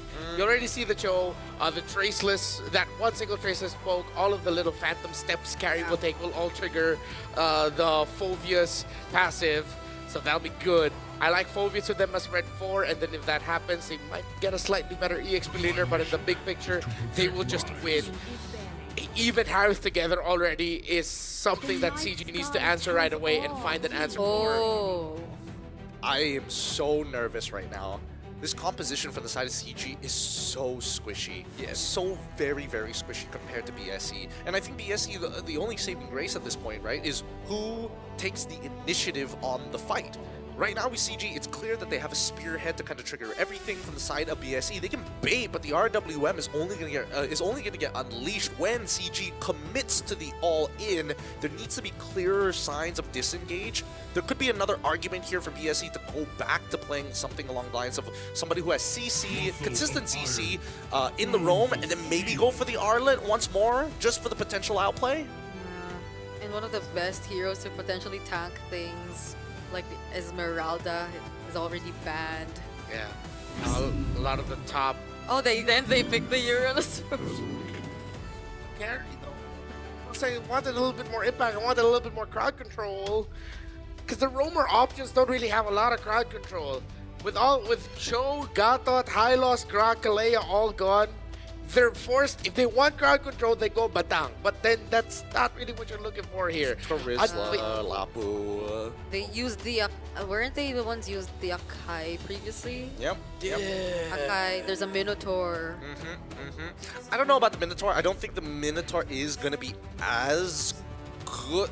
Actually, right? it's not the worst thing in the world. The problem is that it's very difficult to like find value. You can out-sustain the RWM. I think this is a much better answer to it. You're gonna RWM, you want to get in my face, you want to fight, I'm a swan song. Swans. Swan song. And there's shields from that too, by the way. So I don't know. I think that press. I think that this comp is so is like unironically dangerous, but if you take out literally any one of the pieces, it just collapses straight away. They go chip. Will be very sad. You know what? Just get Kaja actually. Oh wait, no. Do they have the raw burst? Not yet. Oh, yeah. I didn't think they'd actually go chip because they're up against an Odette, but at least they can open up the map. But I think, ooh, they really have to decide whether or not going inside the portal is really good or really bad for them. I mean. They could have gone for Tigreal. They could have gone for literally any way to cancel out the Swan Song would have been better. Even a Gwen support might have been a potential there. I don't know. This is going to be really, really difficult because the counter index says it all, right? Right now, CG have the better lineup rating and the better counter index. This early to mid-game potential coming in for BSE must be utilized right at level 4. It's a 50-50 for a do-or-die match. Potential last game of CG, and Chiku, of all people, ends up with a hero that even makes us scratch our heads. But I'm pretty sure everyone is excited to see if Chiku can channel some of that good old CG magic again at the international stage. Meanwhile, Black Sentence, a little bit more familiar, a little bit closer to home. Can they get the most high-profile win of a Latin American team in a long time in the international stage? Game 3, win or go home. Oh, yeah, I just realized now it is a Hilda EXP that we're going to be seeing in the hands of Ye3. Yeah, but I think these earlier stages of the game are going to be really, really important here, especially for EXP priority, right? Because look at Ye3, he can basically fight anybody, and Orochi is unkillable, right? So Ye3 has to find value other than his lane. That was close. Ye3. Now Black Sentence seems to be acknowledging the fact that they cannot afford to let the Hilda just constantly get out of here, and now they're paying so much attention to Ye3 in the EXP lane. Yeah. And not only slowing down Year 3, it's that they allow Orochi to get out of lane and actually help hide on bush. As sort of like a pseudo roamer early on, as Stefan and Shin get vision elsewhere. Oh wait, but he's getting bursted down though. Oh, Year 3? Thinking about it. Thinking about it. Actually kind of surprising that Valens didn't actually want to take that fight, or at least like try and flicker for it just to get the empowered auto to maybe take out Orochi, but I think it's better to not risk it at this point, considering that this is a very close fight between the two teams, and the very first neutral objective is about to spawn. Yeah. Things seem to be a bit more better now. Orochi has no idea. Fountain Shocker's there, but he is okay. Yeah, and they also use the Mountain Shocker super early, so let's see, let's see. The mid wave doesn't get cleared by CG though. Okay, fortunately CG is already 4. Now Orochi looking at the other members, zoning so much. Oh my goodness, Chico! I don't think he wanted to be there. No, no, no. Gary, give this up. Give this buff up. There's no point fighting for it. It's not worth dying for. Yeah, just go to your purple buff. You're good. You're not going to be able to get unless miraculous lash out. Oh! Gary, brother, did not expect that, but he still got it. Literally, 0 loss. 0 EXP loss. Maybe, I mean, obviously there's the turtle EXP, but whatever. At least he's not falling behind in terms of his buffs. And I think that's really important considering the EXP changes to the jungle, man. Getting your buffs is so important. So important here. Oh my goodness. How do they play this game? I'm not even 100% sure. Because look, both Ye3 alongside with Orochi are essentially doing the exact same thing. They're like, who cares about this lane? Right. Stefan has been getting a lot of... So really, it's Orochi. They still continue it. On this side of the map, they allow the Uranus to be the roamer to get vision, stay front. while cutting lanes, while managing the Hilda back into the EXP lane for the delayed rotations. While Steffe plays a little bit more back to see if he can get some nice counterplay through his ultimate. No way, yeah, 3 made a bad call on the rotation. He should have proxied the wave after he saw Uranus proxy. He ended up being a little too late. Oh! Purify already forced out. Orochi here in front of CG Esports Valence. Oh! Still had the flicker. And now they know the real world manipulation's down. The push should be back at around somewhere 40 seconds at this point. Plus Battlespell for Battlespell, but the Purify does come back earlier. So Valence won't have the surprise initiation with the Cho. Good call by Shin to commit an ultimate. EXP leaders finally see each other again here, but... Wow, riveting gameplay. Oh my lord, look at these EXP leaders. These micro plays. Oh, he almost did the damage. Whoa! This is exciting, riveting play. EXP in a nutshell, man. Steffe doesn't seem to find the right timing yet, though, for the shortcut. So far, I think that Steffe's only concern is like accidentally throwing out the shortcut and not canceling out the Swan Song. Oh, wait. Now it's CG who starts things up.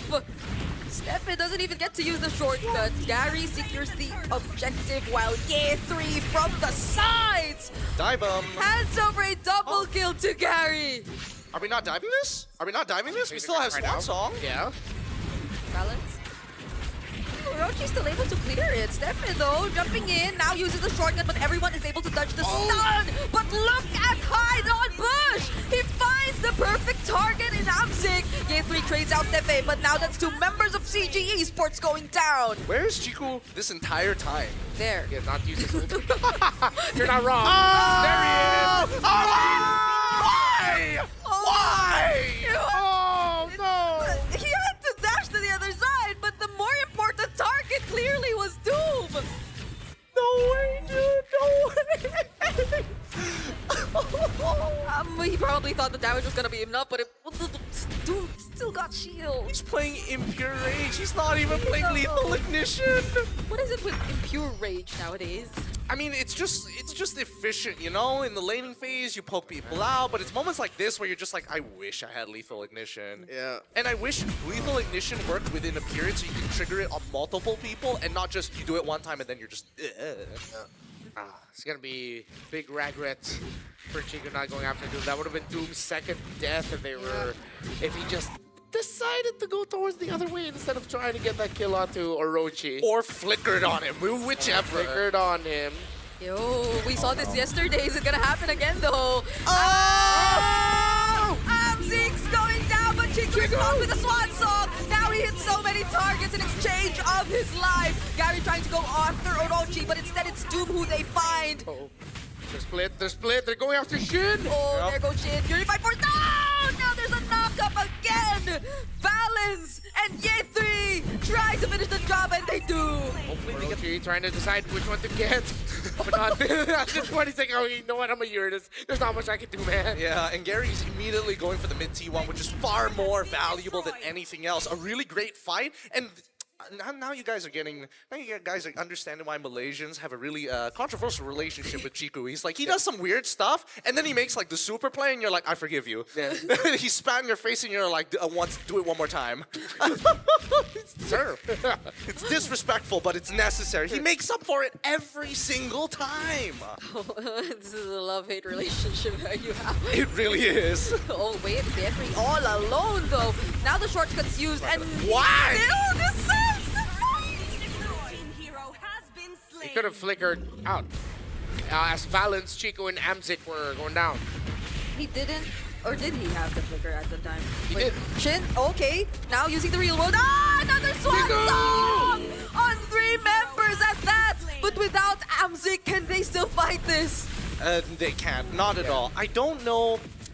Oh man, because Odette is an interesting hero, right? I feel like Chico is trying to maximize the amount of damage he gets by throwing out the stun first straight in to the Swan Song to maximize his damage, because technically the stun can bounce around if the targets are close to each other. Up top. I think they just need to.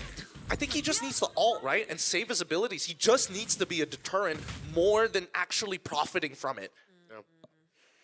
Because like for the past 2 instances where we saw the swan song, he was either waiting in the bush, trying to go for an ambush, or down bottom, he decided to go in. And even in that most recent fight, he started it by himself. So with the GG Swan being the only item so far, though, once the Oday gets to the 3rd item, then Black Sentence really needs to watch out for every Swan Song that gets stitched out. With all of them sticking together at some point, most likely he'll go for the GG Swan. Even the Lightning Torch, that's going to be really painful to deal with.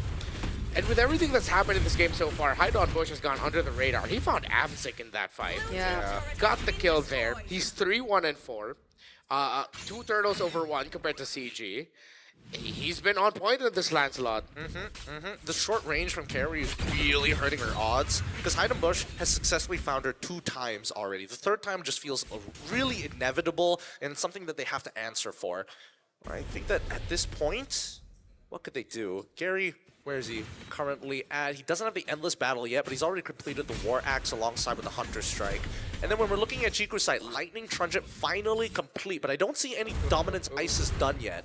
Wait, Valens. Could be big. They don't know that Steph is there. They're gonna try. You're waiting. They still don't know.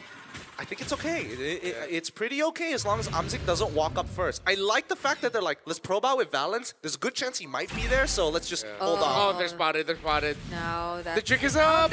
Oh! It doesn't land.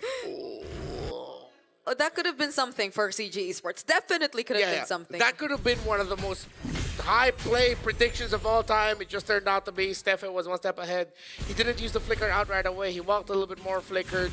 You saw it. It was almost there. I mean, it was Valens 1 step ahead, or was he 2 steps ahead? I feel like he was 2 steps. He could have just walked up, forced the flicker, and then followed up. Yeah, that's true. A bit too excited. Okay. Try and get it off. At least CG Esports now, though, have a clear adjustment. They're not letting anyone alone on the opposite side of the map because they know that there's a potential threat of Steffe with the shortcut, and they force out the Purify from Orochi there. I'm all for it. I am all for it because Orochi, they're waiting for his stacks to run out. He's going to sit on the Lord to maintain it, right? But there's no way to get him off of this realistically. Maybe Chico, guys, when he does eventually get into the Wishing Lantern, but for now, Amzik is supposed to be their main answer. And without a Trinity completed, he is just a little off of DHS. Once he gets that DHS, it's going to be a bigger problem. Wait a second. Oh, there. They said Oh, they found him. Now they have nothing to worry about. They're going for Orochi. Still not using the shortcut. There you go. Steph is still alive. 1 hit more needed. Real world manipulation committed by Shin, but all members of CG Esports are able to reposition themselves out. Thorn Throws committed by Haidon Bush. Steph is still not going home. Gary spots him. And now Black Sentence, they're all low. Yep, they got to go back to their neutral objectives, right? But first, clean up the waves. Top side is on net negative for CG. Bottom side is a net positive. Mid is already shoved in. This is a really good time to start getting involved.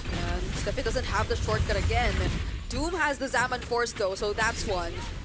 They just have to be careful. Careful is one thing, but I think that Amzik has a really tough job. That ult, as good as it is, can only take out 1 guy at a time. And they know that Orochi is pretty difficult to deal with at this point. What does he have? Does he have the Pauldron yet? No, he does not have. The Dom Ice is on its way, but he's only got Oracle, so he's praying for the best. Oh, yeah, he goes for Doom. Starting to pour something out. Purify still there on the Harith. Valens. Now Valens finds Shin. There's the Purify, however, and the real world manipulation. The shortcut too, right at the corner. Stop CG Esports from potentially pursuing this fight. Now it's Black Sentence who might be looking for the re-engage, but CG Esports, they don't want to fight anymore. Too resource hungry for everybody here. A3. Orochi zoning everyone out really, really well. Chico, he finds him there. Doesn't use the ultimate just yet. And they rely on sheer damage to do that. Now they've regained control over the Lord Pit. Steffe trying to look for an opening, but now Yari gets to secure the objective for themselves. Doom might be next, but then he gets to put himself under the turret. And CG Esports have found a way around this. Dude, Chico's holding on to that ult until next Christmas, my guy. He's waiting for 2027 before he releases it. Because so far, his ults have been interesting. And it's strange to see, but Odette so far has a 25% win rate in 4 games in the M-Series stage. Oh, wow, what? Chico posted at 80% in 5 games in MPL. I didn't realize it was 80. I thought it was still 60. I missed out on two games, I guess. CG Esports on the brink of getting a victory here. 10-7 in the kills. Come on, do the thing. Chico, a massive swan song. But he's not gonna pull the trigger just yet. He wants to really savor the moment. Is he waiting for a savage? I don't know. It's either he really wants to use it immediately or he doesn't want to use it at all. That's the thing. I feel like he wants to be in the center. Okay, Orochi now. Oh, Amzik stealing so much damage, but he has to flicker out because you can expect the same from Doom. Stico finds Doom! But on the other side of the map, Steppe also gets to use the shortcut. Ye3 though, trying to pursue Shin, and he will be successful in finding the kill. But Chiku's traded out too. Now it's Ye3 all alone. So, explain to me what the call was there. Like, how, right? How could you botch this up that hard? I mean, trying to buy time, but at this point he will eventually fall. This beast of the Black Sentence. Oh, what? Out. Oh, yeah, three. It's just not worth it. It's not worth it. Even if you get a wipeout, there's... Clear out the minion waves. Yeah. They got to deal with the minion waves.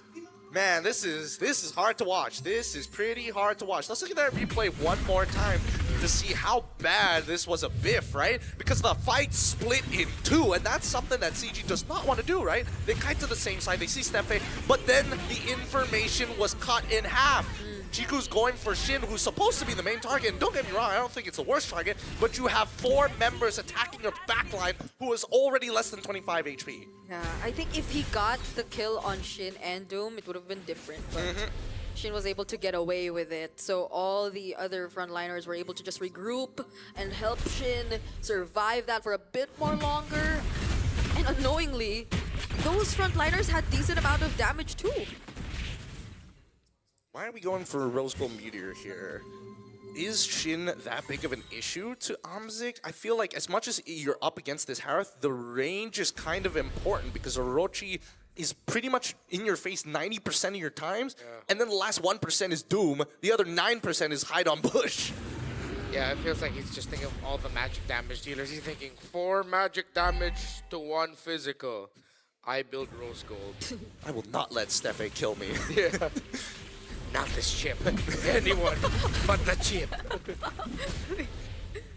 Great position by CG, by the way. Black Sentence Prio on the turtle, but they have a little bit more map control. The Sun Gary down bot, cut that. The beacon.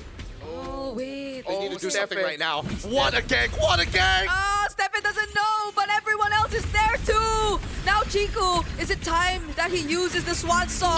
He finally does, but no one goes down. Ye3 blocking off the other members, and every single one of them remains alive. That was hot. That really was. Good thing Gary used the mountain chakra in time, because if he did it, he would have just gotten surprised. But he felt it. They knew something was up. And then they were able to spot out the chip play before it fully pushed through.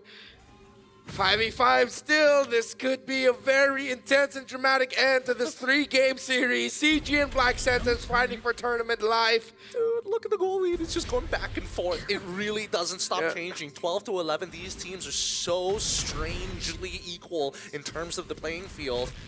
Despite having such a better composition and counter index. Oh, wait. Orochi, where's that damage coming from? Gary, he just wanted the Lord. And now that they got it, nothing matters anymore. Yep. I was thinking they'd use the chip ult to send the Lancelot back faster, but where was it? They're nervous. They're nervous. It's like Chiku's not holding it until next year, guys. He's using it this game. Yeah. They knew they're still, again, that's one of the threats of this Adet up against that chip. Even if they did decide to use it, they would have just all eaten the Swan Song. Although dead, And now CG easily got the lure. They're marching forward, very close in the items. Black Sentence has great defense, great high ground. But can they make it work, Chiku? Yep, I wouldn't be surprised if Chiku flickers in. Yep, he honestly should after this right here. Okay, doesn't have the Winter Crown, but maybe right now is a good time. Black Sentence, though, will focus on clearing out the waves first. And there goes the Chiku go in! 4 members of Black Sentence are down!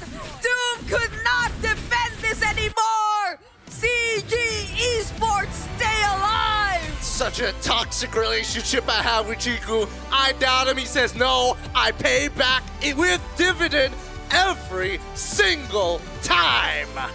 Poetic! A swan song from Chiku! Unfortunately sends Black Sentence home. And CG are still alive here. It is not a Black Friday for Malaysia. Thank you, Black Sentence, for your effort, for everything that you've done, for what you almost achieved. But it's CG who walks away victorious. A heartbreak for the region of Latam. More rebuilding to do, but great potential, a bright future, and truly competitors that could change the game in a year's time. 5 months compared to a year. Imagine if they were on the same footing. Yep. 5 months. That's how long BSE have been together. From MPL LATAM Season 1 to MPL LATAM Champions to this moment where it almost looked like they could have taken this away from CG, but hesitation meant that CG pounced. That makes it 2 Malaysian teams now. Yep. Well, not just no, this is an elimination match. bracket. Oh, yeah, Yes. that's right. So at least for CG, they make it for just one more round. Yeah. Qualification is one best of 3 away. And I mean, we're trimming down the fat here. Yeah. Heartbreak. We're to the lean meat already, and we're getting there fast. Yeah, we are. We have one more elimination match coming up today, but of course, in just a moment, we'll be hearing from CG. Unfortunately, Stefan will have to wait another year. I think you're starting to see the emotions on the faces of BSE. They were so close, but the moment of hesitation. But they knew if it was like a loss, and they used the shortcut, that would have been an easy swan song for Chico. Yep. No matter what, it was a matter of chicken. Whoever pressed the ult first, guaranteed to lose. But no matter where they decided to put Steffi, right? Exactly. G were just quick to react, and it's not react in a bad way. It's like they decided to rotate towards the bottom lane, fully knowing well that that could be the call for Black Sentence. But it's crazy. The runner-ups of Malaysia was taken to 3 games against Black Sentence. 5 months again. I hope Black Sentence considers sticking this team together. Wow. They've had a wealth of experience this M series. They started off Swiss by taking that 1 game against CFU Gaming. They struggled against Alter Ego and Team Falcons, but they took CG to their limit. There's a bright future in LATAM, and I hope the region gets behind Black Sentence, for there could be a team there to make an even deeper run in the next major international. But it is the joy of Malaysia as CG is still alive here on Swiss Stage. We're going to go on over to Rose for the interview to hear from CG. From MDL Latam to the World Championship stage in 5 months is no easy feat. Keep your heads held high, Black Sentence, and we hope to see you come back stronger next year. And now the winner of our second elimination match of the day. Give it up for CG Esports! Right now on stage, we have with me Yetri and Chiku. Boys, that was a very intense game 3. How are you both feeling right now? Feeling good. Feeling good? Chiku? Feeling tak tahu nak cakap macam mana. Hampir rasa macam nak kalah kat tadi. He felt like he almost lost just now. Yeah. Just a little bit, almost. Now, Chiku, we learned that CG is actually Scream's partners with BSE. So, did that make today's match harder or actually easier? I think harder because mostly we fighting in Swiss stage, the FYG and BSC our screen partner. So yeah, a little bit hard. It makes it harder because more or less you guys know who's going to pick and ban, who's We going know to each play other what, and rotations, all those kind of stuff. Yeah, that was a very intense full series actually. Now, Year 3, this journey in the Swiss stage so far, especially since it's your first international tournament, right? How different is CG from when you started in the Swiss stage until now? What changed? Different, maybe the confidence, because before this we lack of preparation and our team is not fully ready. But right now we are fully together and change our mindset. Fully together, and of course the mindset has definitely changed. You said that the confidence also has changed, so are you guys more confident now? Of course, we confident to going to knockout stage. Confident to go to the knockout stages. Now, yes guys, tomorrow CG Esports has actually one more do or die match to get one of the last few tickets to the knockout stages. And speaking of that, since you guys are one game away, do you feel more pressured? Pressure is come every time but I already usual to that, and maybe because whoever the opponent we try to fight. Whoever the opponents, you guys try to fight. Now, we know that back then in Malaysia, whenever you guys are stressed out, you guys would go release some stress by bowling. Have you guys done any of those activities in Jakarta to help manage the stress? Yes. Yes. Actually, 2 days ago, right? We go bowling. 2 days ago. I think yesterday night. Oh, yesterday night. Yeah. Okay, so for all of you guys who don't know, here's your little fun fact. CG uses bowling as a way to actually de-stress. Now, Chiku, I see in the audience today that you have a special buff. Yeah. Yeah. My family. Your family is here. Do you have anything you want to say to your wife, your baby? Untuk wife saya dengan Dania, hopefully kita akan balik lambat lah. InsyaAllah kalau ada rezeki. He said to his wife and to his daughter, hopefully they will go back to Malaysia later, not anytime soon. And of course, earlier today, we showed a video message from Yums, and he was giving his support to you. Is there anything you want to say to Yums? For Yum and semua SRG punya player and coaching staff mostly, terima kasih sebab banyak bagi tips kepada kita orang and membantu kita orang perbaiki masalah kita orang. Ya, terima kasih. Once again, congratulations to CG Esports for making it out of another elimination match. Thank you so much, boys. Congratulations. I will see you both tomorrow. And of course, now it's time to show it back to the casters to actually analyze what happened in this full series match.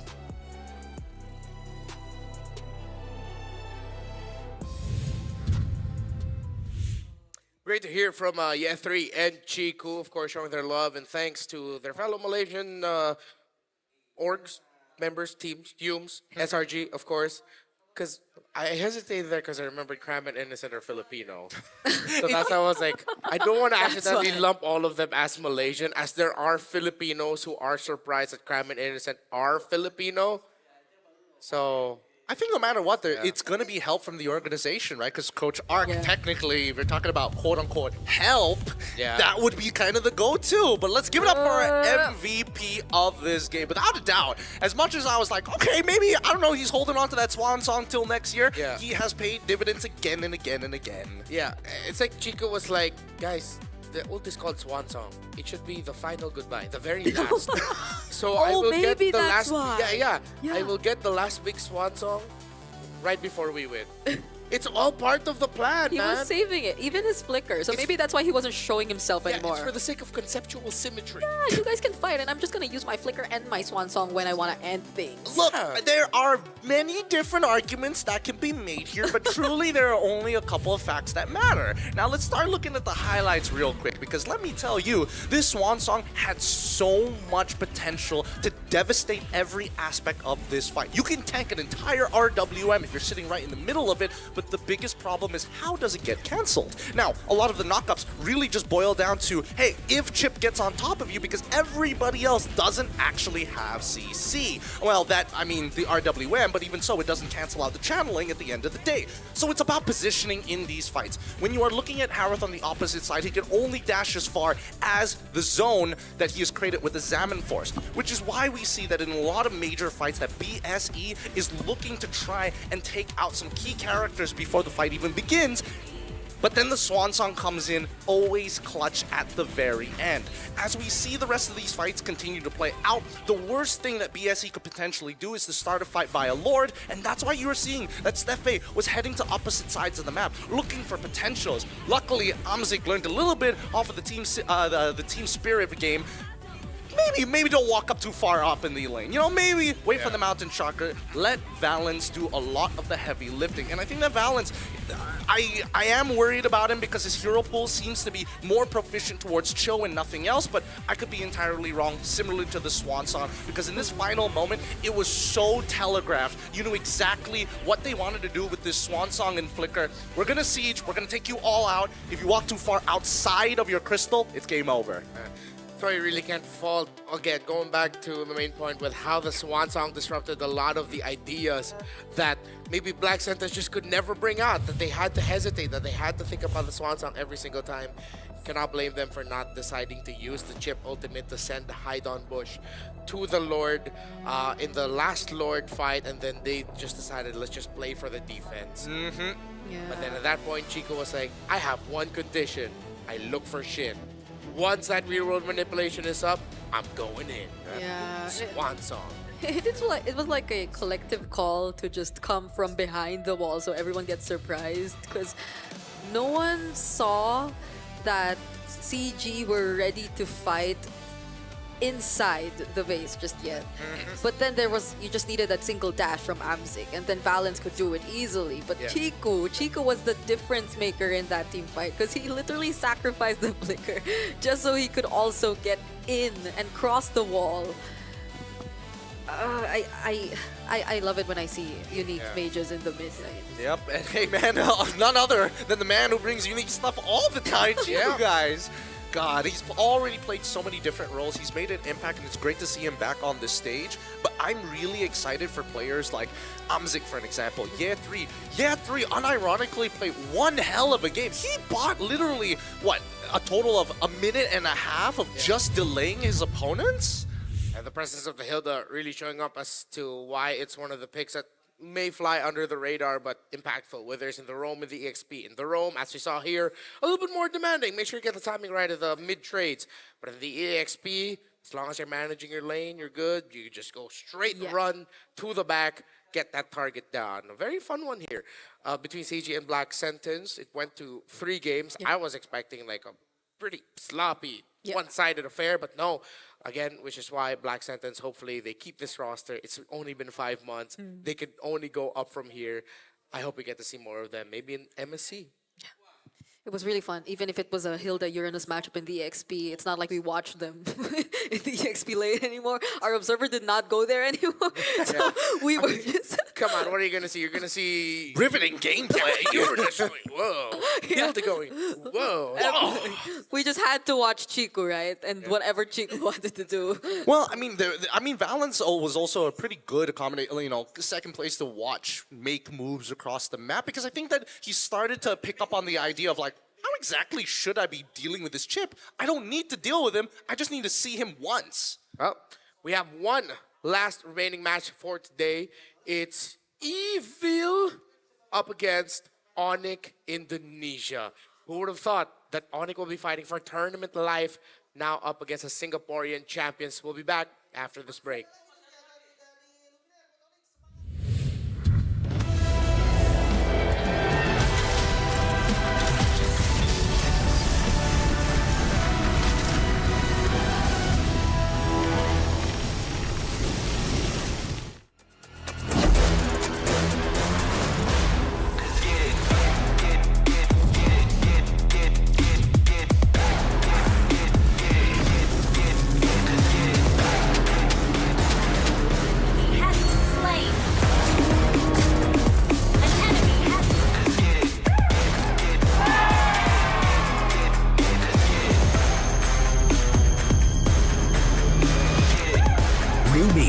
Pro, M7 official gaming foam.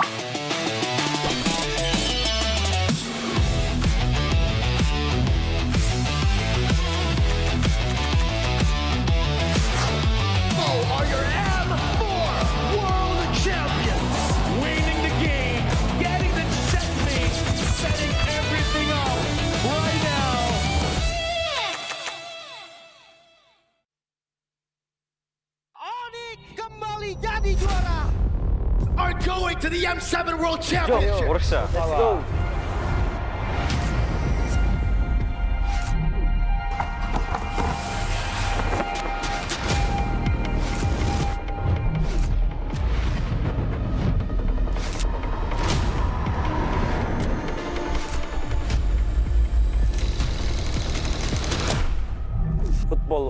uğraşıyordum. Futbolcu olmak istiyordum. Ama pandemi girdikten sonra futbola ara verdim. Birazcık da Mobile Legends oynamaya başladım o zamanlar yani yaklaşık. Que nosotros empezamos desde la MDL, la ganamos, después subimos a la MPL, también la ganamos y ahora estamos en el Mundial y también esperamos ganar. I think Team Zone is underdog in M7. Nobody expected us to be here. Evo was once a dark horse and we break through the expectation of everyone. Team Flash upon! They broke history! Even though we are coming in as a newcomer, we are not just coming in here for experience. We know we have power, that's all, we are good. Nosotros somos el equipo Dark Horse. Who do I think will be the dark horse? A bit of a Malaysian bias, but I would say CG for sure. I'll lean more towards Yangon Galactic. I don't think anyone really is expecting CG to be a threat. Kita orang bukan dark horse, kita orang cuma pendatang baru. ကျွန်တော်ကတော့အဲ့လိုတော့မထင်ဘူးအများကြီးပြင်ဆင်နေတော့ကြောင့်မလို့ပွဲတဲ့ကြရင်အကောင်းဆုံးပုံစံနဲ့ဆော့ရသွားမှာချပြသွားမယ်မလို့ချက်တော့စောင့်ကြည့်သေးတယ် Sebab kita orang ni suka invade orang, bantai orang, memang gaduh tak berhenti. ညီရဥအောင်ချရတယ်ပေါ့အားကြောင့်မို့ကျွန်တော် gracious ဆိုတာတော့ကြတယ် Agresif, kenapanya? Karena suka perang. Karena kalau misalkan bermain agresif, musuh bakal kena pressure duluan.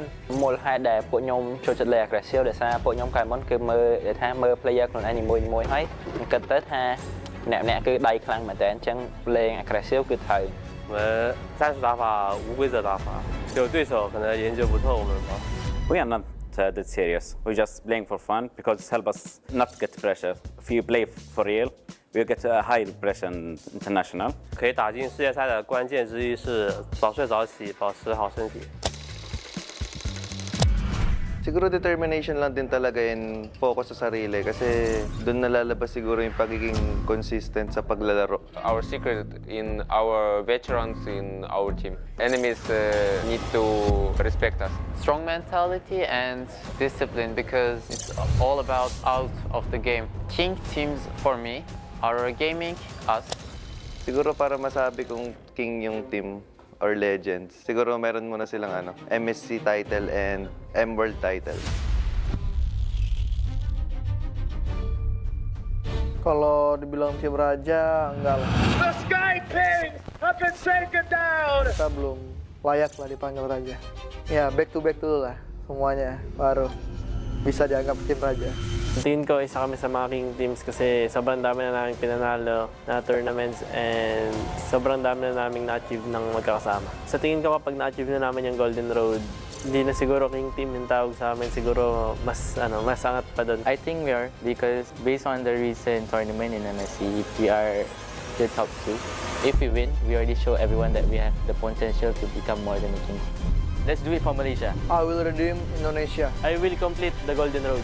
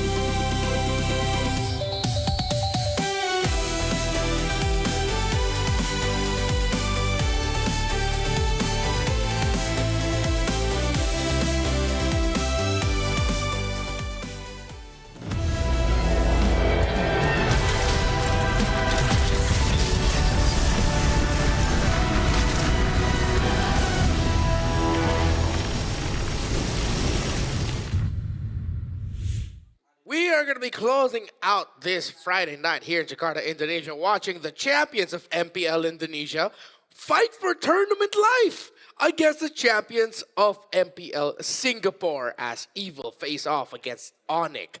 I cannot believe I'm actually saying that.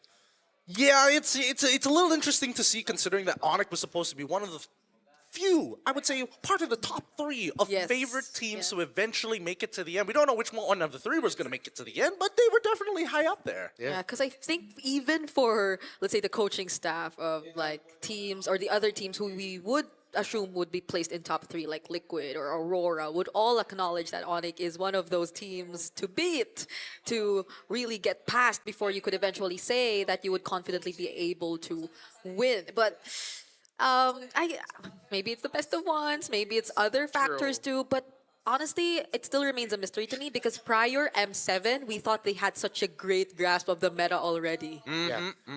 To be fair, again, to Onyx, this is the first time we're going to be seeing them in a best of 3 match here at M7, as they have only faced off in the BO1s against Boostgate, Yangon, Team Spirit. But that just really contextualizes this thing that I can't believe that a team the caliber of Onyx ID struggles in a BO1 format, whereas they're the team that they faced in the grand finals of MPL Indonesia Season 16, Alter Ego, have gone perfect against Aurora Turkey, Black Sentence, and then they swept the team that beat Onyx in Yangon Galactica. So the Sky Kings must rise before evil takes control. I like that headline. That's pretty good. Nobody thought that we'll be here, but we're here. It's Singapore's champion taking on the champions of Indonesia and one of the favorites to win the entire tournament in an elimination match. Yeah, Wow. M7 is something else. If we end the Swiss stage in a similar fashion as to how we ended Wildcard, which was like a major upset or a team we expected to advance not advancing, then that'll be crazy. But I think a lot of us are in agreement that this favors Onyx. Yeah, no, it definitely favors Onyx, and considering their entire run up to until this point, it seems like they had issues of being a little. Again, this team is very much free flow, right? We gotta have creative ways. We gotta be able to kind of flow, be able to get people into the fights, in and out every single time, but they lack decisiveness. And I think that's something that we saw in their past 2 losses. They weren't decisive enough to take an initial fight. And sometimes even on their wins, that's why we only see up until the late game where that free flow really matters take into effect. Yeah, because I'm surprised. Like, the drafts they tend to go for are still, I'd say, centered around Kiboy Sans and the plays they can make. But as you said, they look like they're trying to go for it, but then they don't. So I think that's also one of the things we want to look out for. One thing Onyx can look at is that history works well for them in the sense that the last time we saw an Indonesian champion in the M series started off 1-2. They eventually made it to the grand finals. I'm talking about Team Liquid Indonesia in the M6 World Championship, where that was the record they started with. Well, but now looking at Evil in the history of Singapore in this format, NIP Flash were pretty darn good during M6. They lost to CFU, they beat Aurora PH, they beat S2G, then they would go on to take a then really hot in the tournament Twisted Minds to be the 3rd team to secure, or excuse me, 4th team to secure their slot. That was M6.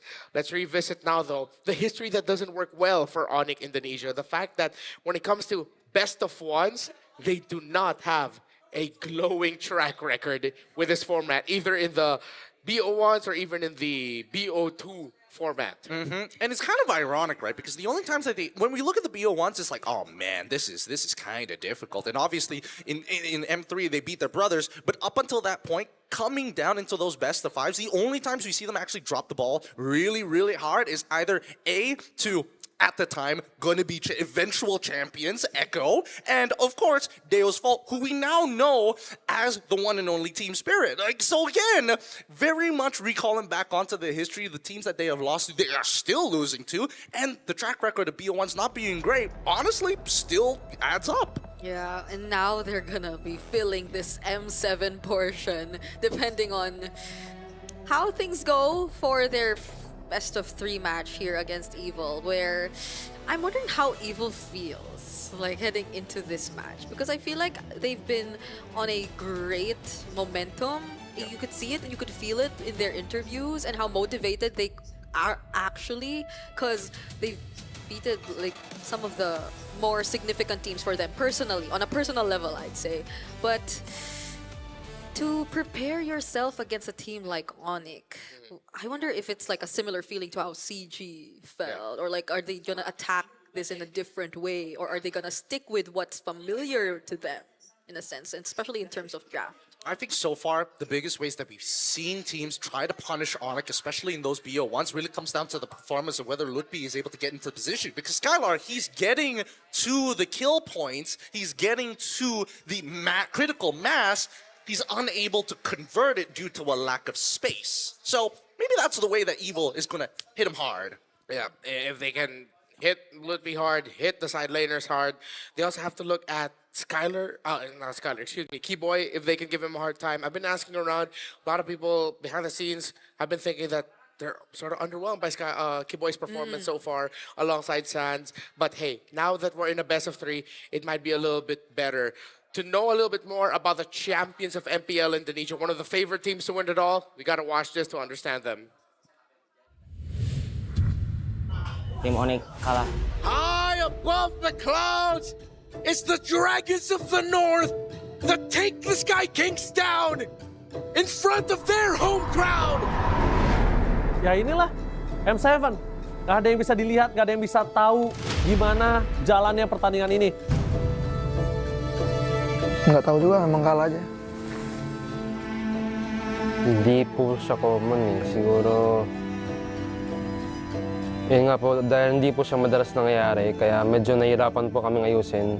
И мы знали, что Оники достаточно в плохой форме, и этот матч можно спокойно выиграть. Normally, when you see a team struggling, you have to see about the inside and the outside of the game. Based from the outside, I just think that they are not in sync right now and they have some communication issues. Ya kita main menang kalah, maksudnya menang bareng kalah bareng gitu. Kita nggak ada kayak ngesalahin satu player atau gimana. I don't know what I can say. They still bad drafting, bad playing, and have a lot of mistakes and in gameplay, in micro, in macro, in some strategies, in some fights, in some drafting also. For me, kailangan na nilang ilabas yung talagang hero nila. Huwag na sila mag-try ng any composition. Sometimes it can be a simple problem that can, kind of affect your team. Mungkin dari tekanan pressure dari fans juga ya. Karena kan kalau di Indonesia diharapkan banget untuk menang.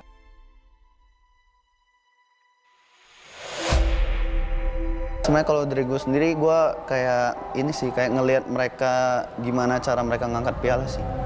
Jadi kayak benar-benar itu ibaratnya kayak redemption dari dalam diri gue. Dia akan melakukan yang terbaik dan meningkatkan lagi cara bermainnya. Untuk Onyx tetap semangat. Semangat ya. Onyx semangat terus. Let's go Onyx. Comeback stronger Onyx. It's time Onyx. Community sentiment is that Onyx needs to stop experimenting and ego drafting. But should they?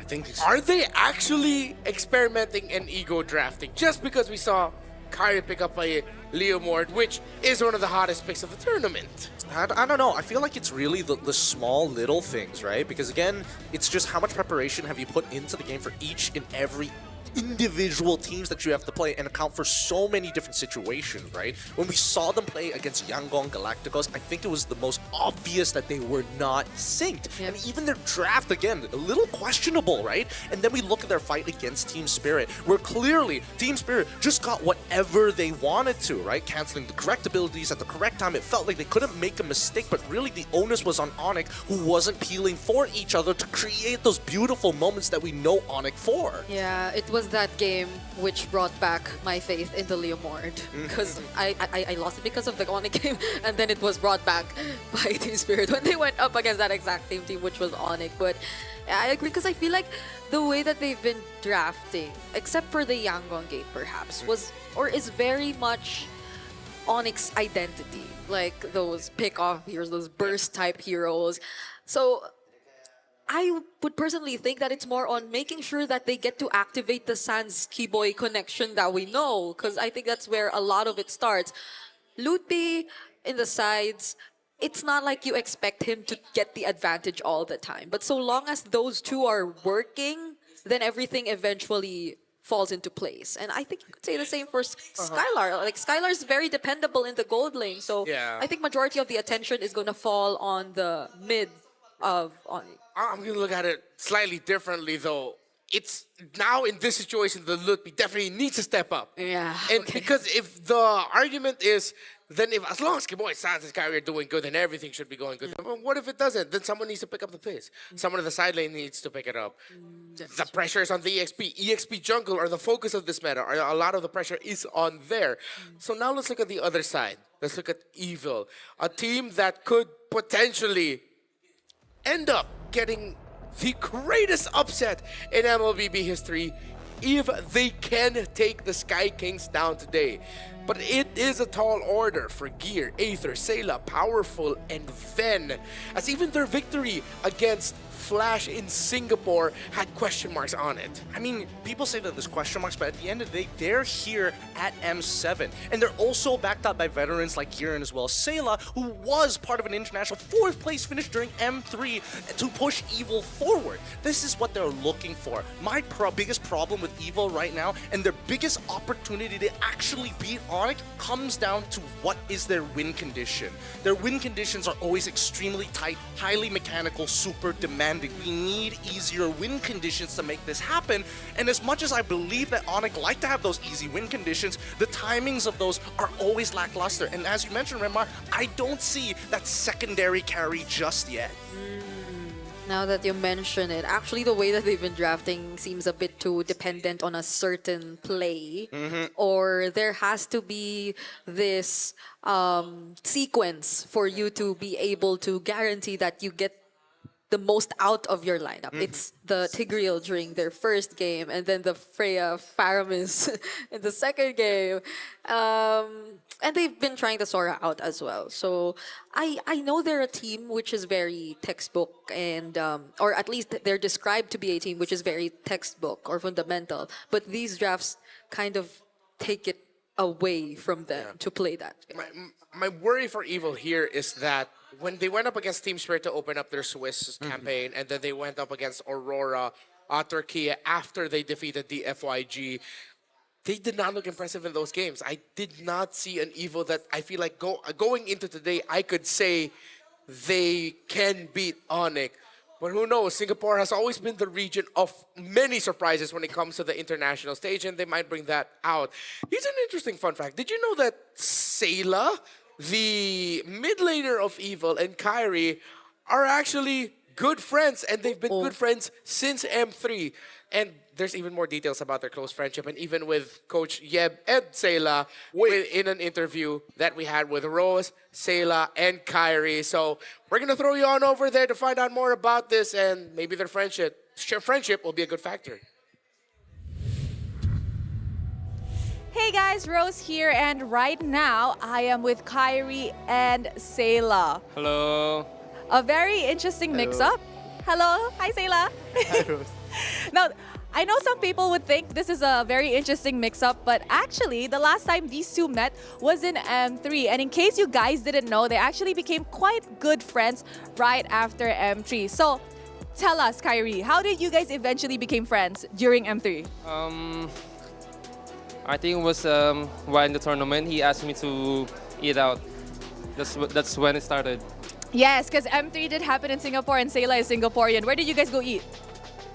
Haidilao. Hot pot. Hot pot. A good choice, a very good choice. So, Sayla, so after so long, how do you feel finally meeting Kyrie again? Did you miss him? Yes. But I mean, I met him quite a few times throughout since M3, so we've been keeping in touch since. They've been keeping in touch. Okay, since the mic is with Sayla, Sayla, what was your first impression of Kyrie in M3? Actually, his vibes is very similar to me. We are both really shy. So, yeah. What about you, Kai? I think the same as his answer. It was also, my first impression of him was, he was like a shy boy. Yeah, shy introvert. Yeah, M3 was definitely quite a while back. Now, what's your impression of him now? Still the same, I think.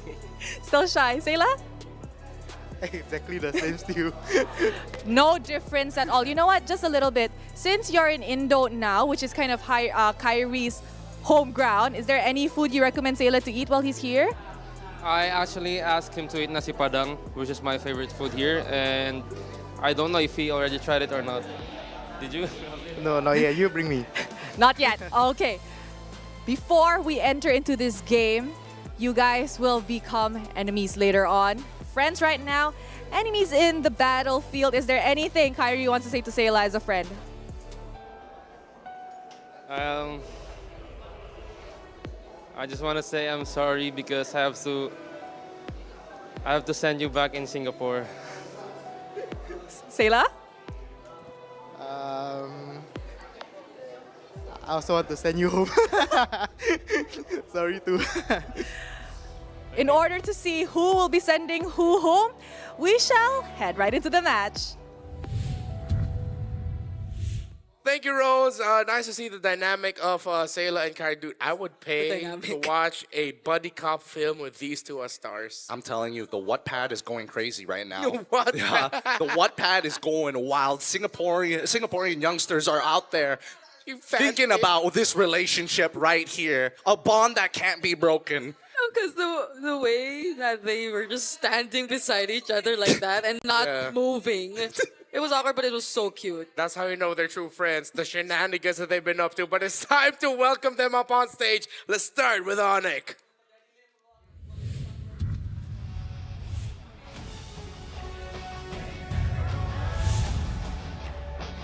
They are down, but not out just yet.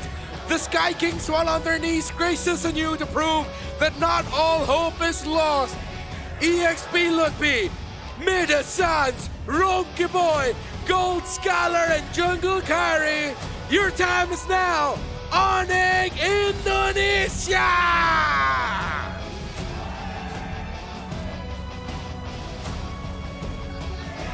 The home crowd has shown up. EXO Hall is filled with Sonics. But maybe, just maybe, it's a team from Singapore. They're champions and a little bit of evil that can spice things up. And on the other side, from the Philippines runner-up now facing Indonesia's champion, does Singapore's representative have what it takes to pull off a great upset? It's Gear, Aether, Sayla, Powerful, and Ven. Take control! Evil! This team has worked far too hard to get eliminated now. Singapore, known to be upsetters in every international tournament. This could be their moment that could change a lifetime and a generation for MLBB esports within their own region. Of course, we have the brawn lined up in front of us. We must get the brains up on stage. Give it up for the coaches for both Evil and as well as Onik. From the side of Evil, it's Coach Bitoy. And from Onik, it's Coach Adi and CW. Once again, we'd like to thank Gary the Marshal, making sure that everything is running smooth up on that stage. All technical issues will be handled. A lot of us are thinking this is probably going to go a very specific and predictable way. But what if just a little bit more magic from Singapore, a little bit more shock? What if that DNA of NIP Flash or the now Flash is still there in Evil? And it might just be enough to shock the champions of Indonesia. Here's the champions of Singapore on your screens. Yeah, because if you're talking about the magic of Singapore and their lineups or their runs ever since in international tournaments, it always feels as if it's an almost there. Like they bring out something and then they almost accomplish the upsets, but it's never enough. And that's been the trend for Flash for how many times now in a row? But now it's different. It's not Flash that we're seeing, it's Evil who defeated Flash. And with this mixture of new or young bloods and veterans, this might just be that recipe to accomplish that.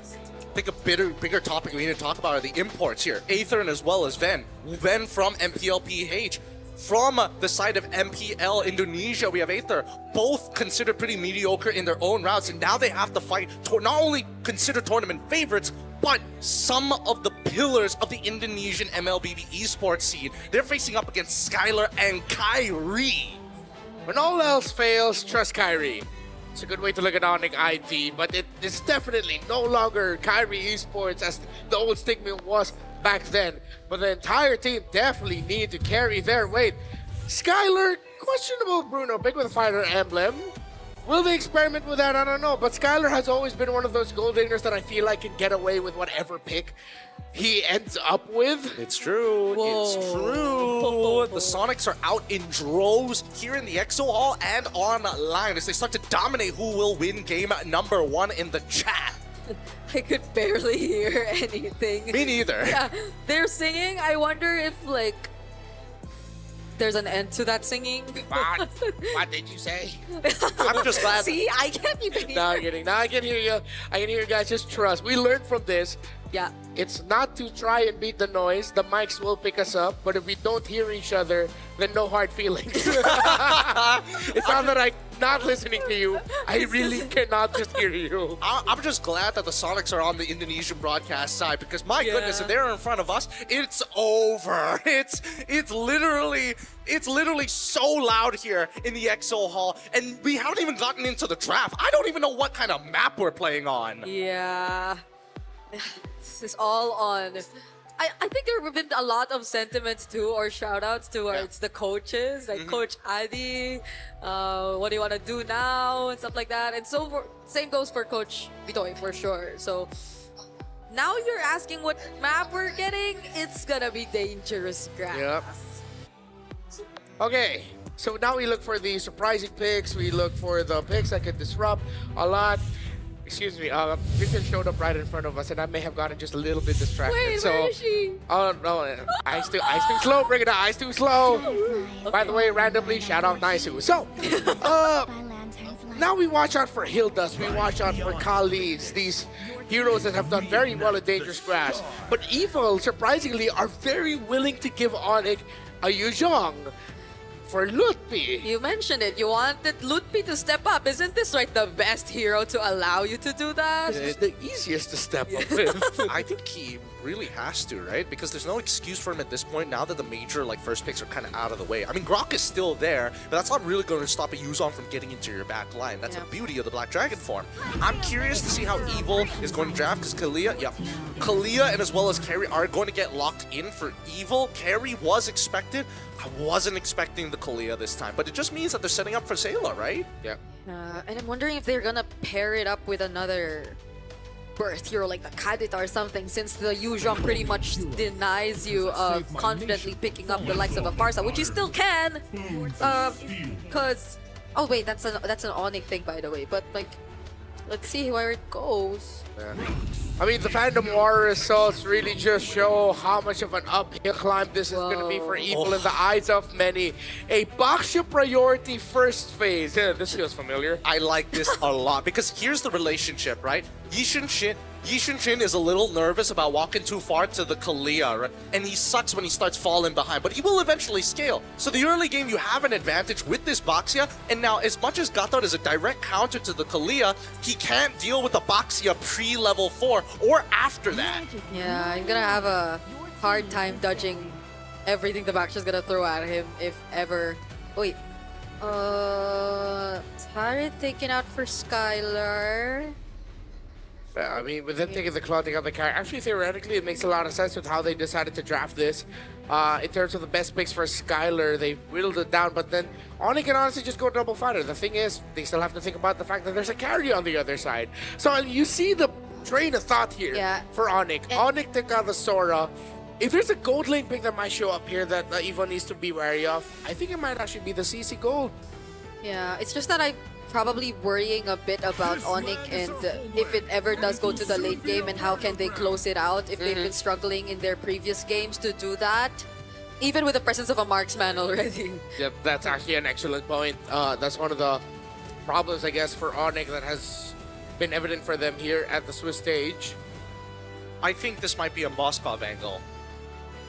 I think that there's a potential for Moskov to actually get played here for the side of Onyx, but it really depends, right? Because at the end of it, double fighters is still very much on the table. Loyi gets banned out here, but considering that Onyx is already getting rid of things like Lapu Lapu, I think they're either setting up for a potential Farsa, because it doesn't look that good if Farsa goes on Evil's side. Onyx is going to give them that choice and take whatever's left. In that case, it's probably going to be Lunox, right? Yeah, the Lunox would actually be nasty for Onyx. Ban glue. give him Lunox and Carry Uranus. together is just. Maybe they're not thinking about the Lunox considering the ban of the Uranus, because honestly, they would have had they already had the tools to deal with it. Yeah, let's see if this is a mid lane pick coming in from Evil, right? Because they can opt not to go for it. Yeah. Farsa's still available if they want the range. Double fighters might be difficult. They could save mid to show their XP. I mean, like, it's no hiding the fact that this box is going to go into the jungle. What do you put against the Yuzhong, though? The Era. I think you just go Glue, right? Yeah. That's kind of like the only thing. All right. Okay. That's going to be Farsa, and then Glue here. Onyx, if they want to like really ruin his day, they can preemptively just go, you know what, I'm going to go into the Farmus, even though it kind of sucks against the Farsa. But considering that this is Onyx's time to really take advantage of the best of three, let's stick to standard stuff. Yeah. Will Sans end up getting the Kadita, considering it's still open for him? Yeah, I feel like Sans is not gonna farm his. It's just not giving Sans. It's not giving Sans? Not unless they're planning to pair it up with something really, like what we saw in previous series, but still seems like a really good. Oh no, Nick, what the heck? Because they know the glue's coming up. Yeah. As expected, they pick up the CC. Yeah, this is what I was worried about. It's just what was going to be the mid lane pick, and the mid lane pick determines what the side lane pick Are you is. still gonna glue? The hell no. Hell nah. You're gonna lose your little longs really quick. Yeah, there we go. Yeah, from the Arlot into the Faramis. But that's still somewhat a great way to deal with the Faramis too. Yeah. So like. Well, I mean, I suppose, but I still think that at the end of the day, this is some really tight win conditions from either side, right? Yeah. Because they're immediately looking to answer a problem with a solution, and that's the entire draft. You show a problem, I instantly answer. And now it's come to the point that it's so convoluted, the ordering and the stack matters more than how the composition positions. Interesting decisions for these two. Lineup rating, though, will lean towards Onyx. Early to late game potential, way better. The damage potential, though, the hypothetical damage potential of Evil, really, really good. Maybe that's where they'll play it through. As the drums of the Sonics thunder out in EXO Hall, we welcome you to game number 1 is best of 3 elimination series. Two champions face off, the champions of Singapore, Evil, and the champions of Indonesia, Onyx. Let's get this last BO3 on the road. Everybody has been excited to see whether or not Onyx has recovered from the previous mental and emotional damage played throughout the best of ones here at the Swiss stage. Yeah. The drums have stopped, but their voices did not. We're already in game, but we're still hearing the Sonics cheer loud and clear. So now we finally get to see, will Lutpi actually live up to whatever we mentioned? And does Keyboy actually get back in shape? I think he does, because again, Lutpi, he knows this. He doesn't want to mess up level 1. As soon as he hits level 2, he's got a pretty good chance at finding a solo kill onto Gear, and Gear's well aware of it. It's all about maintaining lane pressure. It all means where you don't lose your HP. Losing HP, or at least losing your... No, he misses that, right? Yeah. He wings by wings in. Now Keyboy gets the taunt. Sayla already pretty low, but none of them will use the flicker just yet.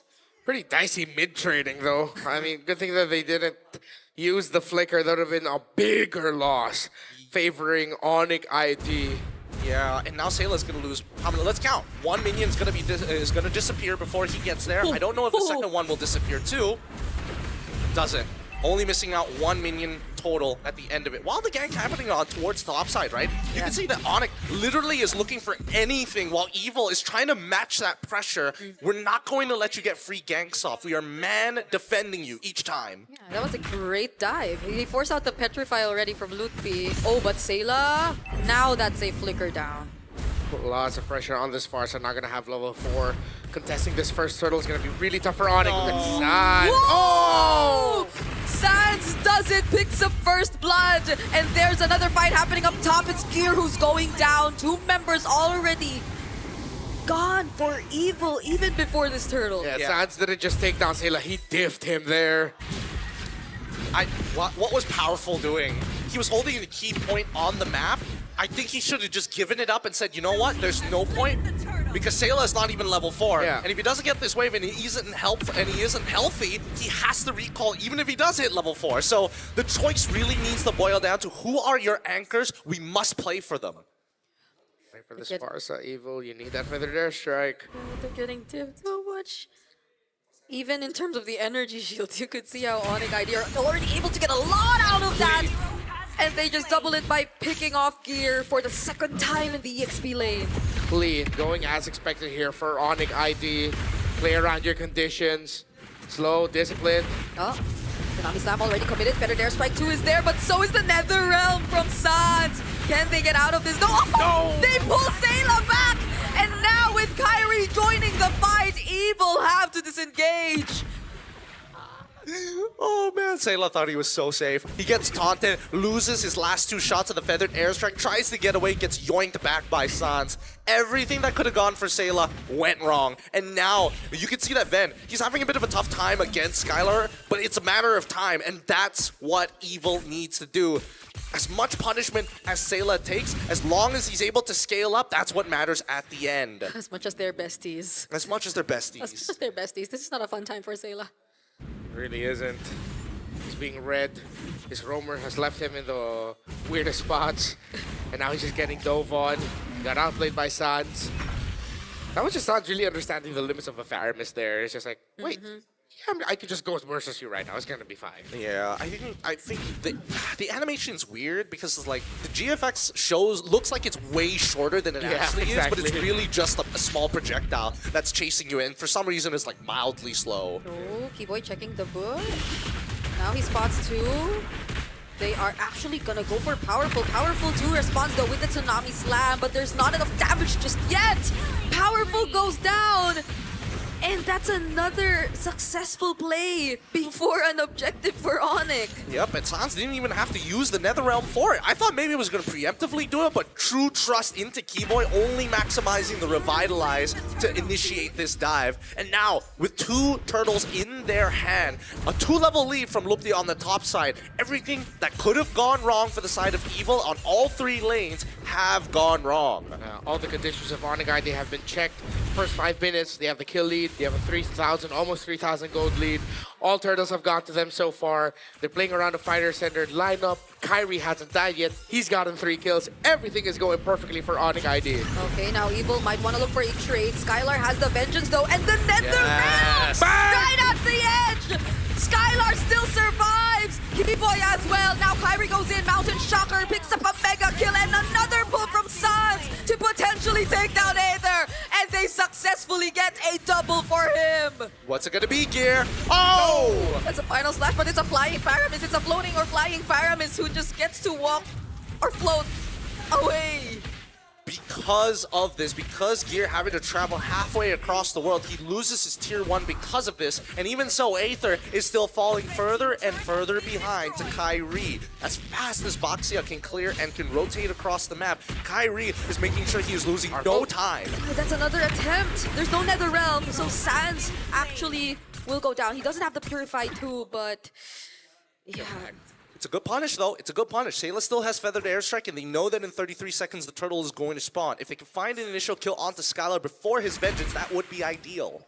Alright, Evil will now eye this lower turret. Skylar will be ready. Keyboy as well. Yeah. He has the AOG available for him. Here comes Sans, also has Nether Realm. He's already back. Yeah, Keyboy and Sans are showing themselves, made Evil go, nope, let's not do this. Which is sad. They're not going to be able to find a trade because Kyrie is pushing up top. He's going to steal the orange buff away from Aether too. So Gear's going to see if he can try and cover, but Kyrie got away too fast. And that's a tempo punish right there. Your indecision has costed you. Now Turtle's coming up and you're going to be way far behind. 3-level difference. Oh, now they finally trade. Skylar will be the sacrifice, but they could potentially pick up the turtle after this. They're gonna block off the entry points for Evil. Do they still actually want to look for an opportunity? They see Powerful, but he's just gonna back off. Kyrie's also making his way down to the bot side of the map, and so far, everything that has happened, Gear has not been able to really participate in any of these fights. It's starting to frustrate him because he is just bleeding out money every time he walks out of the lane. Yeah, the laning phase is terrible for Gear. Now he's really just a final slash machine. See if we can make the most out of that. Maybe if you can even get like a Dauntless Strike, if Vengeance in. It's not going to be the big impact outside of the ultimate. Evil still trying to find a way to recover. The unfortunate thing about the pick off of the Skylar in the bottom lane is that it happened while the minions weren't there for them. So instead of it being a kill plus a turret, it was just a kill while waiting for the minions. Yeah, and now they're going to make an attempt to group as 5. Ludwig still has Petrify, and that's something that Ven just honestly, considering that he is currently running... What is he running? What is he running? I can't remember. Flicker, right? Is he running Flicker or Purify? Yeah. Flicker, there we go. Then he shouldn't be walking up so closer. Yeah, because he will get one shot. Ooh. That was so close. I think Aether was able to recall back. Yeah. But again, he's still second in gold, so it's not too bad for Evil just yet. If they're just banking on the idea of Ven eventually being the focal point of this draft. The thing is, though, Evil cannot defend. They can't even defend their own resources. Yeah. That you're not necessarily playing to get a lot of farm for your Baksha, but the YSS is getting all the farm, meaning that one of the main cores for Onyx is really getting resources. Yep, the trade isn't fair.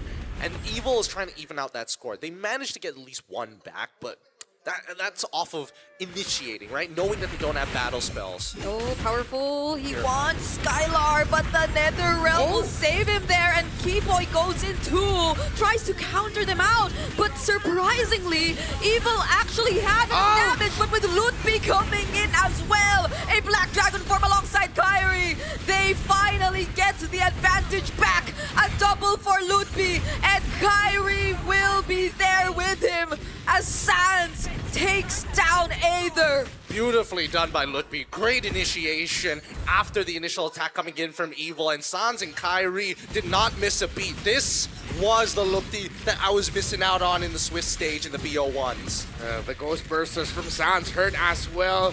It's Ghost Bursters with Lightning Crunch, and everyone was close together, and now Onyx gets the Free Lord 6,000 and climbing for their gold lead. Let's look back at the instant replay to see that pretty disgusting damage that Sans and the rest of Onyx were able to dish out. And that's the thing, right? Because when you see the AOG come in, and even the Feathered Airstrike, once Keyboy was on top and managed just to get the taunt, things started to go wrong after the Netherrealm, right? That's when Lupti gets into the middle of it. The knockup ends up hitting Powerful accidentally, and Powerful honestly shouldn't have dived him in the first place after seeing the Furious dive. Seems like he forced it there. He used the Tidal Strike to get close. The range wasn't enough just yet. I think there was a flicker that was committed too just to secure that. And again, the Lord just spawned so fast. So now, in no time, Onyx ID, they're just this close to getting rid of all the remaining outer turrets from Evil. And this is not looking too good. Oh, unfortunate. No more holy shields for mid too. Yeah, really good spacing coming in from Sans. He knows exactly what he's doing here, but now they're also getting the holy shielding on that top side as well. Wait, the Lord doesn't take the damage! Oh, they could still utilize this if they wanted to, but they're gonna respect Evil and their potential. They know that the final slash, the knockups from Powerful are available too. Okay. Okay. Oh, that's the curtain call AOG combo. And now it's going back for ID. They finally go for the dive alongside the Netherrealm. They're trying to walk away, but Kyrie doesn't let him. Onyx ID are so close to taking away game number 1. But can Ven make something happen? They don't even get to clear that single minion left. And that's gonna be game 1 over to Onyx ID. Wow, what a game! What a game we got lined up here today. Really well played coming in from the side of Onyx, making sure that their fluid motions really brought up a new level of play. Win the laning phase on all 3 of the lanes. Have the time of your life during the mid game. My goodness, the adjustments. Yeah, that was way too easy for Onyx. Honestly, even it feels like Evil were wondering, it's like, how could that have gone better for us? That was just Onyx being Onyx. Ludwig stepped up, dominated gear in lane. Keyboy and Sans, deaths and trades here and there, but ultimately got the job done. They got their winning conditions, all of them. Easy win for Onyx. Really, really good stuff. Again, this is only the very first match here as they start heading on over into the back, making sure they're keeping the fans' hopes alive. But this was the major combo, right? Again, we didn't get to see it too often, but it's something that they had in their arsenal this entire time. It's the curtain call into the AOG. It's really hard. It's an almost guaranteed hit on the AOG every single time, and they only whipped it out right at the end. Yeah, what was that? What was Aether and Powerful caught together, I think. So you get those two players out, and Ven couldn't do much anymore, not even with the presence of the Arlott by his side. There's no other way to look at it than you're seeing here the Sky Kings. This is peak Onyx form. But what I like about this performance is that I didn't really see a lot of moments that made me go, what are you doing there? It was just a whole load of, they were all there at the right time, initiated at the right time, entered at the right time. Everything was just at the perfect timing for Onyx time. After all the series we've been through today, it feels weird to not have a what was that one. Exactly. No, I'm happy about it. I'm happy about it. It keeps the right side of my brain still active before it runs out of gas. And at the very least, looking at the way that Onyx is playing, it's really telling Evil, hey, you are the ones who need to crack us, not the other way around. Once Onyx gets the tempo, they get into that flow state. And that's something that we need to address, because why did Onyx decide, you know what, we could have dove at any point in time knowing that we have the Faramis in hand and the Black Dragon form. So why didn't they do it right at the top side inhibitor and instead went straight into mid? Final slash. Still, a massive amount of respect despite Gear being 0-2 by the time he got involved in these fights. Yeah, it's like every single time they knew that there is even the slightest chance that Evil could get maybe 1 or 2 members out or force a couple things out, then they would rather not risk it. Because I think we saw a glimpse of it almost happening in the mid lane. Before Lutpi jumped in, and I'm not sure if he used the Petrify, but basically he was the guy who seemingly went for the cleanup or allowed Kyrie to go for the cleanup. So that was a moment where it could have happened, but Onyx were just too careful about it, and they made sure that this ended in less than 12 minutes. Yeah, let's go. Ludwig finally didn't get shafted in lane and now shows us what an EXP can do given the right amount of resources. He doesn't need a lot. He's 3-0-7. A majority of his participations were just assists. Yeah. Really easy to step up with one of the strongest lane bullies in the game, but to be able to shine with it, get an MVP performance with it, that's a little bit more difficult because it means it's requesting perfection of you to make the most out of your Furious Dive, all your combinations to apply the pressure at the right time, which is exactly what Lut P did.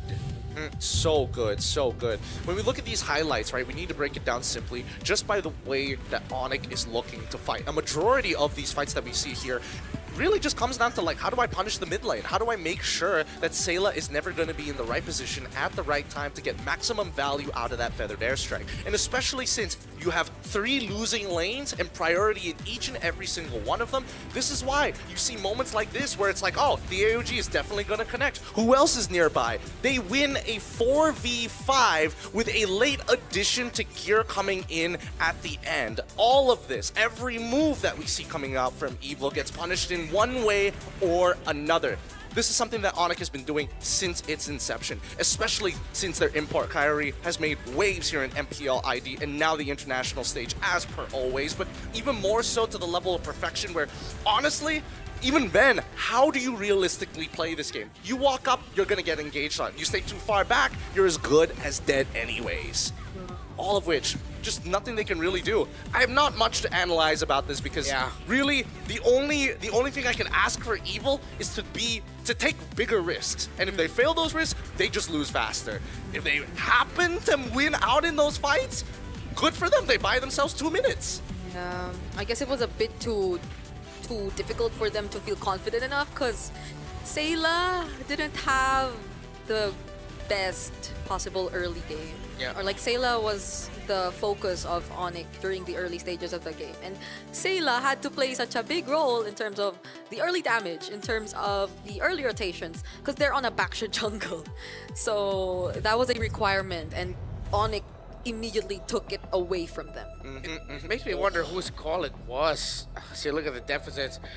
To send Powerful away from the mid to ensure that Sayla, instead of ensuring that Sayla would hit level 4, Powerful just decided to hold the key position as if the Farsa was already level 4 alongside Aether, which they were a little bit closer to the EXP lane then at that time, instead of helping Sayla out in mid. And that little decision eventually snowballed into a big runaway win for Keyboy and Sans at the center of the map, and which meant Kyrie was like, I'm just gonna farm, man. I'm gonna be here getting a perfect game. I think that EVIL really need to evolve their template style of gameplay, right? They have such tight win conditions, and they're always assuming that the opponents are going to fall into it one way or another. If, you know, they get a little tired, you go on autopilot, bam, that's when we're going to catch him. We're already in the international stage. It has been 4 consecutive years where we're seeing teams, and honestly, this is where a lot of people leaned into Team Flash more than EVIL for a majority of it because of the experience, right? We see people like Diablo forcing out plays against their opponents to get something back. We don't see that from EVIL. Yeah, those plays, even those heroes that Diablo, let's say, decides to bring out, and it's the flavor which a lot of people really appreciate about Singapore, despite them not really getting those commendable finishes just yet. But hopefully we get to see that in as early as game 2. So that was game number 1. Again, best of 3. But it seems like EVIL has way more things to prepare and work on to make sure that they can make this a competitive series and force a game number 3 against the champions of Indonesia. But now we're going to have a little conversation with fans of EVIL who flew out all the way from Singapore to join us here in Jakarta at the Expo Hall. So there's Rose.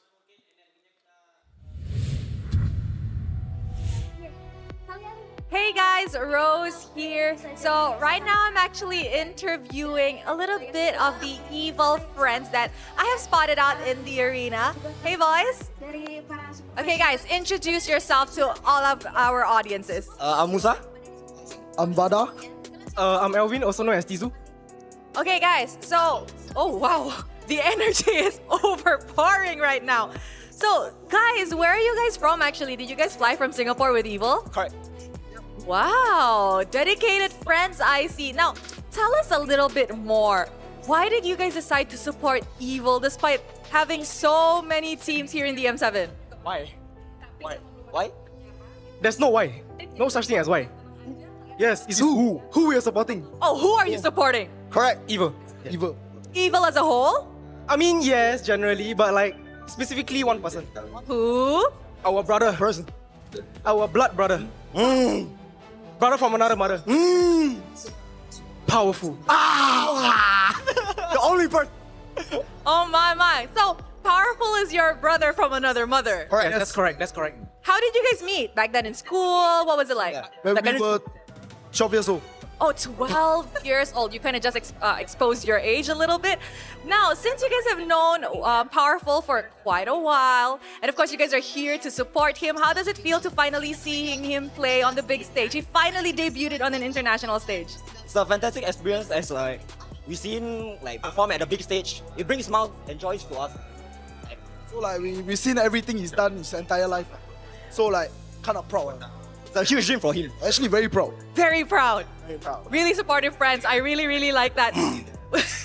Now, we know that currently you guys are going up against Onyx Indonesia, and from the arena over here, it's a full house, and most of them are definitely Onyx fans, or Sonics, that's what we call them. Do you guys feel extra pressure for EVIL? Yeah, crazy people. I don't feel pressure. The whole stadium against us. I don't feel pressure. He's our first international, by the way. This won't be the last time you guys will be seeing us. It only go against the whole stadium. So 3 versus the whole arena. Correct. That's all we need. I think right now EVIL and Powerful is probably listening to us back in the player room before we begin the second game of their series, and potentially this could be their last because it is definitely match point for Onyx ID. Is there anything you guys want to say to your brother from another mother? Just gotta adjust, you know.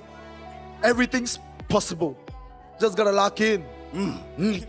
Lock in. Last message. What? Last message.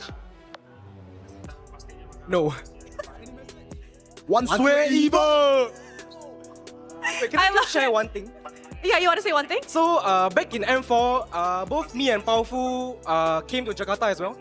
Then, I remember he told me clearly that, Elvin, one day we're gonna come here. And then now that we see him here, like, you know, it's like a really touching and proud moment lah for us. Especially us, like, his friends for 9 years, you know. So, like, we're really very happy and proud for him lah. Yeah. There you go, Powerful. You have 3 brothers from another mother who is definitely cheering you and supporting you in your journey. We wish you the very best in this potential last game for Evil. Thank you so much, boys. And with that, we are throwing it back to the game. Onyx, ID, or Evil 1 will continue their journey on the M7 World Championship stage. Let's go, Evil!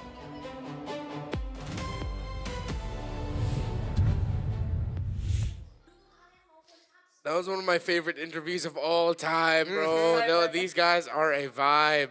That was so good. I'm waiting for Powerful to come up with an album at this point. Yeah, Drop same. the EP with your friends, man. Like they feel suited for it. I wish I had friends like that. They were just so. We hype you up in MPLPH, so we're not your friends. No. We've worked with you for 2 years now. Don't worry, forget about And you're that. still wishing you had friends like that. No, I meant like. I hope Look at that. all the PH talents just heard that. Naisu. Who else is off of the PH talent? Wolf. While he's thinking about it, don't worry, Brigitte, because there are new ways to celebrate esports. Tell us about it. The official MLBBM Series tournament trading cards. Oh, I want to have my own set of this because they bring premium design and modern tech together, and they're available this January. You just have to head to play.com for early access and grab yours to hold a real piece of the M Series legacy, because who knows which player you're gonna get out of all the M7 players we have right here. It's just one of the few things that you could be doing. Have you gotten all the talents out of the way? Because let me tell you, I have an easy way to memorize stuff, right? It comes with a simple system, and all you gotta do is look at these characters, and usually they come back up in your head pretty quickly. Look at this. Who does this remind you of? Come on, come on, come on. Bring it up. Easy. Yeah. And all you guys have to do is to be able to memorize these names and all of our talent names, because most of you forget it, you sickos. Check out Acecraft, an STG built around adaptability, random skills, bullet deflection mechanics, and a retro cartoon style, all designed for fast, skill-driven aerial combat. So jump into Acecraft now for some new nostalgic fun. Attention!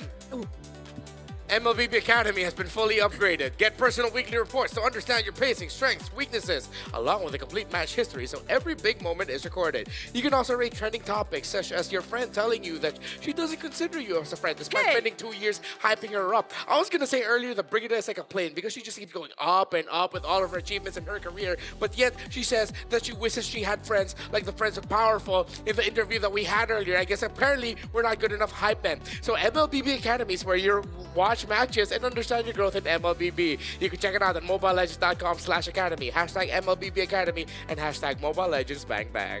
Soon, eventually, it's going to get so high, it's going to start crashing into towers or something. Either way, I think for the upcoming game, Evil's adaptability needs to be put in a little bit of a box, right? Because the way that we're seeing Onyx dominate these lanes, Evil need to bring the same type of hype there. They need to be able to kind of match those lanes and hold on specifically to priority. They don't have to win the lane necessarily, but if you're already losing all 3, it's almost guaranteed that it's a downhill slope.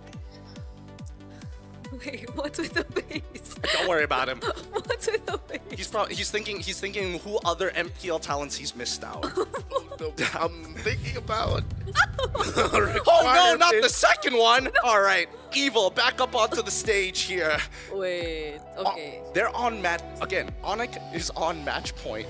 It is not an easy position to be in, but Singapore is notorious, and this is why I don't count them out. There's too many times where Singapore as a region has knocked the Malaysian representative out, and I feel like they can do that to anybody.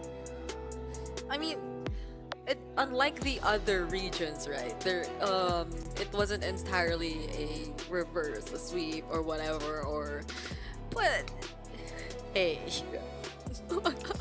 No, it's just the effect that Keyboy had on the camera there was actually pretty trippy. Oh, okay, fine. Anyway, I do feel like Sayla would definitely want a better game here.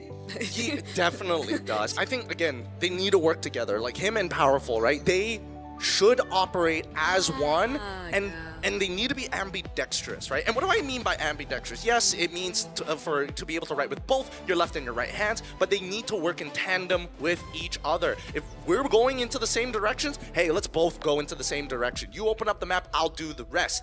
if we need to spread our resources, at least make it very clear how we're gonna make it happen, because we're going back to the dangerous grass. Ooh, yeah, and just at least don't leave. I like grass. What? I like grass. Ah, okay. Don't leave crucial people in crucial moments. Okay. I wonder how similar it is. Will we still get to see the Yuzhong? Okay, not anymore. Never mind. That's an instant ban. Don't worry, Lupi still has Lapu, so it's not the worst. Yeah.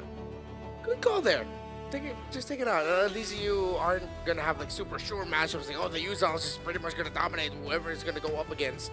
Better question. Most EXP laners. Better question, why did Evil ban out Claude here? Is Claude not a consideration for Ven? I know that the one common thing amongst Filipinos is that they're really good at singing. They're all good at Claude. Yeah. Like it's built in your blood. Yeah. But even the Freya gets respected here by Onyx immediately. So a lot of heroes are open, honestly. So the Jushin's won for sure. So is the Eve, which is, I think, a great response to that. Eve. Yep. Cryo. They call me a How did he contest for it, because though? I saved my nation from falling apart. Among the planes exists. So we expected the Eve. I wasn't really expecting the Yi Shun Shin to come out this early on, but I guess they're using it as a blind pick, right? They're like, Kyrie, no matter what happens, we're going to take care of you. Let's first show your pick, just so we have a better idea of what Evil is trying to grasp with this Zushin, and banning out the Claude, man, it's so strange to me. Yeah, it's very concerning considering that they banned out the Cloud, they banned out the Yuzhong, they leave the Eve open, they prioritize Juicin. Okay, maybe this is why they want to pick the Leomord into the Juicin. Into the Eve, excuse me. That's sort of like their answer, considering that they took out two of the best divers that can give this Eve a problem. Then they pick up a Uranus, which has been okay. Going back to the past, it's always like, okay, YSS on the other side, Uranus is a good pick. Yeah, I think I figured it out here. I think Evil right now want to bait Onyx into picking, giving Skylar the carry. That's just the suspicion though, right? Because there's no real reason for you to show your Uranus this early on. Yes, it does work well with the Zushin, but now Esmeralda going to be the counter pick on the opposite side, and they still don't necessarily have to take the marksman. I feel that now that they know that Skylar is comfortable in playing the fighter style and will take advantage of Vengeance, Evil might just do the exact same thing. What if this is also a flex, honestly? Uranus Gold? No, for the Esmeralda. Okay, there's the high loss, because I thought we would be seeing two horses finally, but maybe not. That's a lot of dive we're expecting to see from Evil. And maybe they'd want to take note of these options that could counter or answer back to these attempts. So the Gatot Catch-up being one also gets taken out. Very nice, very nice. I like this Gato ban. As much as I want Evil to have it, there's almost no way they're gonna get it. I'm pretty confident that Onyx would have just blind picked the Gato anyways, just as denial and raw appeal against someone like Leomar. Because if you taunt him out of the way, or he has to get on top of Barbiel, you can almost kind of preemptively AOG or taunt. Because even if they're not playing like with Burst, I wouldn't mind if Onyx decide to pick up Cho as their role. Considering that they pick up the Esmeralda this early on because they're thinking, okay, Esmeralda, no matter what, will hit the point where Lupi can just front. It's not going to be easy to take this Esmeralda down. So they're already saying, this is our front line, then you can play for pickoff. You take away the Hilda, you took out the Grok earlier, there's no roamers left that could help potentially match that rotational speed that a Cho has. So if you just want mid-control, aggression, river control, you pick up Cho. I think it's Cho Khalid that's going to be the contestant, actually. Yeah, actually, yes. There's an argument for both, because Khalid's really good playing into the RWM, and Onyx can honestly pick it up for themselves to just try to like, hey, if you are going to try and out-rotate me, I'm going to cut you down. Instead, they go for Chip, a more all-in style of it. Yeah, so it's just Cho, I just got the last two letters wrong. Yeah. That was way funnier than I was expecting it to be. Very nice, very nice. I like that one a lot. Okay. Well, at least there's not much sudden answers that Evil could throw out if ever they go for the shortcut plays. I mean, there's the Crimson Beacon and the Phantom Steed. But if they get to go in first with the right amount of damage, then that'll be okay. Especially if we don't know what Skylar is gonna pick yet. Yeah, I don't think he has any decent options at this point. I mean, Claw would have been really, really nice for him, but you know, you get what you get. The Cho, as expected, gonna get locked in, called by Renmar himself. Their final pick, though, is going to be into the carry. So they waited all the way till the very end just to give it. I'm pretty sure that Skylar. Whoa! What? So it is an Esmeralda gold, or Yep. it's an Arlo. No, it's an Esmeralda gold. It has to be. Wait, did they switch? I'm gonna have to double Wait, check let me also. Okay, it is. Yeah, okay, it's Esme Gold. It is Esme Gold. Interesting. I mean, Skylar, it's not uncommon because Skylar has done this before, but I like the fact that Onyx are really leaning into, hey, we can really play fighter golds. Quit letting it through. Yeah, it seems like they also took the little thing that we mentioned earlier that trust Kyrie. That's 2 games now where they played fighter, and then it's really just play for the Yisan Chin. I mean, it worked out for SRG up against Team Liquid Philippines. Team Liquid Philippines. So if that's the idea, maybe it'll work.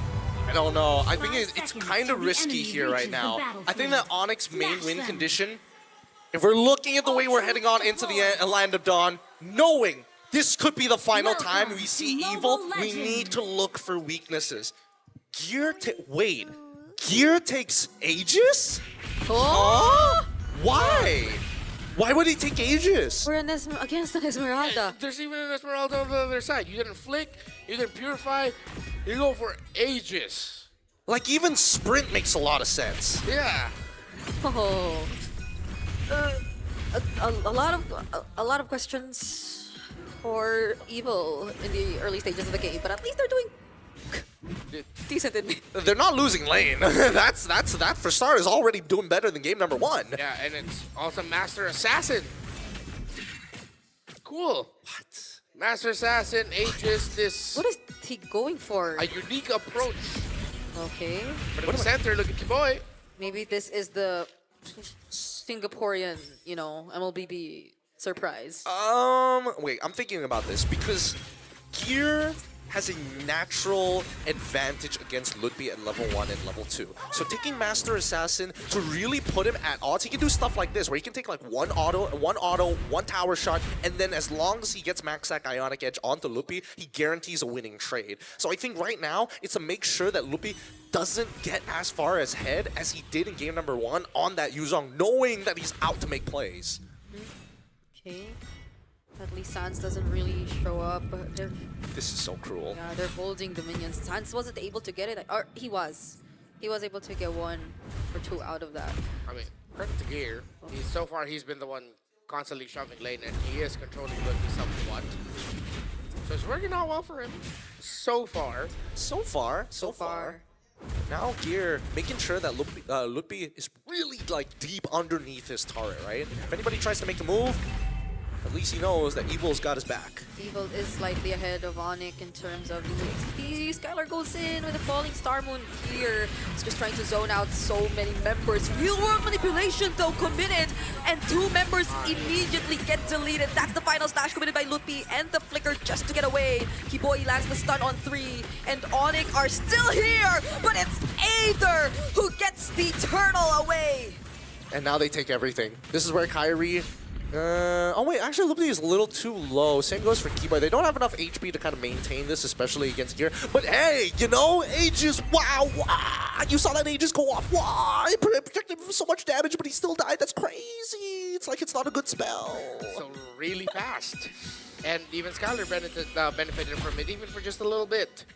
I don't know, it just feels silly. It feels really, really silly to take Aegis, especially when you know that there's an Esmeralda on the other side anyways. Sure, you could be using it pretty decently for lane, but why not just take Sprint? Or why not just take, something real simple? I would honestly make an argument for Execute even to be better than this Aegis.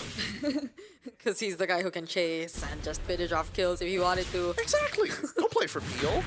Oh, and now Gear looks to be the target. There's a shortcut that's gonna be committed on him. And immediately after that, they're going to resume and return to their individual lanes. Skylar gets the sense that there might be something up top though. Oh my god. So he will not try to defend any further.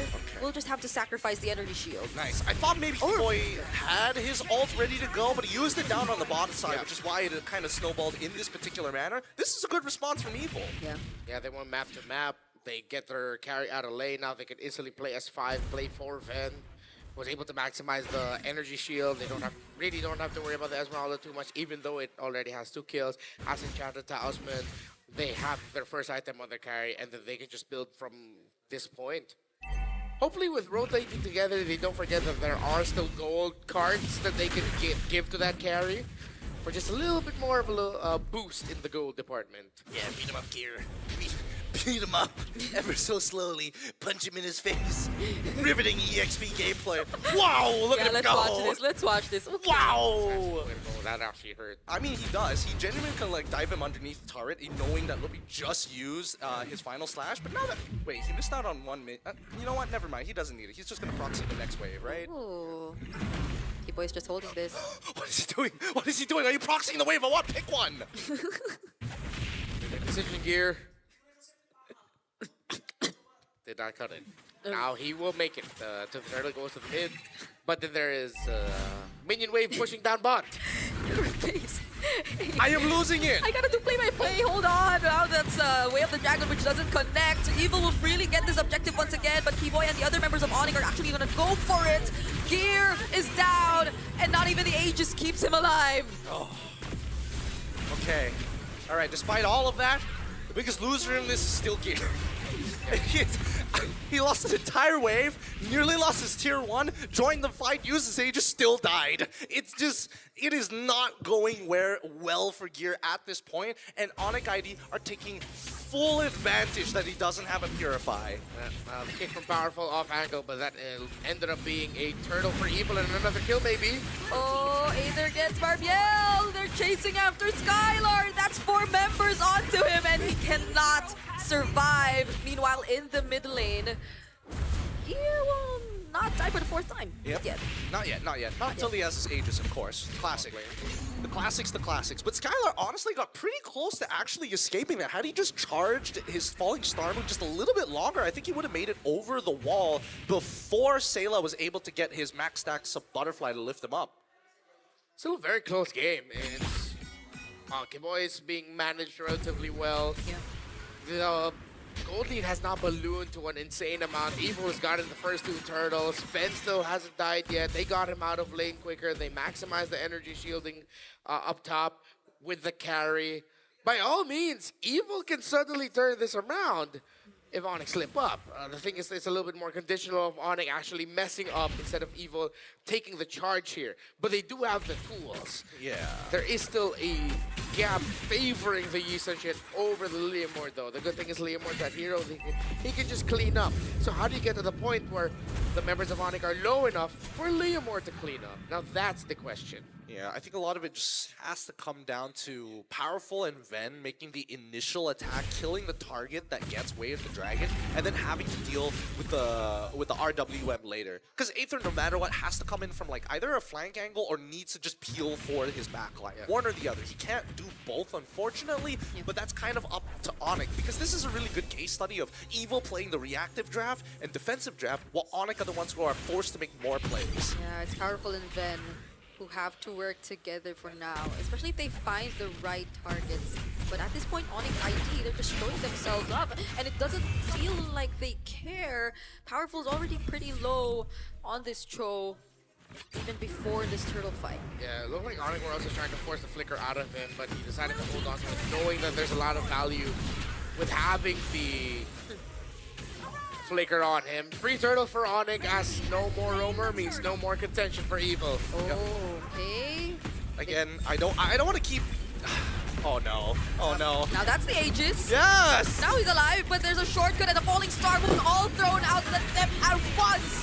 The fight Final Slash 2, catching multiple members. They trade out gear for Ludby, an EXP for an EXP lane, but Evil at least defend the mid, but will also have to give up Powerful. Okay, a 2-for-1 trade in favor of Onyx. They now actually have a decent lead against Evil at this stage. Man, it's so sad. Even with the Aegis, could not sustain the raw damage being pumped out right now. And the fact that Aether is already 2 levels down on Kyrie, these neutral objectives are pretty much uncontestable.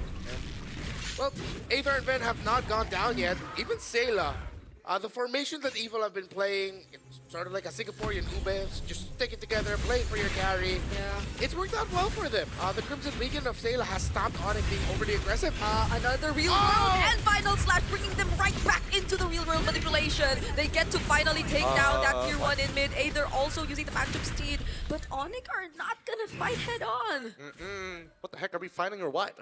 They need to make a couple of calls here, right? As much as they need to trade up, I think the one thing that Evil is really good at is identifying how much gold profit or loss they get from it. I think they have a very good sense of it, because now they know that Onyx ID has a lead. Being able to fight back is a good thing, but if they don't get a guarantee, they need that 100% guarantee that they get that one guy. If not, it's just not worth the time. Ludby goes in, but it's like everyone gets to dodge it. Powerful doesn't find the way of the dragon to answer back. Still waiting for the Flicker to get back on that show. Sayla, Ven, Aether holding on for dear life every engagement. And slowly the lead of Onyx ID is getting to a point where it's unmanageable for Evil. Yeah. Look at this. Look at this split that we got with Kyrie on the top side. He's got Keyboy already at a pretty good intersection, monitoring both the purple buff alongside with the Tribe Rush. Meaning anybody on this top side who starts moving past the tier 2s are going to be visible to Keyboy, allowing Onyx ID to make the decision. This is why Kyrie, he's coming back. He thought he was going to recall. No, they start moving towards the mid lane and now they're attacking. Oh, the combo was not it. Keyboy now finds Ven in the backlines and the perfect usage of the real world, and the Final Slash seems like it might be a wipeout for Evil. Aether finds a trade on Sans, but now Gear is next, and that's the 5th to go down as a wipeout indeed happens, courtesy of Onyx ID. Whoa, combo! Done beautifully by Onyx ID. That flank from Keyboy with the conceal straight into the shortcut. Immaculate. Powerful decided to call it, but in the end, it ended up being a wonderful setup for Onyx to get a massive win there. They get the Lord, they got the wipeout, and it now has gotten to an uncontrollable lead for Onyx. Evil's time is ticking. Let's look at the instant replay. Everything fell perfectly. Even the falling star moon. Everything aligned for Onyx to pounce on that. Just look at Keyboy. He's targeting Ren this entire time, and even Lupi is conveniently on top of him, which is like the best case scenario. It's like you're looking behind to see where the killer is chasing you, and when you look forward, it's just a wall full of knives. It's just, no matter what, you will find death. Yeah, honestly, even the shortcut layered perfectly with the real world and keeping every single member of Evil in the range of the real world manipulation. So it's not like Keyboy's been using it aggressively all the time. It's like he's always also finding the time to use it in a manner that'll make sure they're able to maximize their other resources as well. Final Slash doesn't connect way of the dragon, just used to kick him away from the range. They still have the Lord. It's healthy in the mid lane, but they'll focus on taking down the other base turrets first. Here looking to be next, still has the Aegis though. Will he use it now? He does, but then he just needs one more hit before he goes down, but Onyx ID don't care. All they want is the sweep, but Evil are still trying to defend, but for now, they can! They take out some minions that are left, but finally, Onyx ID complete the sweep! 2-0, and now they get another life. One more series away for qualification. But unfortunately, we have to say goodbye to another region, another representatives. Evil put their hearts here up on that stage, and they played with everything they got. Evil ended the 4-season reign of NIP Flash, or excuse me, Team Flash in Singapore ending their streak. But today, they are not able to take down the Sky Kings. As Jakarta goes wild, they're champions. Still holding on. They now go up to the 2-2 bracket. Evil will have to go home. Look at the Sonics. They're all having so much fun. And they definitely missed seeing Onyx in this form. Because even those plays from Keyboy on the Cho, and even when it was on the chip, it's a Cho, but he got the last two letters wrong. The chip and the Eve still finding ways to link up to. This is the Onyx we've been wanting to see. The Onyx that people were expecting. But the faces, you can tell, they wanted to have a better showing. They understood the enemy ahead of them. The Goliaths and Sky Kings, as you may call them. But at the very least, they wanted to show that Singapore had just a little bit more. Yeah. Clean, perfect. And as expected for Onyx, this is the type of performance that they needed to deliver. Because anything other than this would have raised questions. This was a definitive answer to all of the doubters here today. Onyx are still here. Best of ones historically, maybe it just doesn't go well for them. But definitely the best of threes. Much more comfortable, much more determined as well. Yeah, I mean, it definitely helps build up that ego, build out that confidence, because the journey isn't over yet for Onyx. They still have another match ahead of them after the draw to see if they can qualify. But the smiles on Kyrie does tell you, and considering that both Sans as well as Keyboy nonchalantly take off their headsets, they know we can definitely do better, but for now, this will be good enough. Yeah, but thank you for the effort, Evil. Hope to see you bounce back in the next one. But now, it's the Sky Kings' time of glory.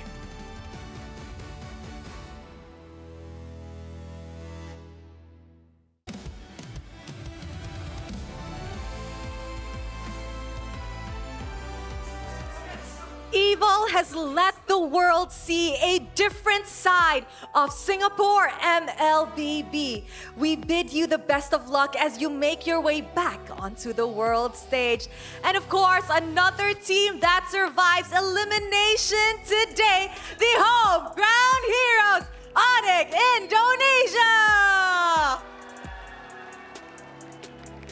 Right now with me here on stage, we have Kyrie and Skylar.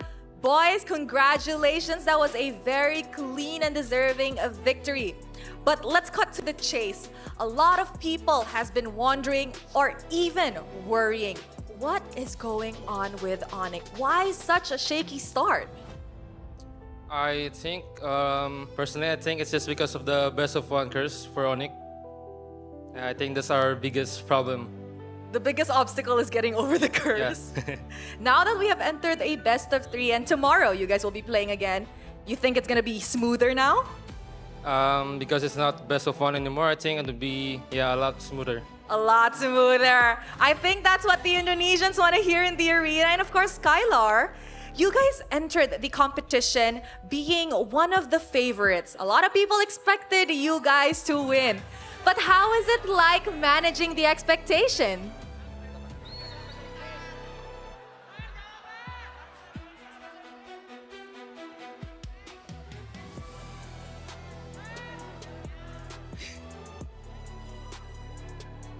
While Kyrie is translating, so mas Onyx ID qualify untuk M7, ramai orang ada ekspektasi tinggi untuk Onyx ID. So, macam mana Skylar manage expectation ramai orang tu untuk perform yang lebih bagus di M7?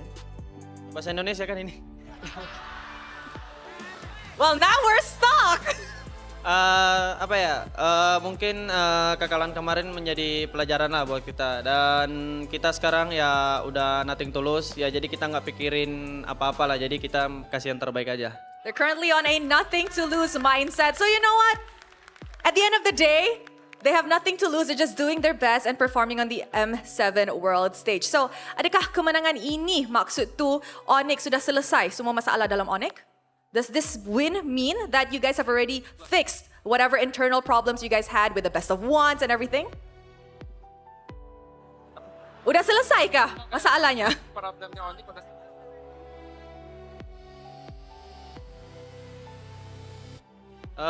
Nggak tahu sih, nggak mikir ke situnya. Jadi cuman ya problemnya ya kalau BO1 ya menurut gua nggak ada problem juga. Cuman ya kita adaptasi juga dan sekarang udah BO3 harusnya kita lebih confident. Skylar said that problems will always exist, but they have adapted to it, and of course, they're just gonna do their best. And Kyrie, before the match started, we were catching up outside with your friend Sayla, and you did say that you're gonna send him home today, Kyrie. Is there a message perhaps for Sayla after you really send them home? Be careful in the airport. Be careful at the airport. Okay, that is something. And of course, Kyrie, tomorrow you guys will be playing your final game this Swiss stage. Is there a message for the Sonics to reassure them that you guys will be getting 1 knockout slots for yourself? I think Skylar wanna talk. Skylar. He has a message for the fans. Okay, nice one. Skylar, mau cakap anything kepada Sonics? Oh, pesan-pesan? Yes, untuk mendapatkan last knockout slot untuk Onyx. Pesan-pesan buat Sonic, ya ada istri gue juga yang udah support gue, ya dan buat Sonic support kita juga karena besok kita masih ada match dan doain semoga kita kasih yang terbaik. Alright, he said tomorrow we shall pray for the best and hopefully the best will come for Onyx Indonesia. Once again, boys, congratulations on making it out of the elimination match. What an intense day. With that, let us show it back to the casters to give us a rundown on what happened in this incredible clean sweep from the side of Onyx Indonesia.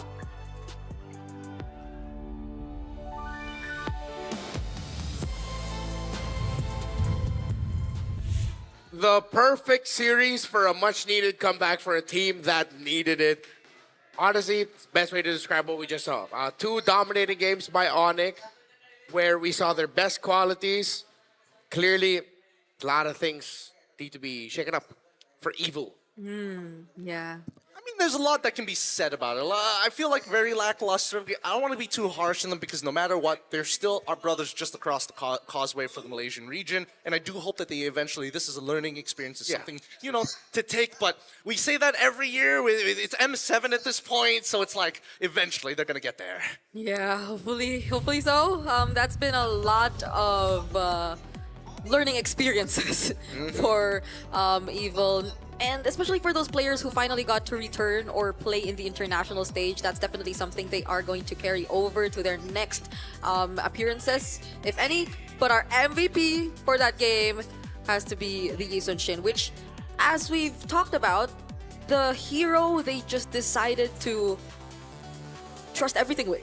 It's the Yisun Shin for 2 games in a row that they've decided to prioritize and not anything else, not the Leomords, not the other usual assassins we're used to seeing from Kyle. So it seems like for this series at least, they've revolved their playstyle significantly around the Yisun Shin. I mean, not only that, right? If we say that Kyrie is like, oh, he's going back into his like Yisun Shin days, well, let's say Skylar is going back into his fighters because that's exactly what we saw here in this game. Every single interaction did feel very intentional, specifically coming in from our boys here at Onyx, right? And I think that Onyx Indonesia did a really good job in a couple of areas. Number one, when they're in losing positions, what are they doing? And a lot of it just boils down to how do you out-macro your opponents with Chip? That's why, look, B, he never needs to be quote-unquote in position, he's just waiting for the trigger. And in each one of these fights, the RWM is so instrumental in buying just enough time for Chip to actually get in and drop the portal in the first place. So with all these delayed times, where do you find, if you are Evil, how exactly do you find these big punishes?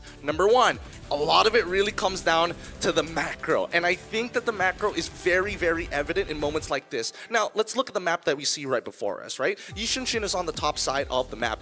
Chip is looking for a potential angle to get him in there. The question is, how is he going to do that? And as you see the play slowly develop, Kyrie gets into the middle of this fight with a portal that was just dropped after the RWM almost instantaneously, while the top side of the map is getting pushed down into enemy territory. So again, it's not like Onyx is fighting for the sake of fighting, but more importantly is making sure that even if they do lose the fight, the convergence of gold for Evil is close to 0, or better yet, In a winning situation, they get everything. All the jungle, all the neutral objectives, and every single one of these towers don't stand a chance, especially in these last moments. After out-macroing them for about 8 minutes straight, the deficit is just too big. Outscaled, stat-checked, and the people who are supposed to hold out in the early game, they just didn't scale, and Uranus fell off. Well, Onyx, the way it happens. Yeah, exactly. And what's great is that they also just, despite everything that has happened, they also just showed up and said, Kyrie, take the charge. No matter what happens, we'll protect you. We got you. You'll get your farm. You'll be able to pop off when needed. And he ended up walking with a Maniac. Of course, you also see there the frustration from the members of Evil. Yeah. I believe in that one it was Gear, if I am not mistaken. Yeah, there was Gear, the reaction that we got to. Yeah. Even Powerful also had frustrations with that game. I mean, can't blame him. Onyx just looked like every single motion that they had was just red. Yeah, but it's just so hard to think that some of the most important calls in that game, which gave Onyx the full advantage, were made by Powerful. Yeah. Especially though that one instance where we saw the real world manipulation into the shortcut into the final slash happen, because I feel like that was obviously a call for Powerful to go for someone, but do we still wanna point out the? I mean, there's nothing much you could have done, right? Because no matter what, the layers upon layers upon layers of natural CC that Onyx actually has, if he wasn't going to get canceled, if the way of the dragon wasn't canceled out by the RWM, it was going to get canceled out by the shortcut, or when Keyboy decides to ram into him, or the falling star moon coming in from Skylar, or the final slide. There's no way you can dodge all of it. And I think that Powerful tried his best, but I think they needed to break out of the template. When was Powerful going to show up and maybe set up a kill for Gear with the help of Aether, right? Yeah. A lot of these motions are too staple, too set in stone. We need to be a little bit more flexible in these areas. Maybe not so the early game, but hopefully it improves from there for Evil to see that there is a bigger picture, because their macro is good when they are actively thinking about it. But when it's the autopilot, holy, they crash. And they just forget about one of the key conditions. One of the main things when you're going up against a chip is that make sure you know where the chip is. It's not you. Yes, every time people think about chip, they think about it's that guy who can suddenly bring a massive 5-man split push off the side because one guy's defending, the chip shows up with a portal. But no, in terms of the team fighting, chip is really good as well. Make sure that you're marking him, because his shortcut will kill you if you're not careful. Congratulations to Onyx, who have done it perfectly. Now it's time to say thank you to some friends. Gideon, is the real me still in you? You don't want to know. You don't want to know. And I'm not going to tell the sponsors whether or not I'm going to give it back later, because it's so good. It's got all these crazy features like the AI inside of it, like the AI gaming coach they like to call it. But it doesn't just stop there. When fights break out, you can also have preset combos with just a single tap. So with a combination of the AI coach to tell you exactly what you need to get better at the game and preset combinations so you are the ultimate show god that nobody will ever doubt ever again, the real me is the way to do it. Don't bother looking, it's definitely not there. Yeah, I can't find it. Let's just leave it to other people to get it from Gideon. Yep, that's the way to do it. That's the way to do it. Because that's not all, right? Because thank you once again to the Realme 15 Pro, the M7 official gaming phone. Hey, I can see someone there. He's here with us again! Hello, mortals. Oh, It's good to see you again. I am V. Meet V. He is I am a very cheerful buddy. First person. At the heart of V's biggest cultural moments. It's V with 2 E's. My last name is Suh. He's here at the M7 World Championship to cheer us all up. Isn't he cute? Yeah. Oh my god. Sometimes people call me V-Chan, but you know, V is a fluffy blue card-shaped entity. He refers to himself in the third person like Dwayne "The Rock" Johnson. Sometimes he even gets mistaken for a cloud because he floats around it. He floats? Why does he have legs? To cushion the fall. Yeah. I got you. Okay, so do you have any other V facts that people would like to share? Oh, V, do you have any advice on how to be the champion you want to be? Ooh. Simply get Visa. Visa is powerful because big plays start small. And with Visa, well, you can start getting bigger. getting bigger in life. Ah, Because of all yes. the purchases you can make. Yeah. That's do you have any final words, V? Stay fast, stay secure, be the champion you want to be, and be the real MVP. Yes. Get it. I will now float away from this man's mouth. No, V, don't go. Well, with the great advice coming in from V, I feel like I don't want to walk into ongoing traffic, but luckily, you guys can really double down and go, hey, Glue Patrick skin available in game now. Please don't miss it because this has been so funny throughout the entirety of the show. It's great to see every single time. It gets a kick out of us. Yeah, there was a highlight moment by Team Liquid Philippines EXP laner Patrick Vinuya yesterday with a terrific performance on this Glue. Hello, SpongeBob. I said it again. I will admit that's the cutest Patrick impression I've ever heard. Yes, I did it. We'll not let Gideon do it because then I would. I'm out of voice. I've got nothing left in the tank to top that. Yeah, I'm gonna save it. Apparently, I'm also being a part of the group draw later, and I have to somehow keep it together while being around the Mother of Tanks. That never goes well for me. Yeah, I'm just gonna stand there stoically and let Rose do all the hosting. I can't. I'm gonna fangirl if I were in your position. Yeah, I will fangirl later. You'll see me do that. Thank you once again for joining us all today. For all the teams that bowed out of the M7 World Championship today, we want to say thank you. And I hope that back home, when your regional leagues start happening, you pop off, and we hope to see you again in the next big one. Renmar, Gideon, Brigada, RGB, that's it for today. But we're going to have a little draw, so see ya.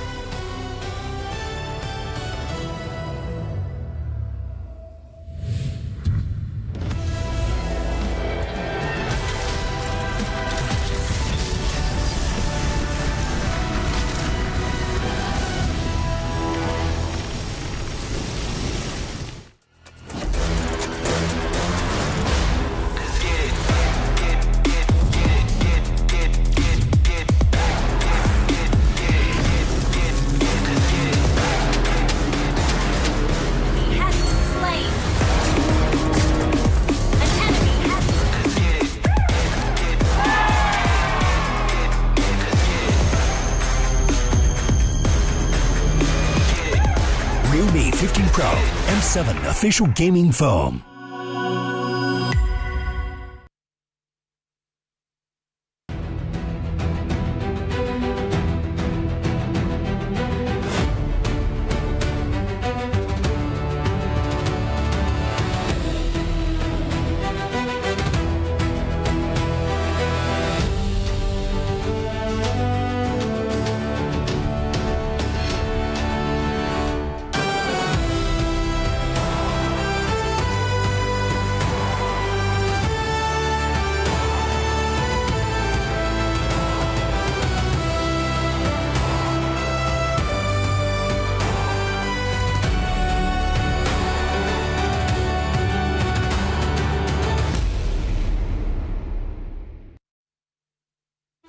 Welcome to the M7 Carnival, legend.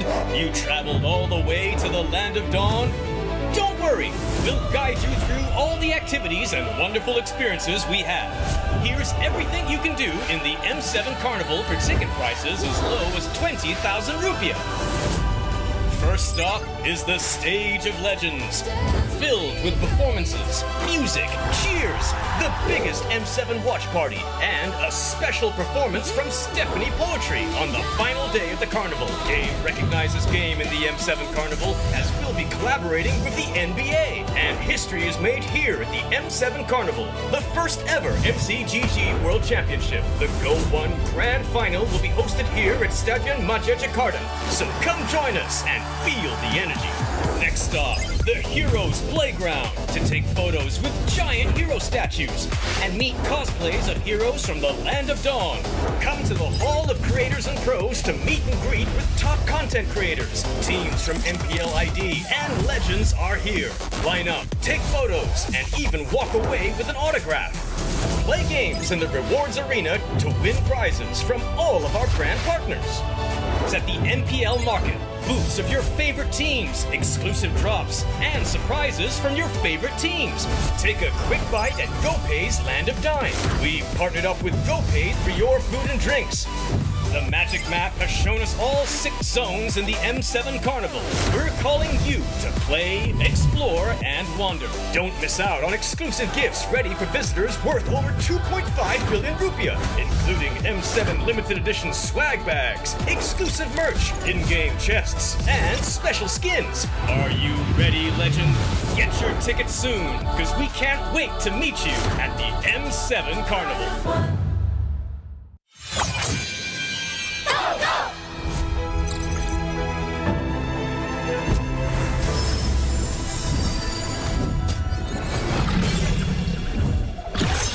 Rise beyond greatness and reignite the star.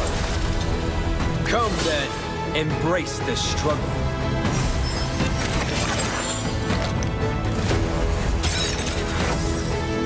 Hold on. Let it become your strength.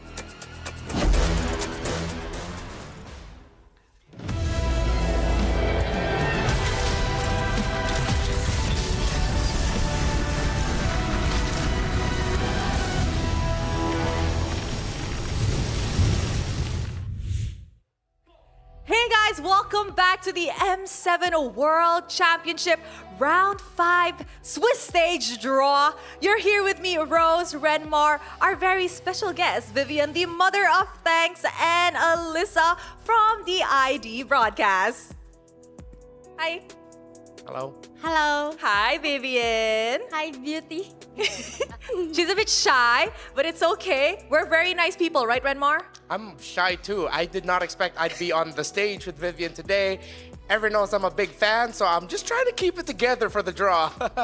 Yes. Now, a little bit of a recap. We have just finished our 4th round of the Swiss stage. And with that, only 6 teams remain fighting for the last 3 slots in the knockout stages. Yeah, I mean, the results today of the matches, a little bit expected for a majority of the people, but now it's down to the wire. Tomorrow's going to be our very final day of Swiss, and I'm excited to see who are going to go up against each other. Yes, indeed. And because of that, we will be doing a little bit of a draw, just one last draw this Swiss stage. But before that, of course, we would like to talk a little bit to our special guest. Vivian, how are you feeling? I'm a little nervous because I have to choose well for Onyx, for win to Onyx ID. Actually, okay, I was wondering, it's like, okay, so Vivian has literally pretty much won almost everything in female competitive MLBB. She's gone against the best women's teams in the world in an international stage. Yet I was wondering, why is she nervous for this? But of course, she's picking for an Indonesia team. Yeah, she won like 33 times or something like that. Yeah. Now, Vivian, how do you feel about the Swiss stage so far? Are you surprised with the results or do you expect most of it? I'm shy because I must to speak English. You don't have to worry. That's why I'm here. Okay. I will help you. Ya, apa katanya kak? Jadi gimana sejauh ini kamu ngelihat nih dinamika di Swiss stage sendiri, Vivian? Dinamika di Swiss stage.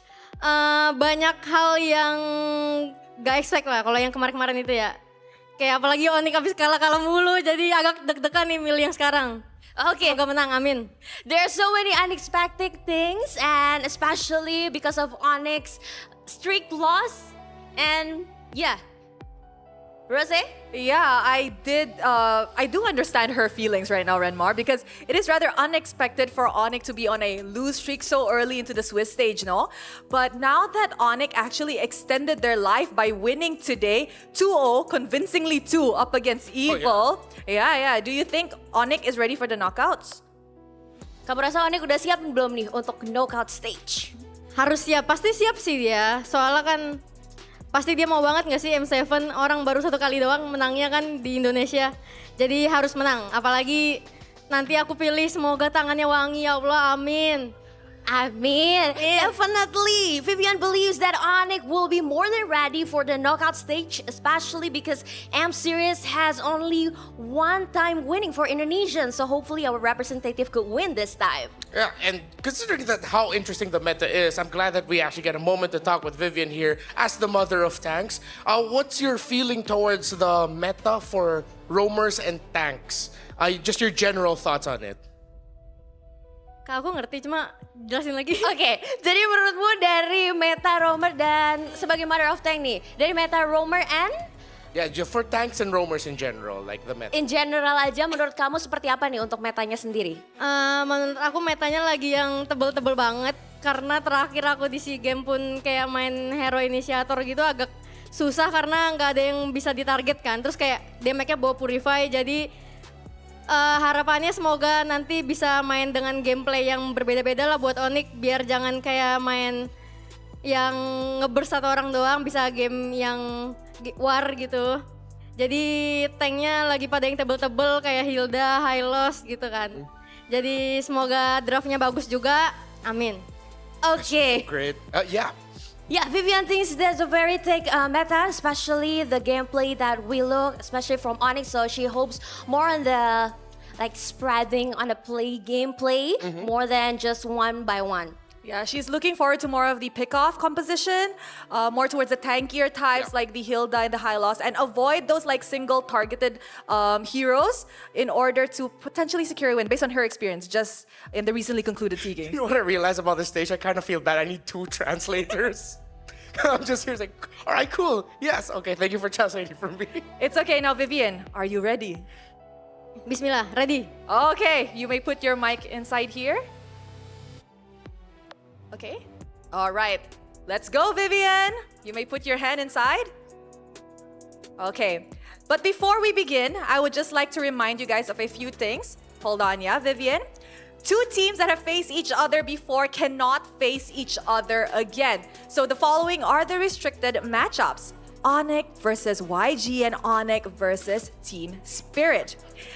If a team is drawn into the same matchup, they are placed onto the next possible matchup and draw all left side teams first is what you'll be seeing, and then we'll draw all the away teams to determine the matchup. So this first team showing up here is dun, dun, dun, dun. Yangon Galacticos. Yangon Galacticos is the first team on the left side of our draw.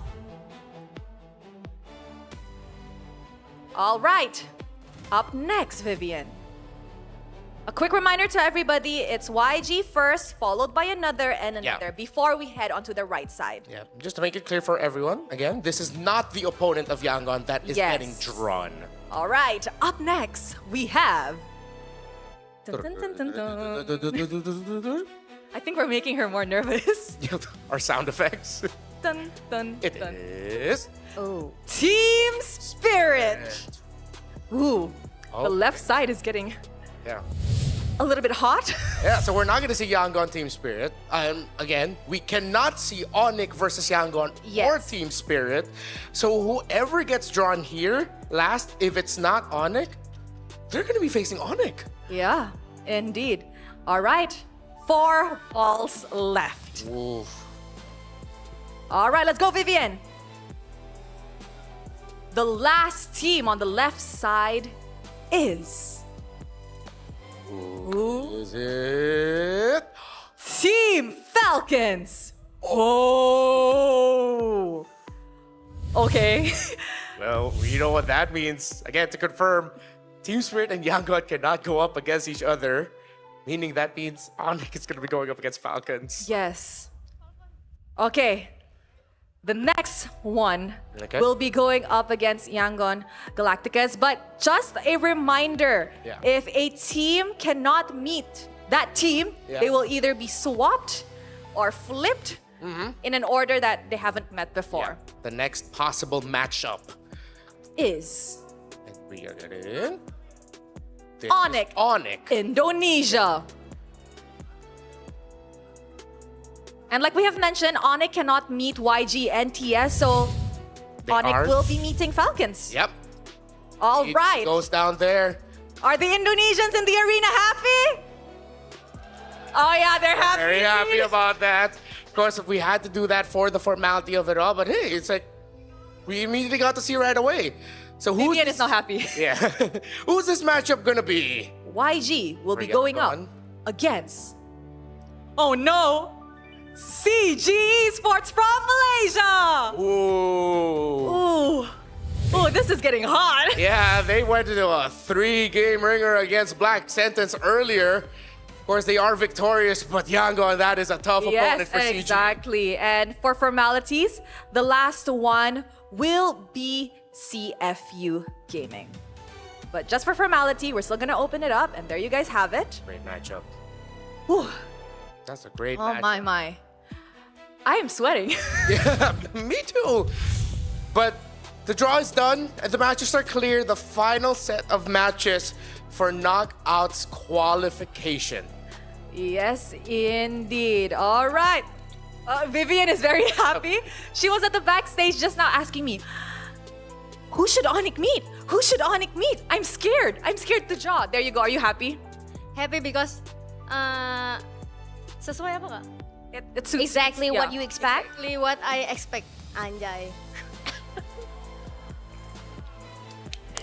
She's Let's go. so happy, guys. Let's go. No, she's so happy. Now, which matchup are you most excited to see? Because we have 3 matches of best of 3s tomorrow. Which one are you most excited to see? Yang mana yang paling kamu nantikan nih dari ketiga match yang akan ada esok hari? Ini doang atau ada lagi yang Ya, ini aja. Oh ini aja ya? Ini aja. Mana yang paling seru? Ya lawan yang Onyx dulu, yang paling seru pastinya Onyx. Udah sih Onyx aja. She's excited to Definitely see Onyx and Onyx. Onyx only. Yeah. Fair. Very Fair matchup on Yes, very fair, fair. honestly. All right, so well, we've already seen a lot of the matches so far. I'm pretty sure you're happy with the draw, with what Sudah the match we hasilnya? got. Sudah puas, Vivian? I'm happy because I think make Onyx too easy next step. Wait. It feels like she made the next step for Onyx too easy. Yes. All right. I'm very That's excited a for clip. tomorrow. That's a clip for you. Yes. Oh, guys, just another reminder. The order of which we have drawn the matches is not gonna reflect on the schedule tomorrow. Yep. To know more about it, do stay tuned onto all of the MLBB Esports social media pages to know what time your favorite teams will be playing tomorrow. Yeah. And remember, if you're wondering how come Onyx can no longer face Yangon and Team Spirit, it's because Onyx has already faced Yangon and Team Spirit. So even if it was the other way around drawn, Team Spirit cannot meet up with Onyx, vice versa, all that. Yes, yes, yes. So how about we look at our Swiss draws on the on the screen right now? I think it's coming up. It's time to look at the bracket. The bracket? Yeah, it's been quite a journey for the M7 World Championship. So just time to run it back again. Every match that has led to the moment tomorrow with the last set of qualifications. Of course, we've had to say goodbye to Boosgate, TFYG, Evil, Zone, and Black Sentence. But now the last 6 teams facing it off tomorrow. Yes, and tomorrow we will know who the last 3 teams that are heading to the knockout stages. Honestly, Renmar, it's been a ride this Swiss stage, and it's only about to get hotter, honestly, this M7. Yeah, and it's really interesting to see that the results that Onyx had earlier on led to this, that we have a very interesting final day. Yangon against CG. Team Spirit versus CFU. Team Falcons from MENA against Onyx ID. Are you excited? Which match are you looking forward to? Oh, well, personally, it's Team Spirit versus CFU. I feel like Spirit and CFU are going to be a really good one, especially if CFU can continue the form that they showed today. I'm very excited and scared for the YGCG match because I think that's going to be crazy. Yeah, oh, for sure, it will. Wild and definitely nerve-wracking. Yeah. Yeah. I feel like it's going to be one of those games that are just very entertaining, MLBB, fighting, and meanwhile, you're hopefully not too stressed out in the back, and CG doesn't make it too stressful for you, Malaysian. Yeah, you know what? Fingers are crossed, but it's fine. At the end of the day, we already have 1 Malaysian representatives in. And you know what? It's been a long day. Tomorrow is about to potentially be longer than today, as it is the last day of the Swiss stage. Thank you so much to Alyssa. Thank you, of course, to our Mother of Tanks, Vivian. I hope you're very happy today. And of course, thank you to Renmar. I'm very happy. I got to share the stage with Vivian again. And you, of course. You can stand beside Vivian. No, don't wait. Yeah, sure, baby. Okay. Go. Yeah. As we close up, you may stand beside Vivian. Yeah, I love Vitality, so yeah. Yeah, he loves Vitality. And to everybody watching, I hope you guys are quite happy with the last Swiss draw that we have tonight. Thank you all so much for tuning into the M7 World Championship broadcast today. Once again, this is Rose, Renmar, Vivian, and Alyssa. We shall see you tomorrow for the last day of the Swiss stage, where 3 more teams will advance to the knockout stages.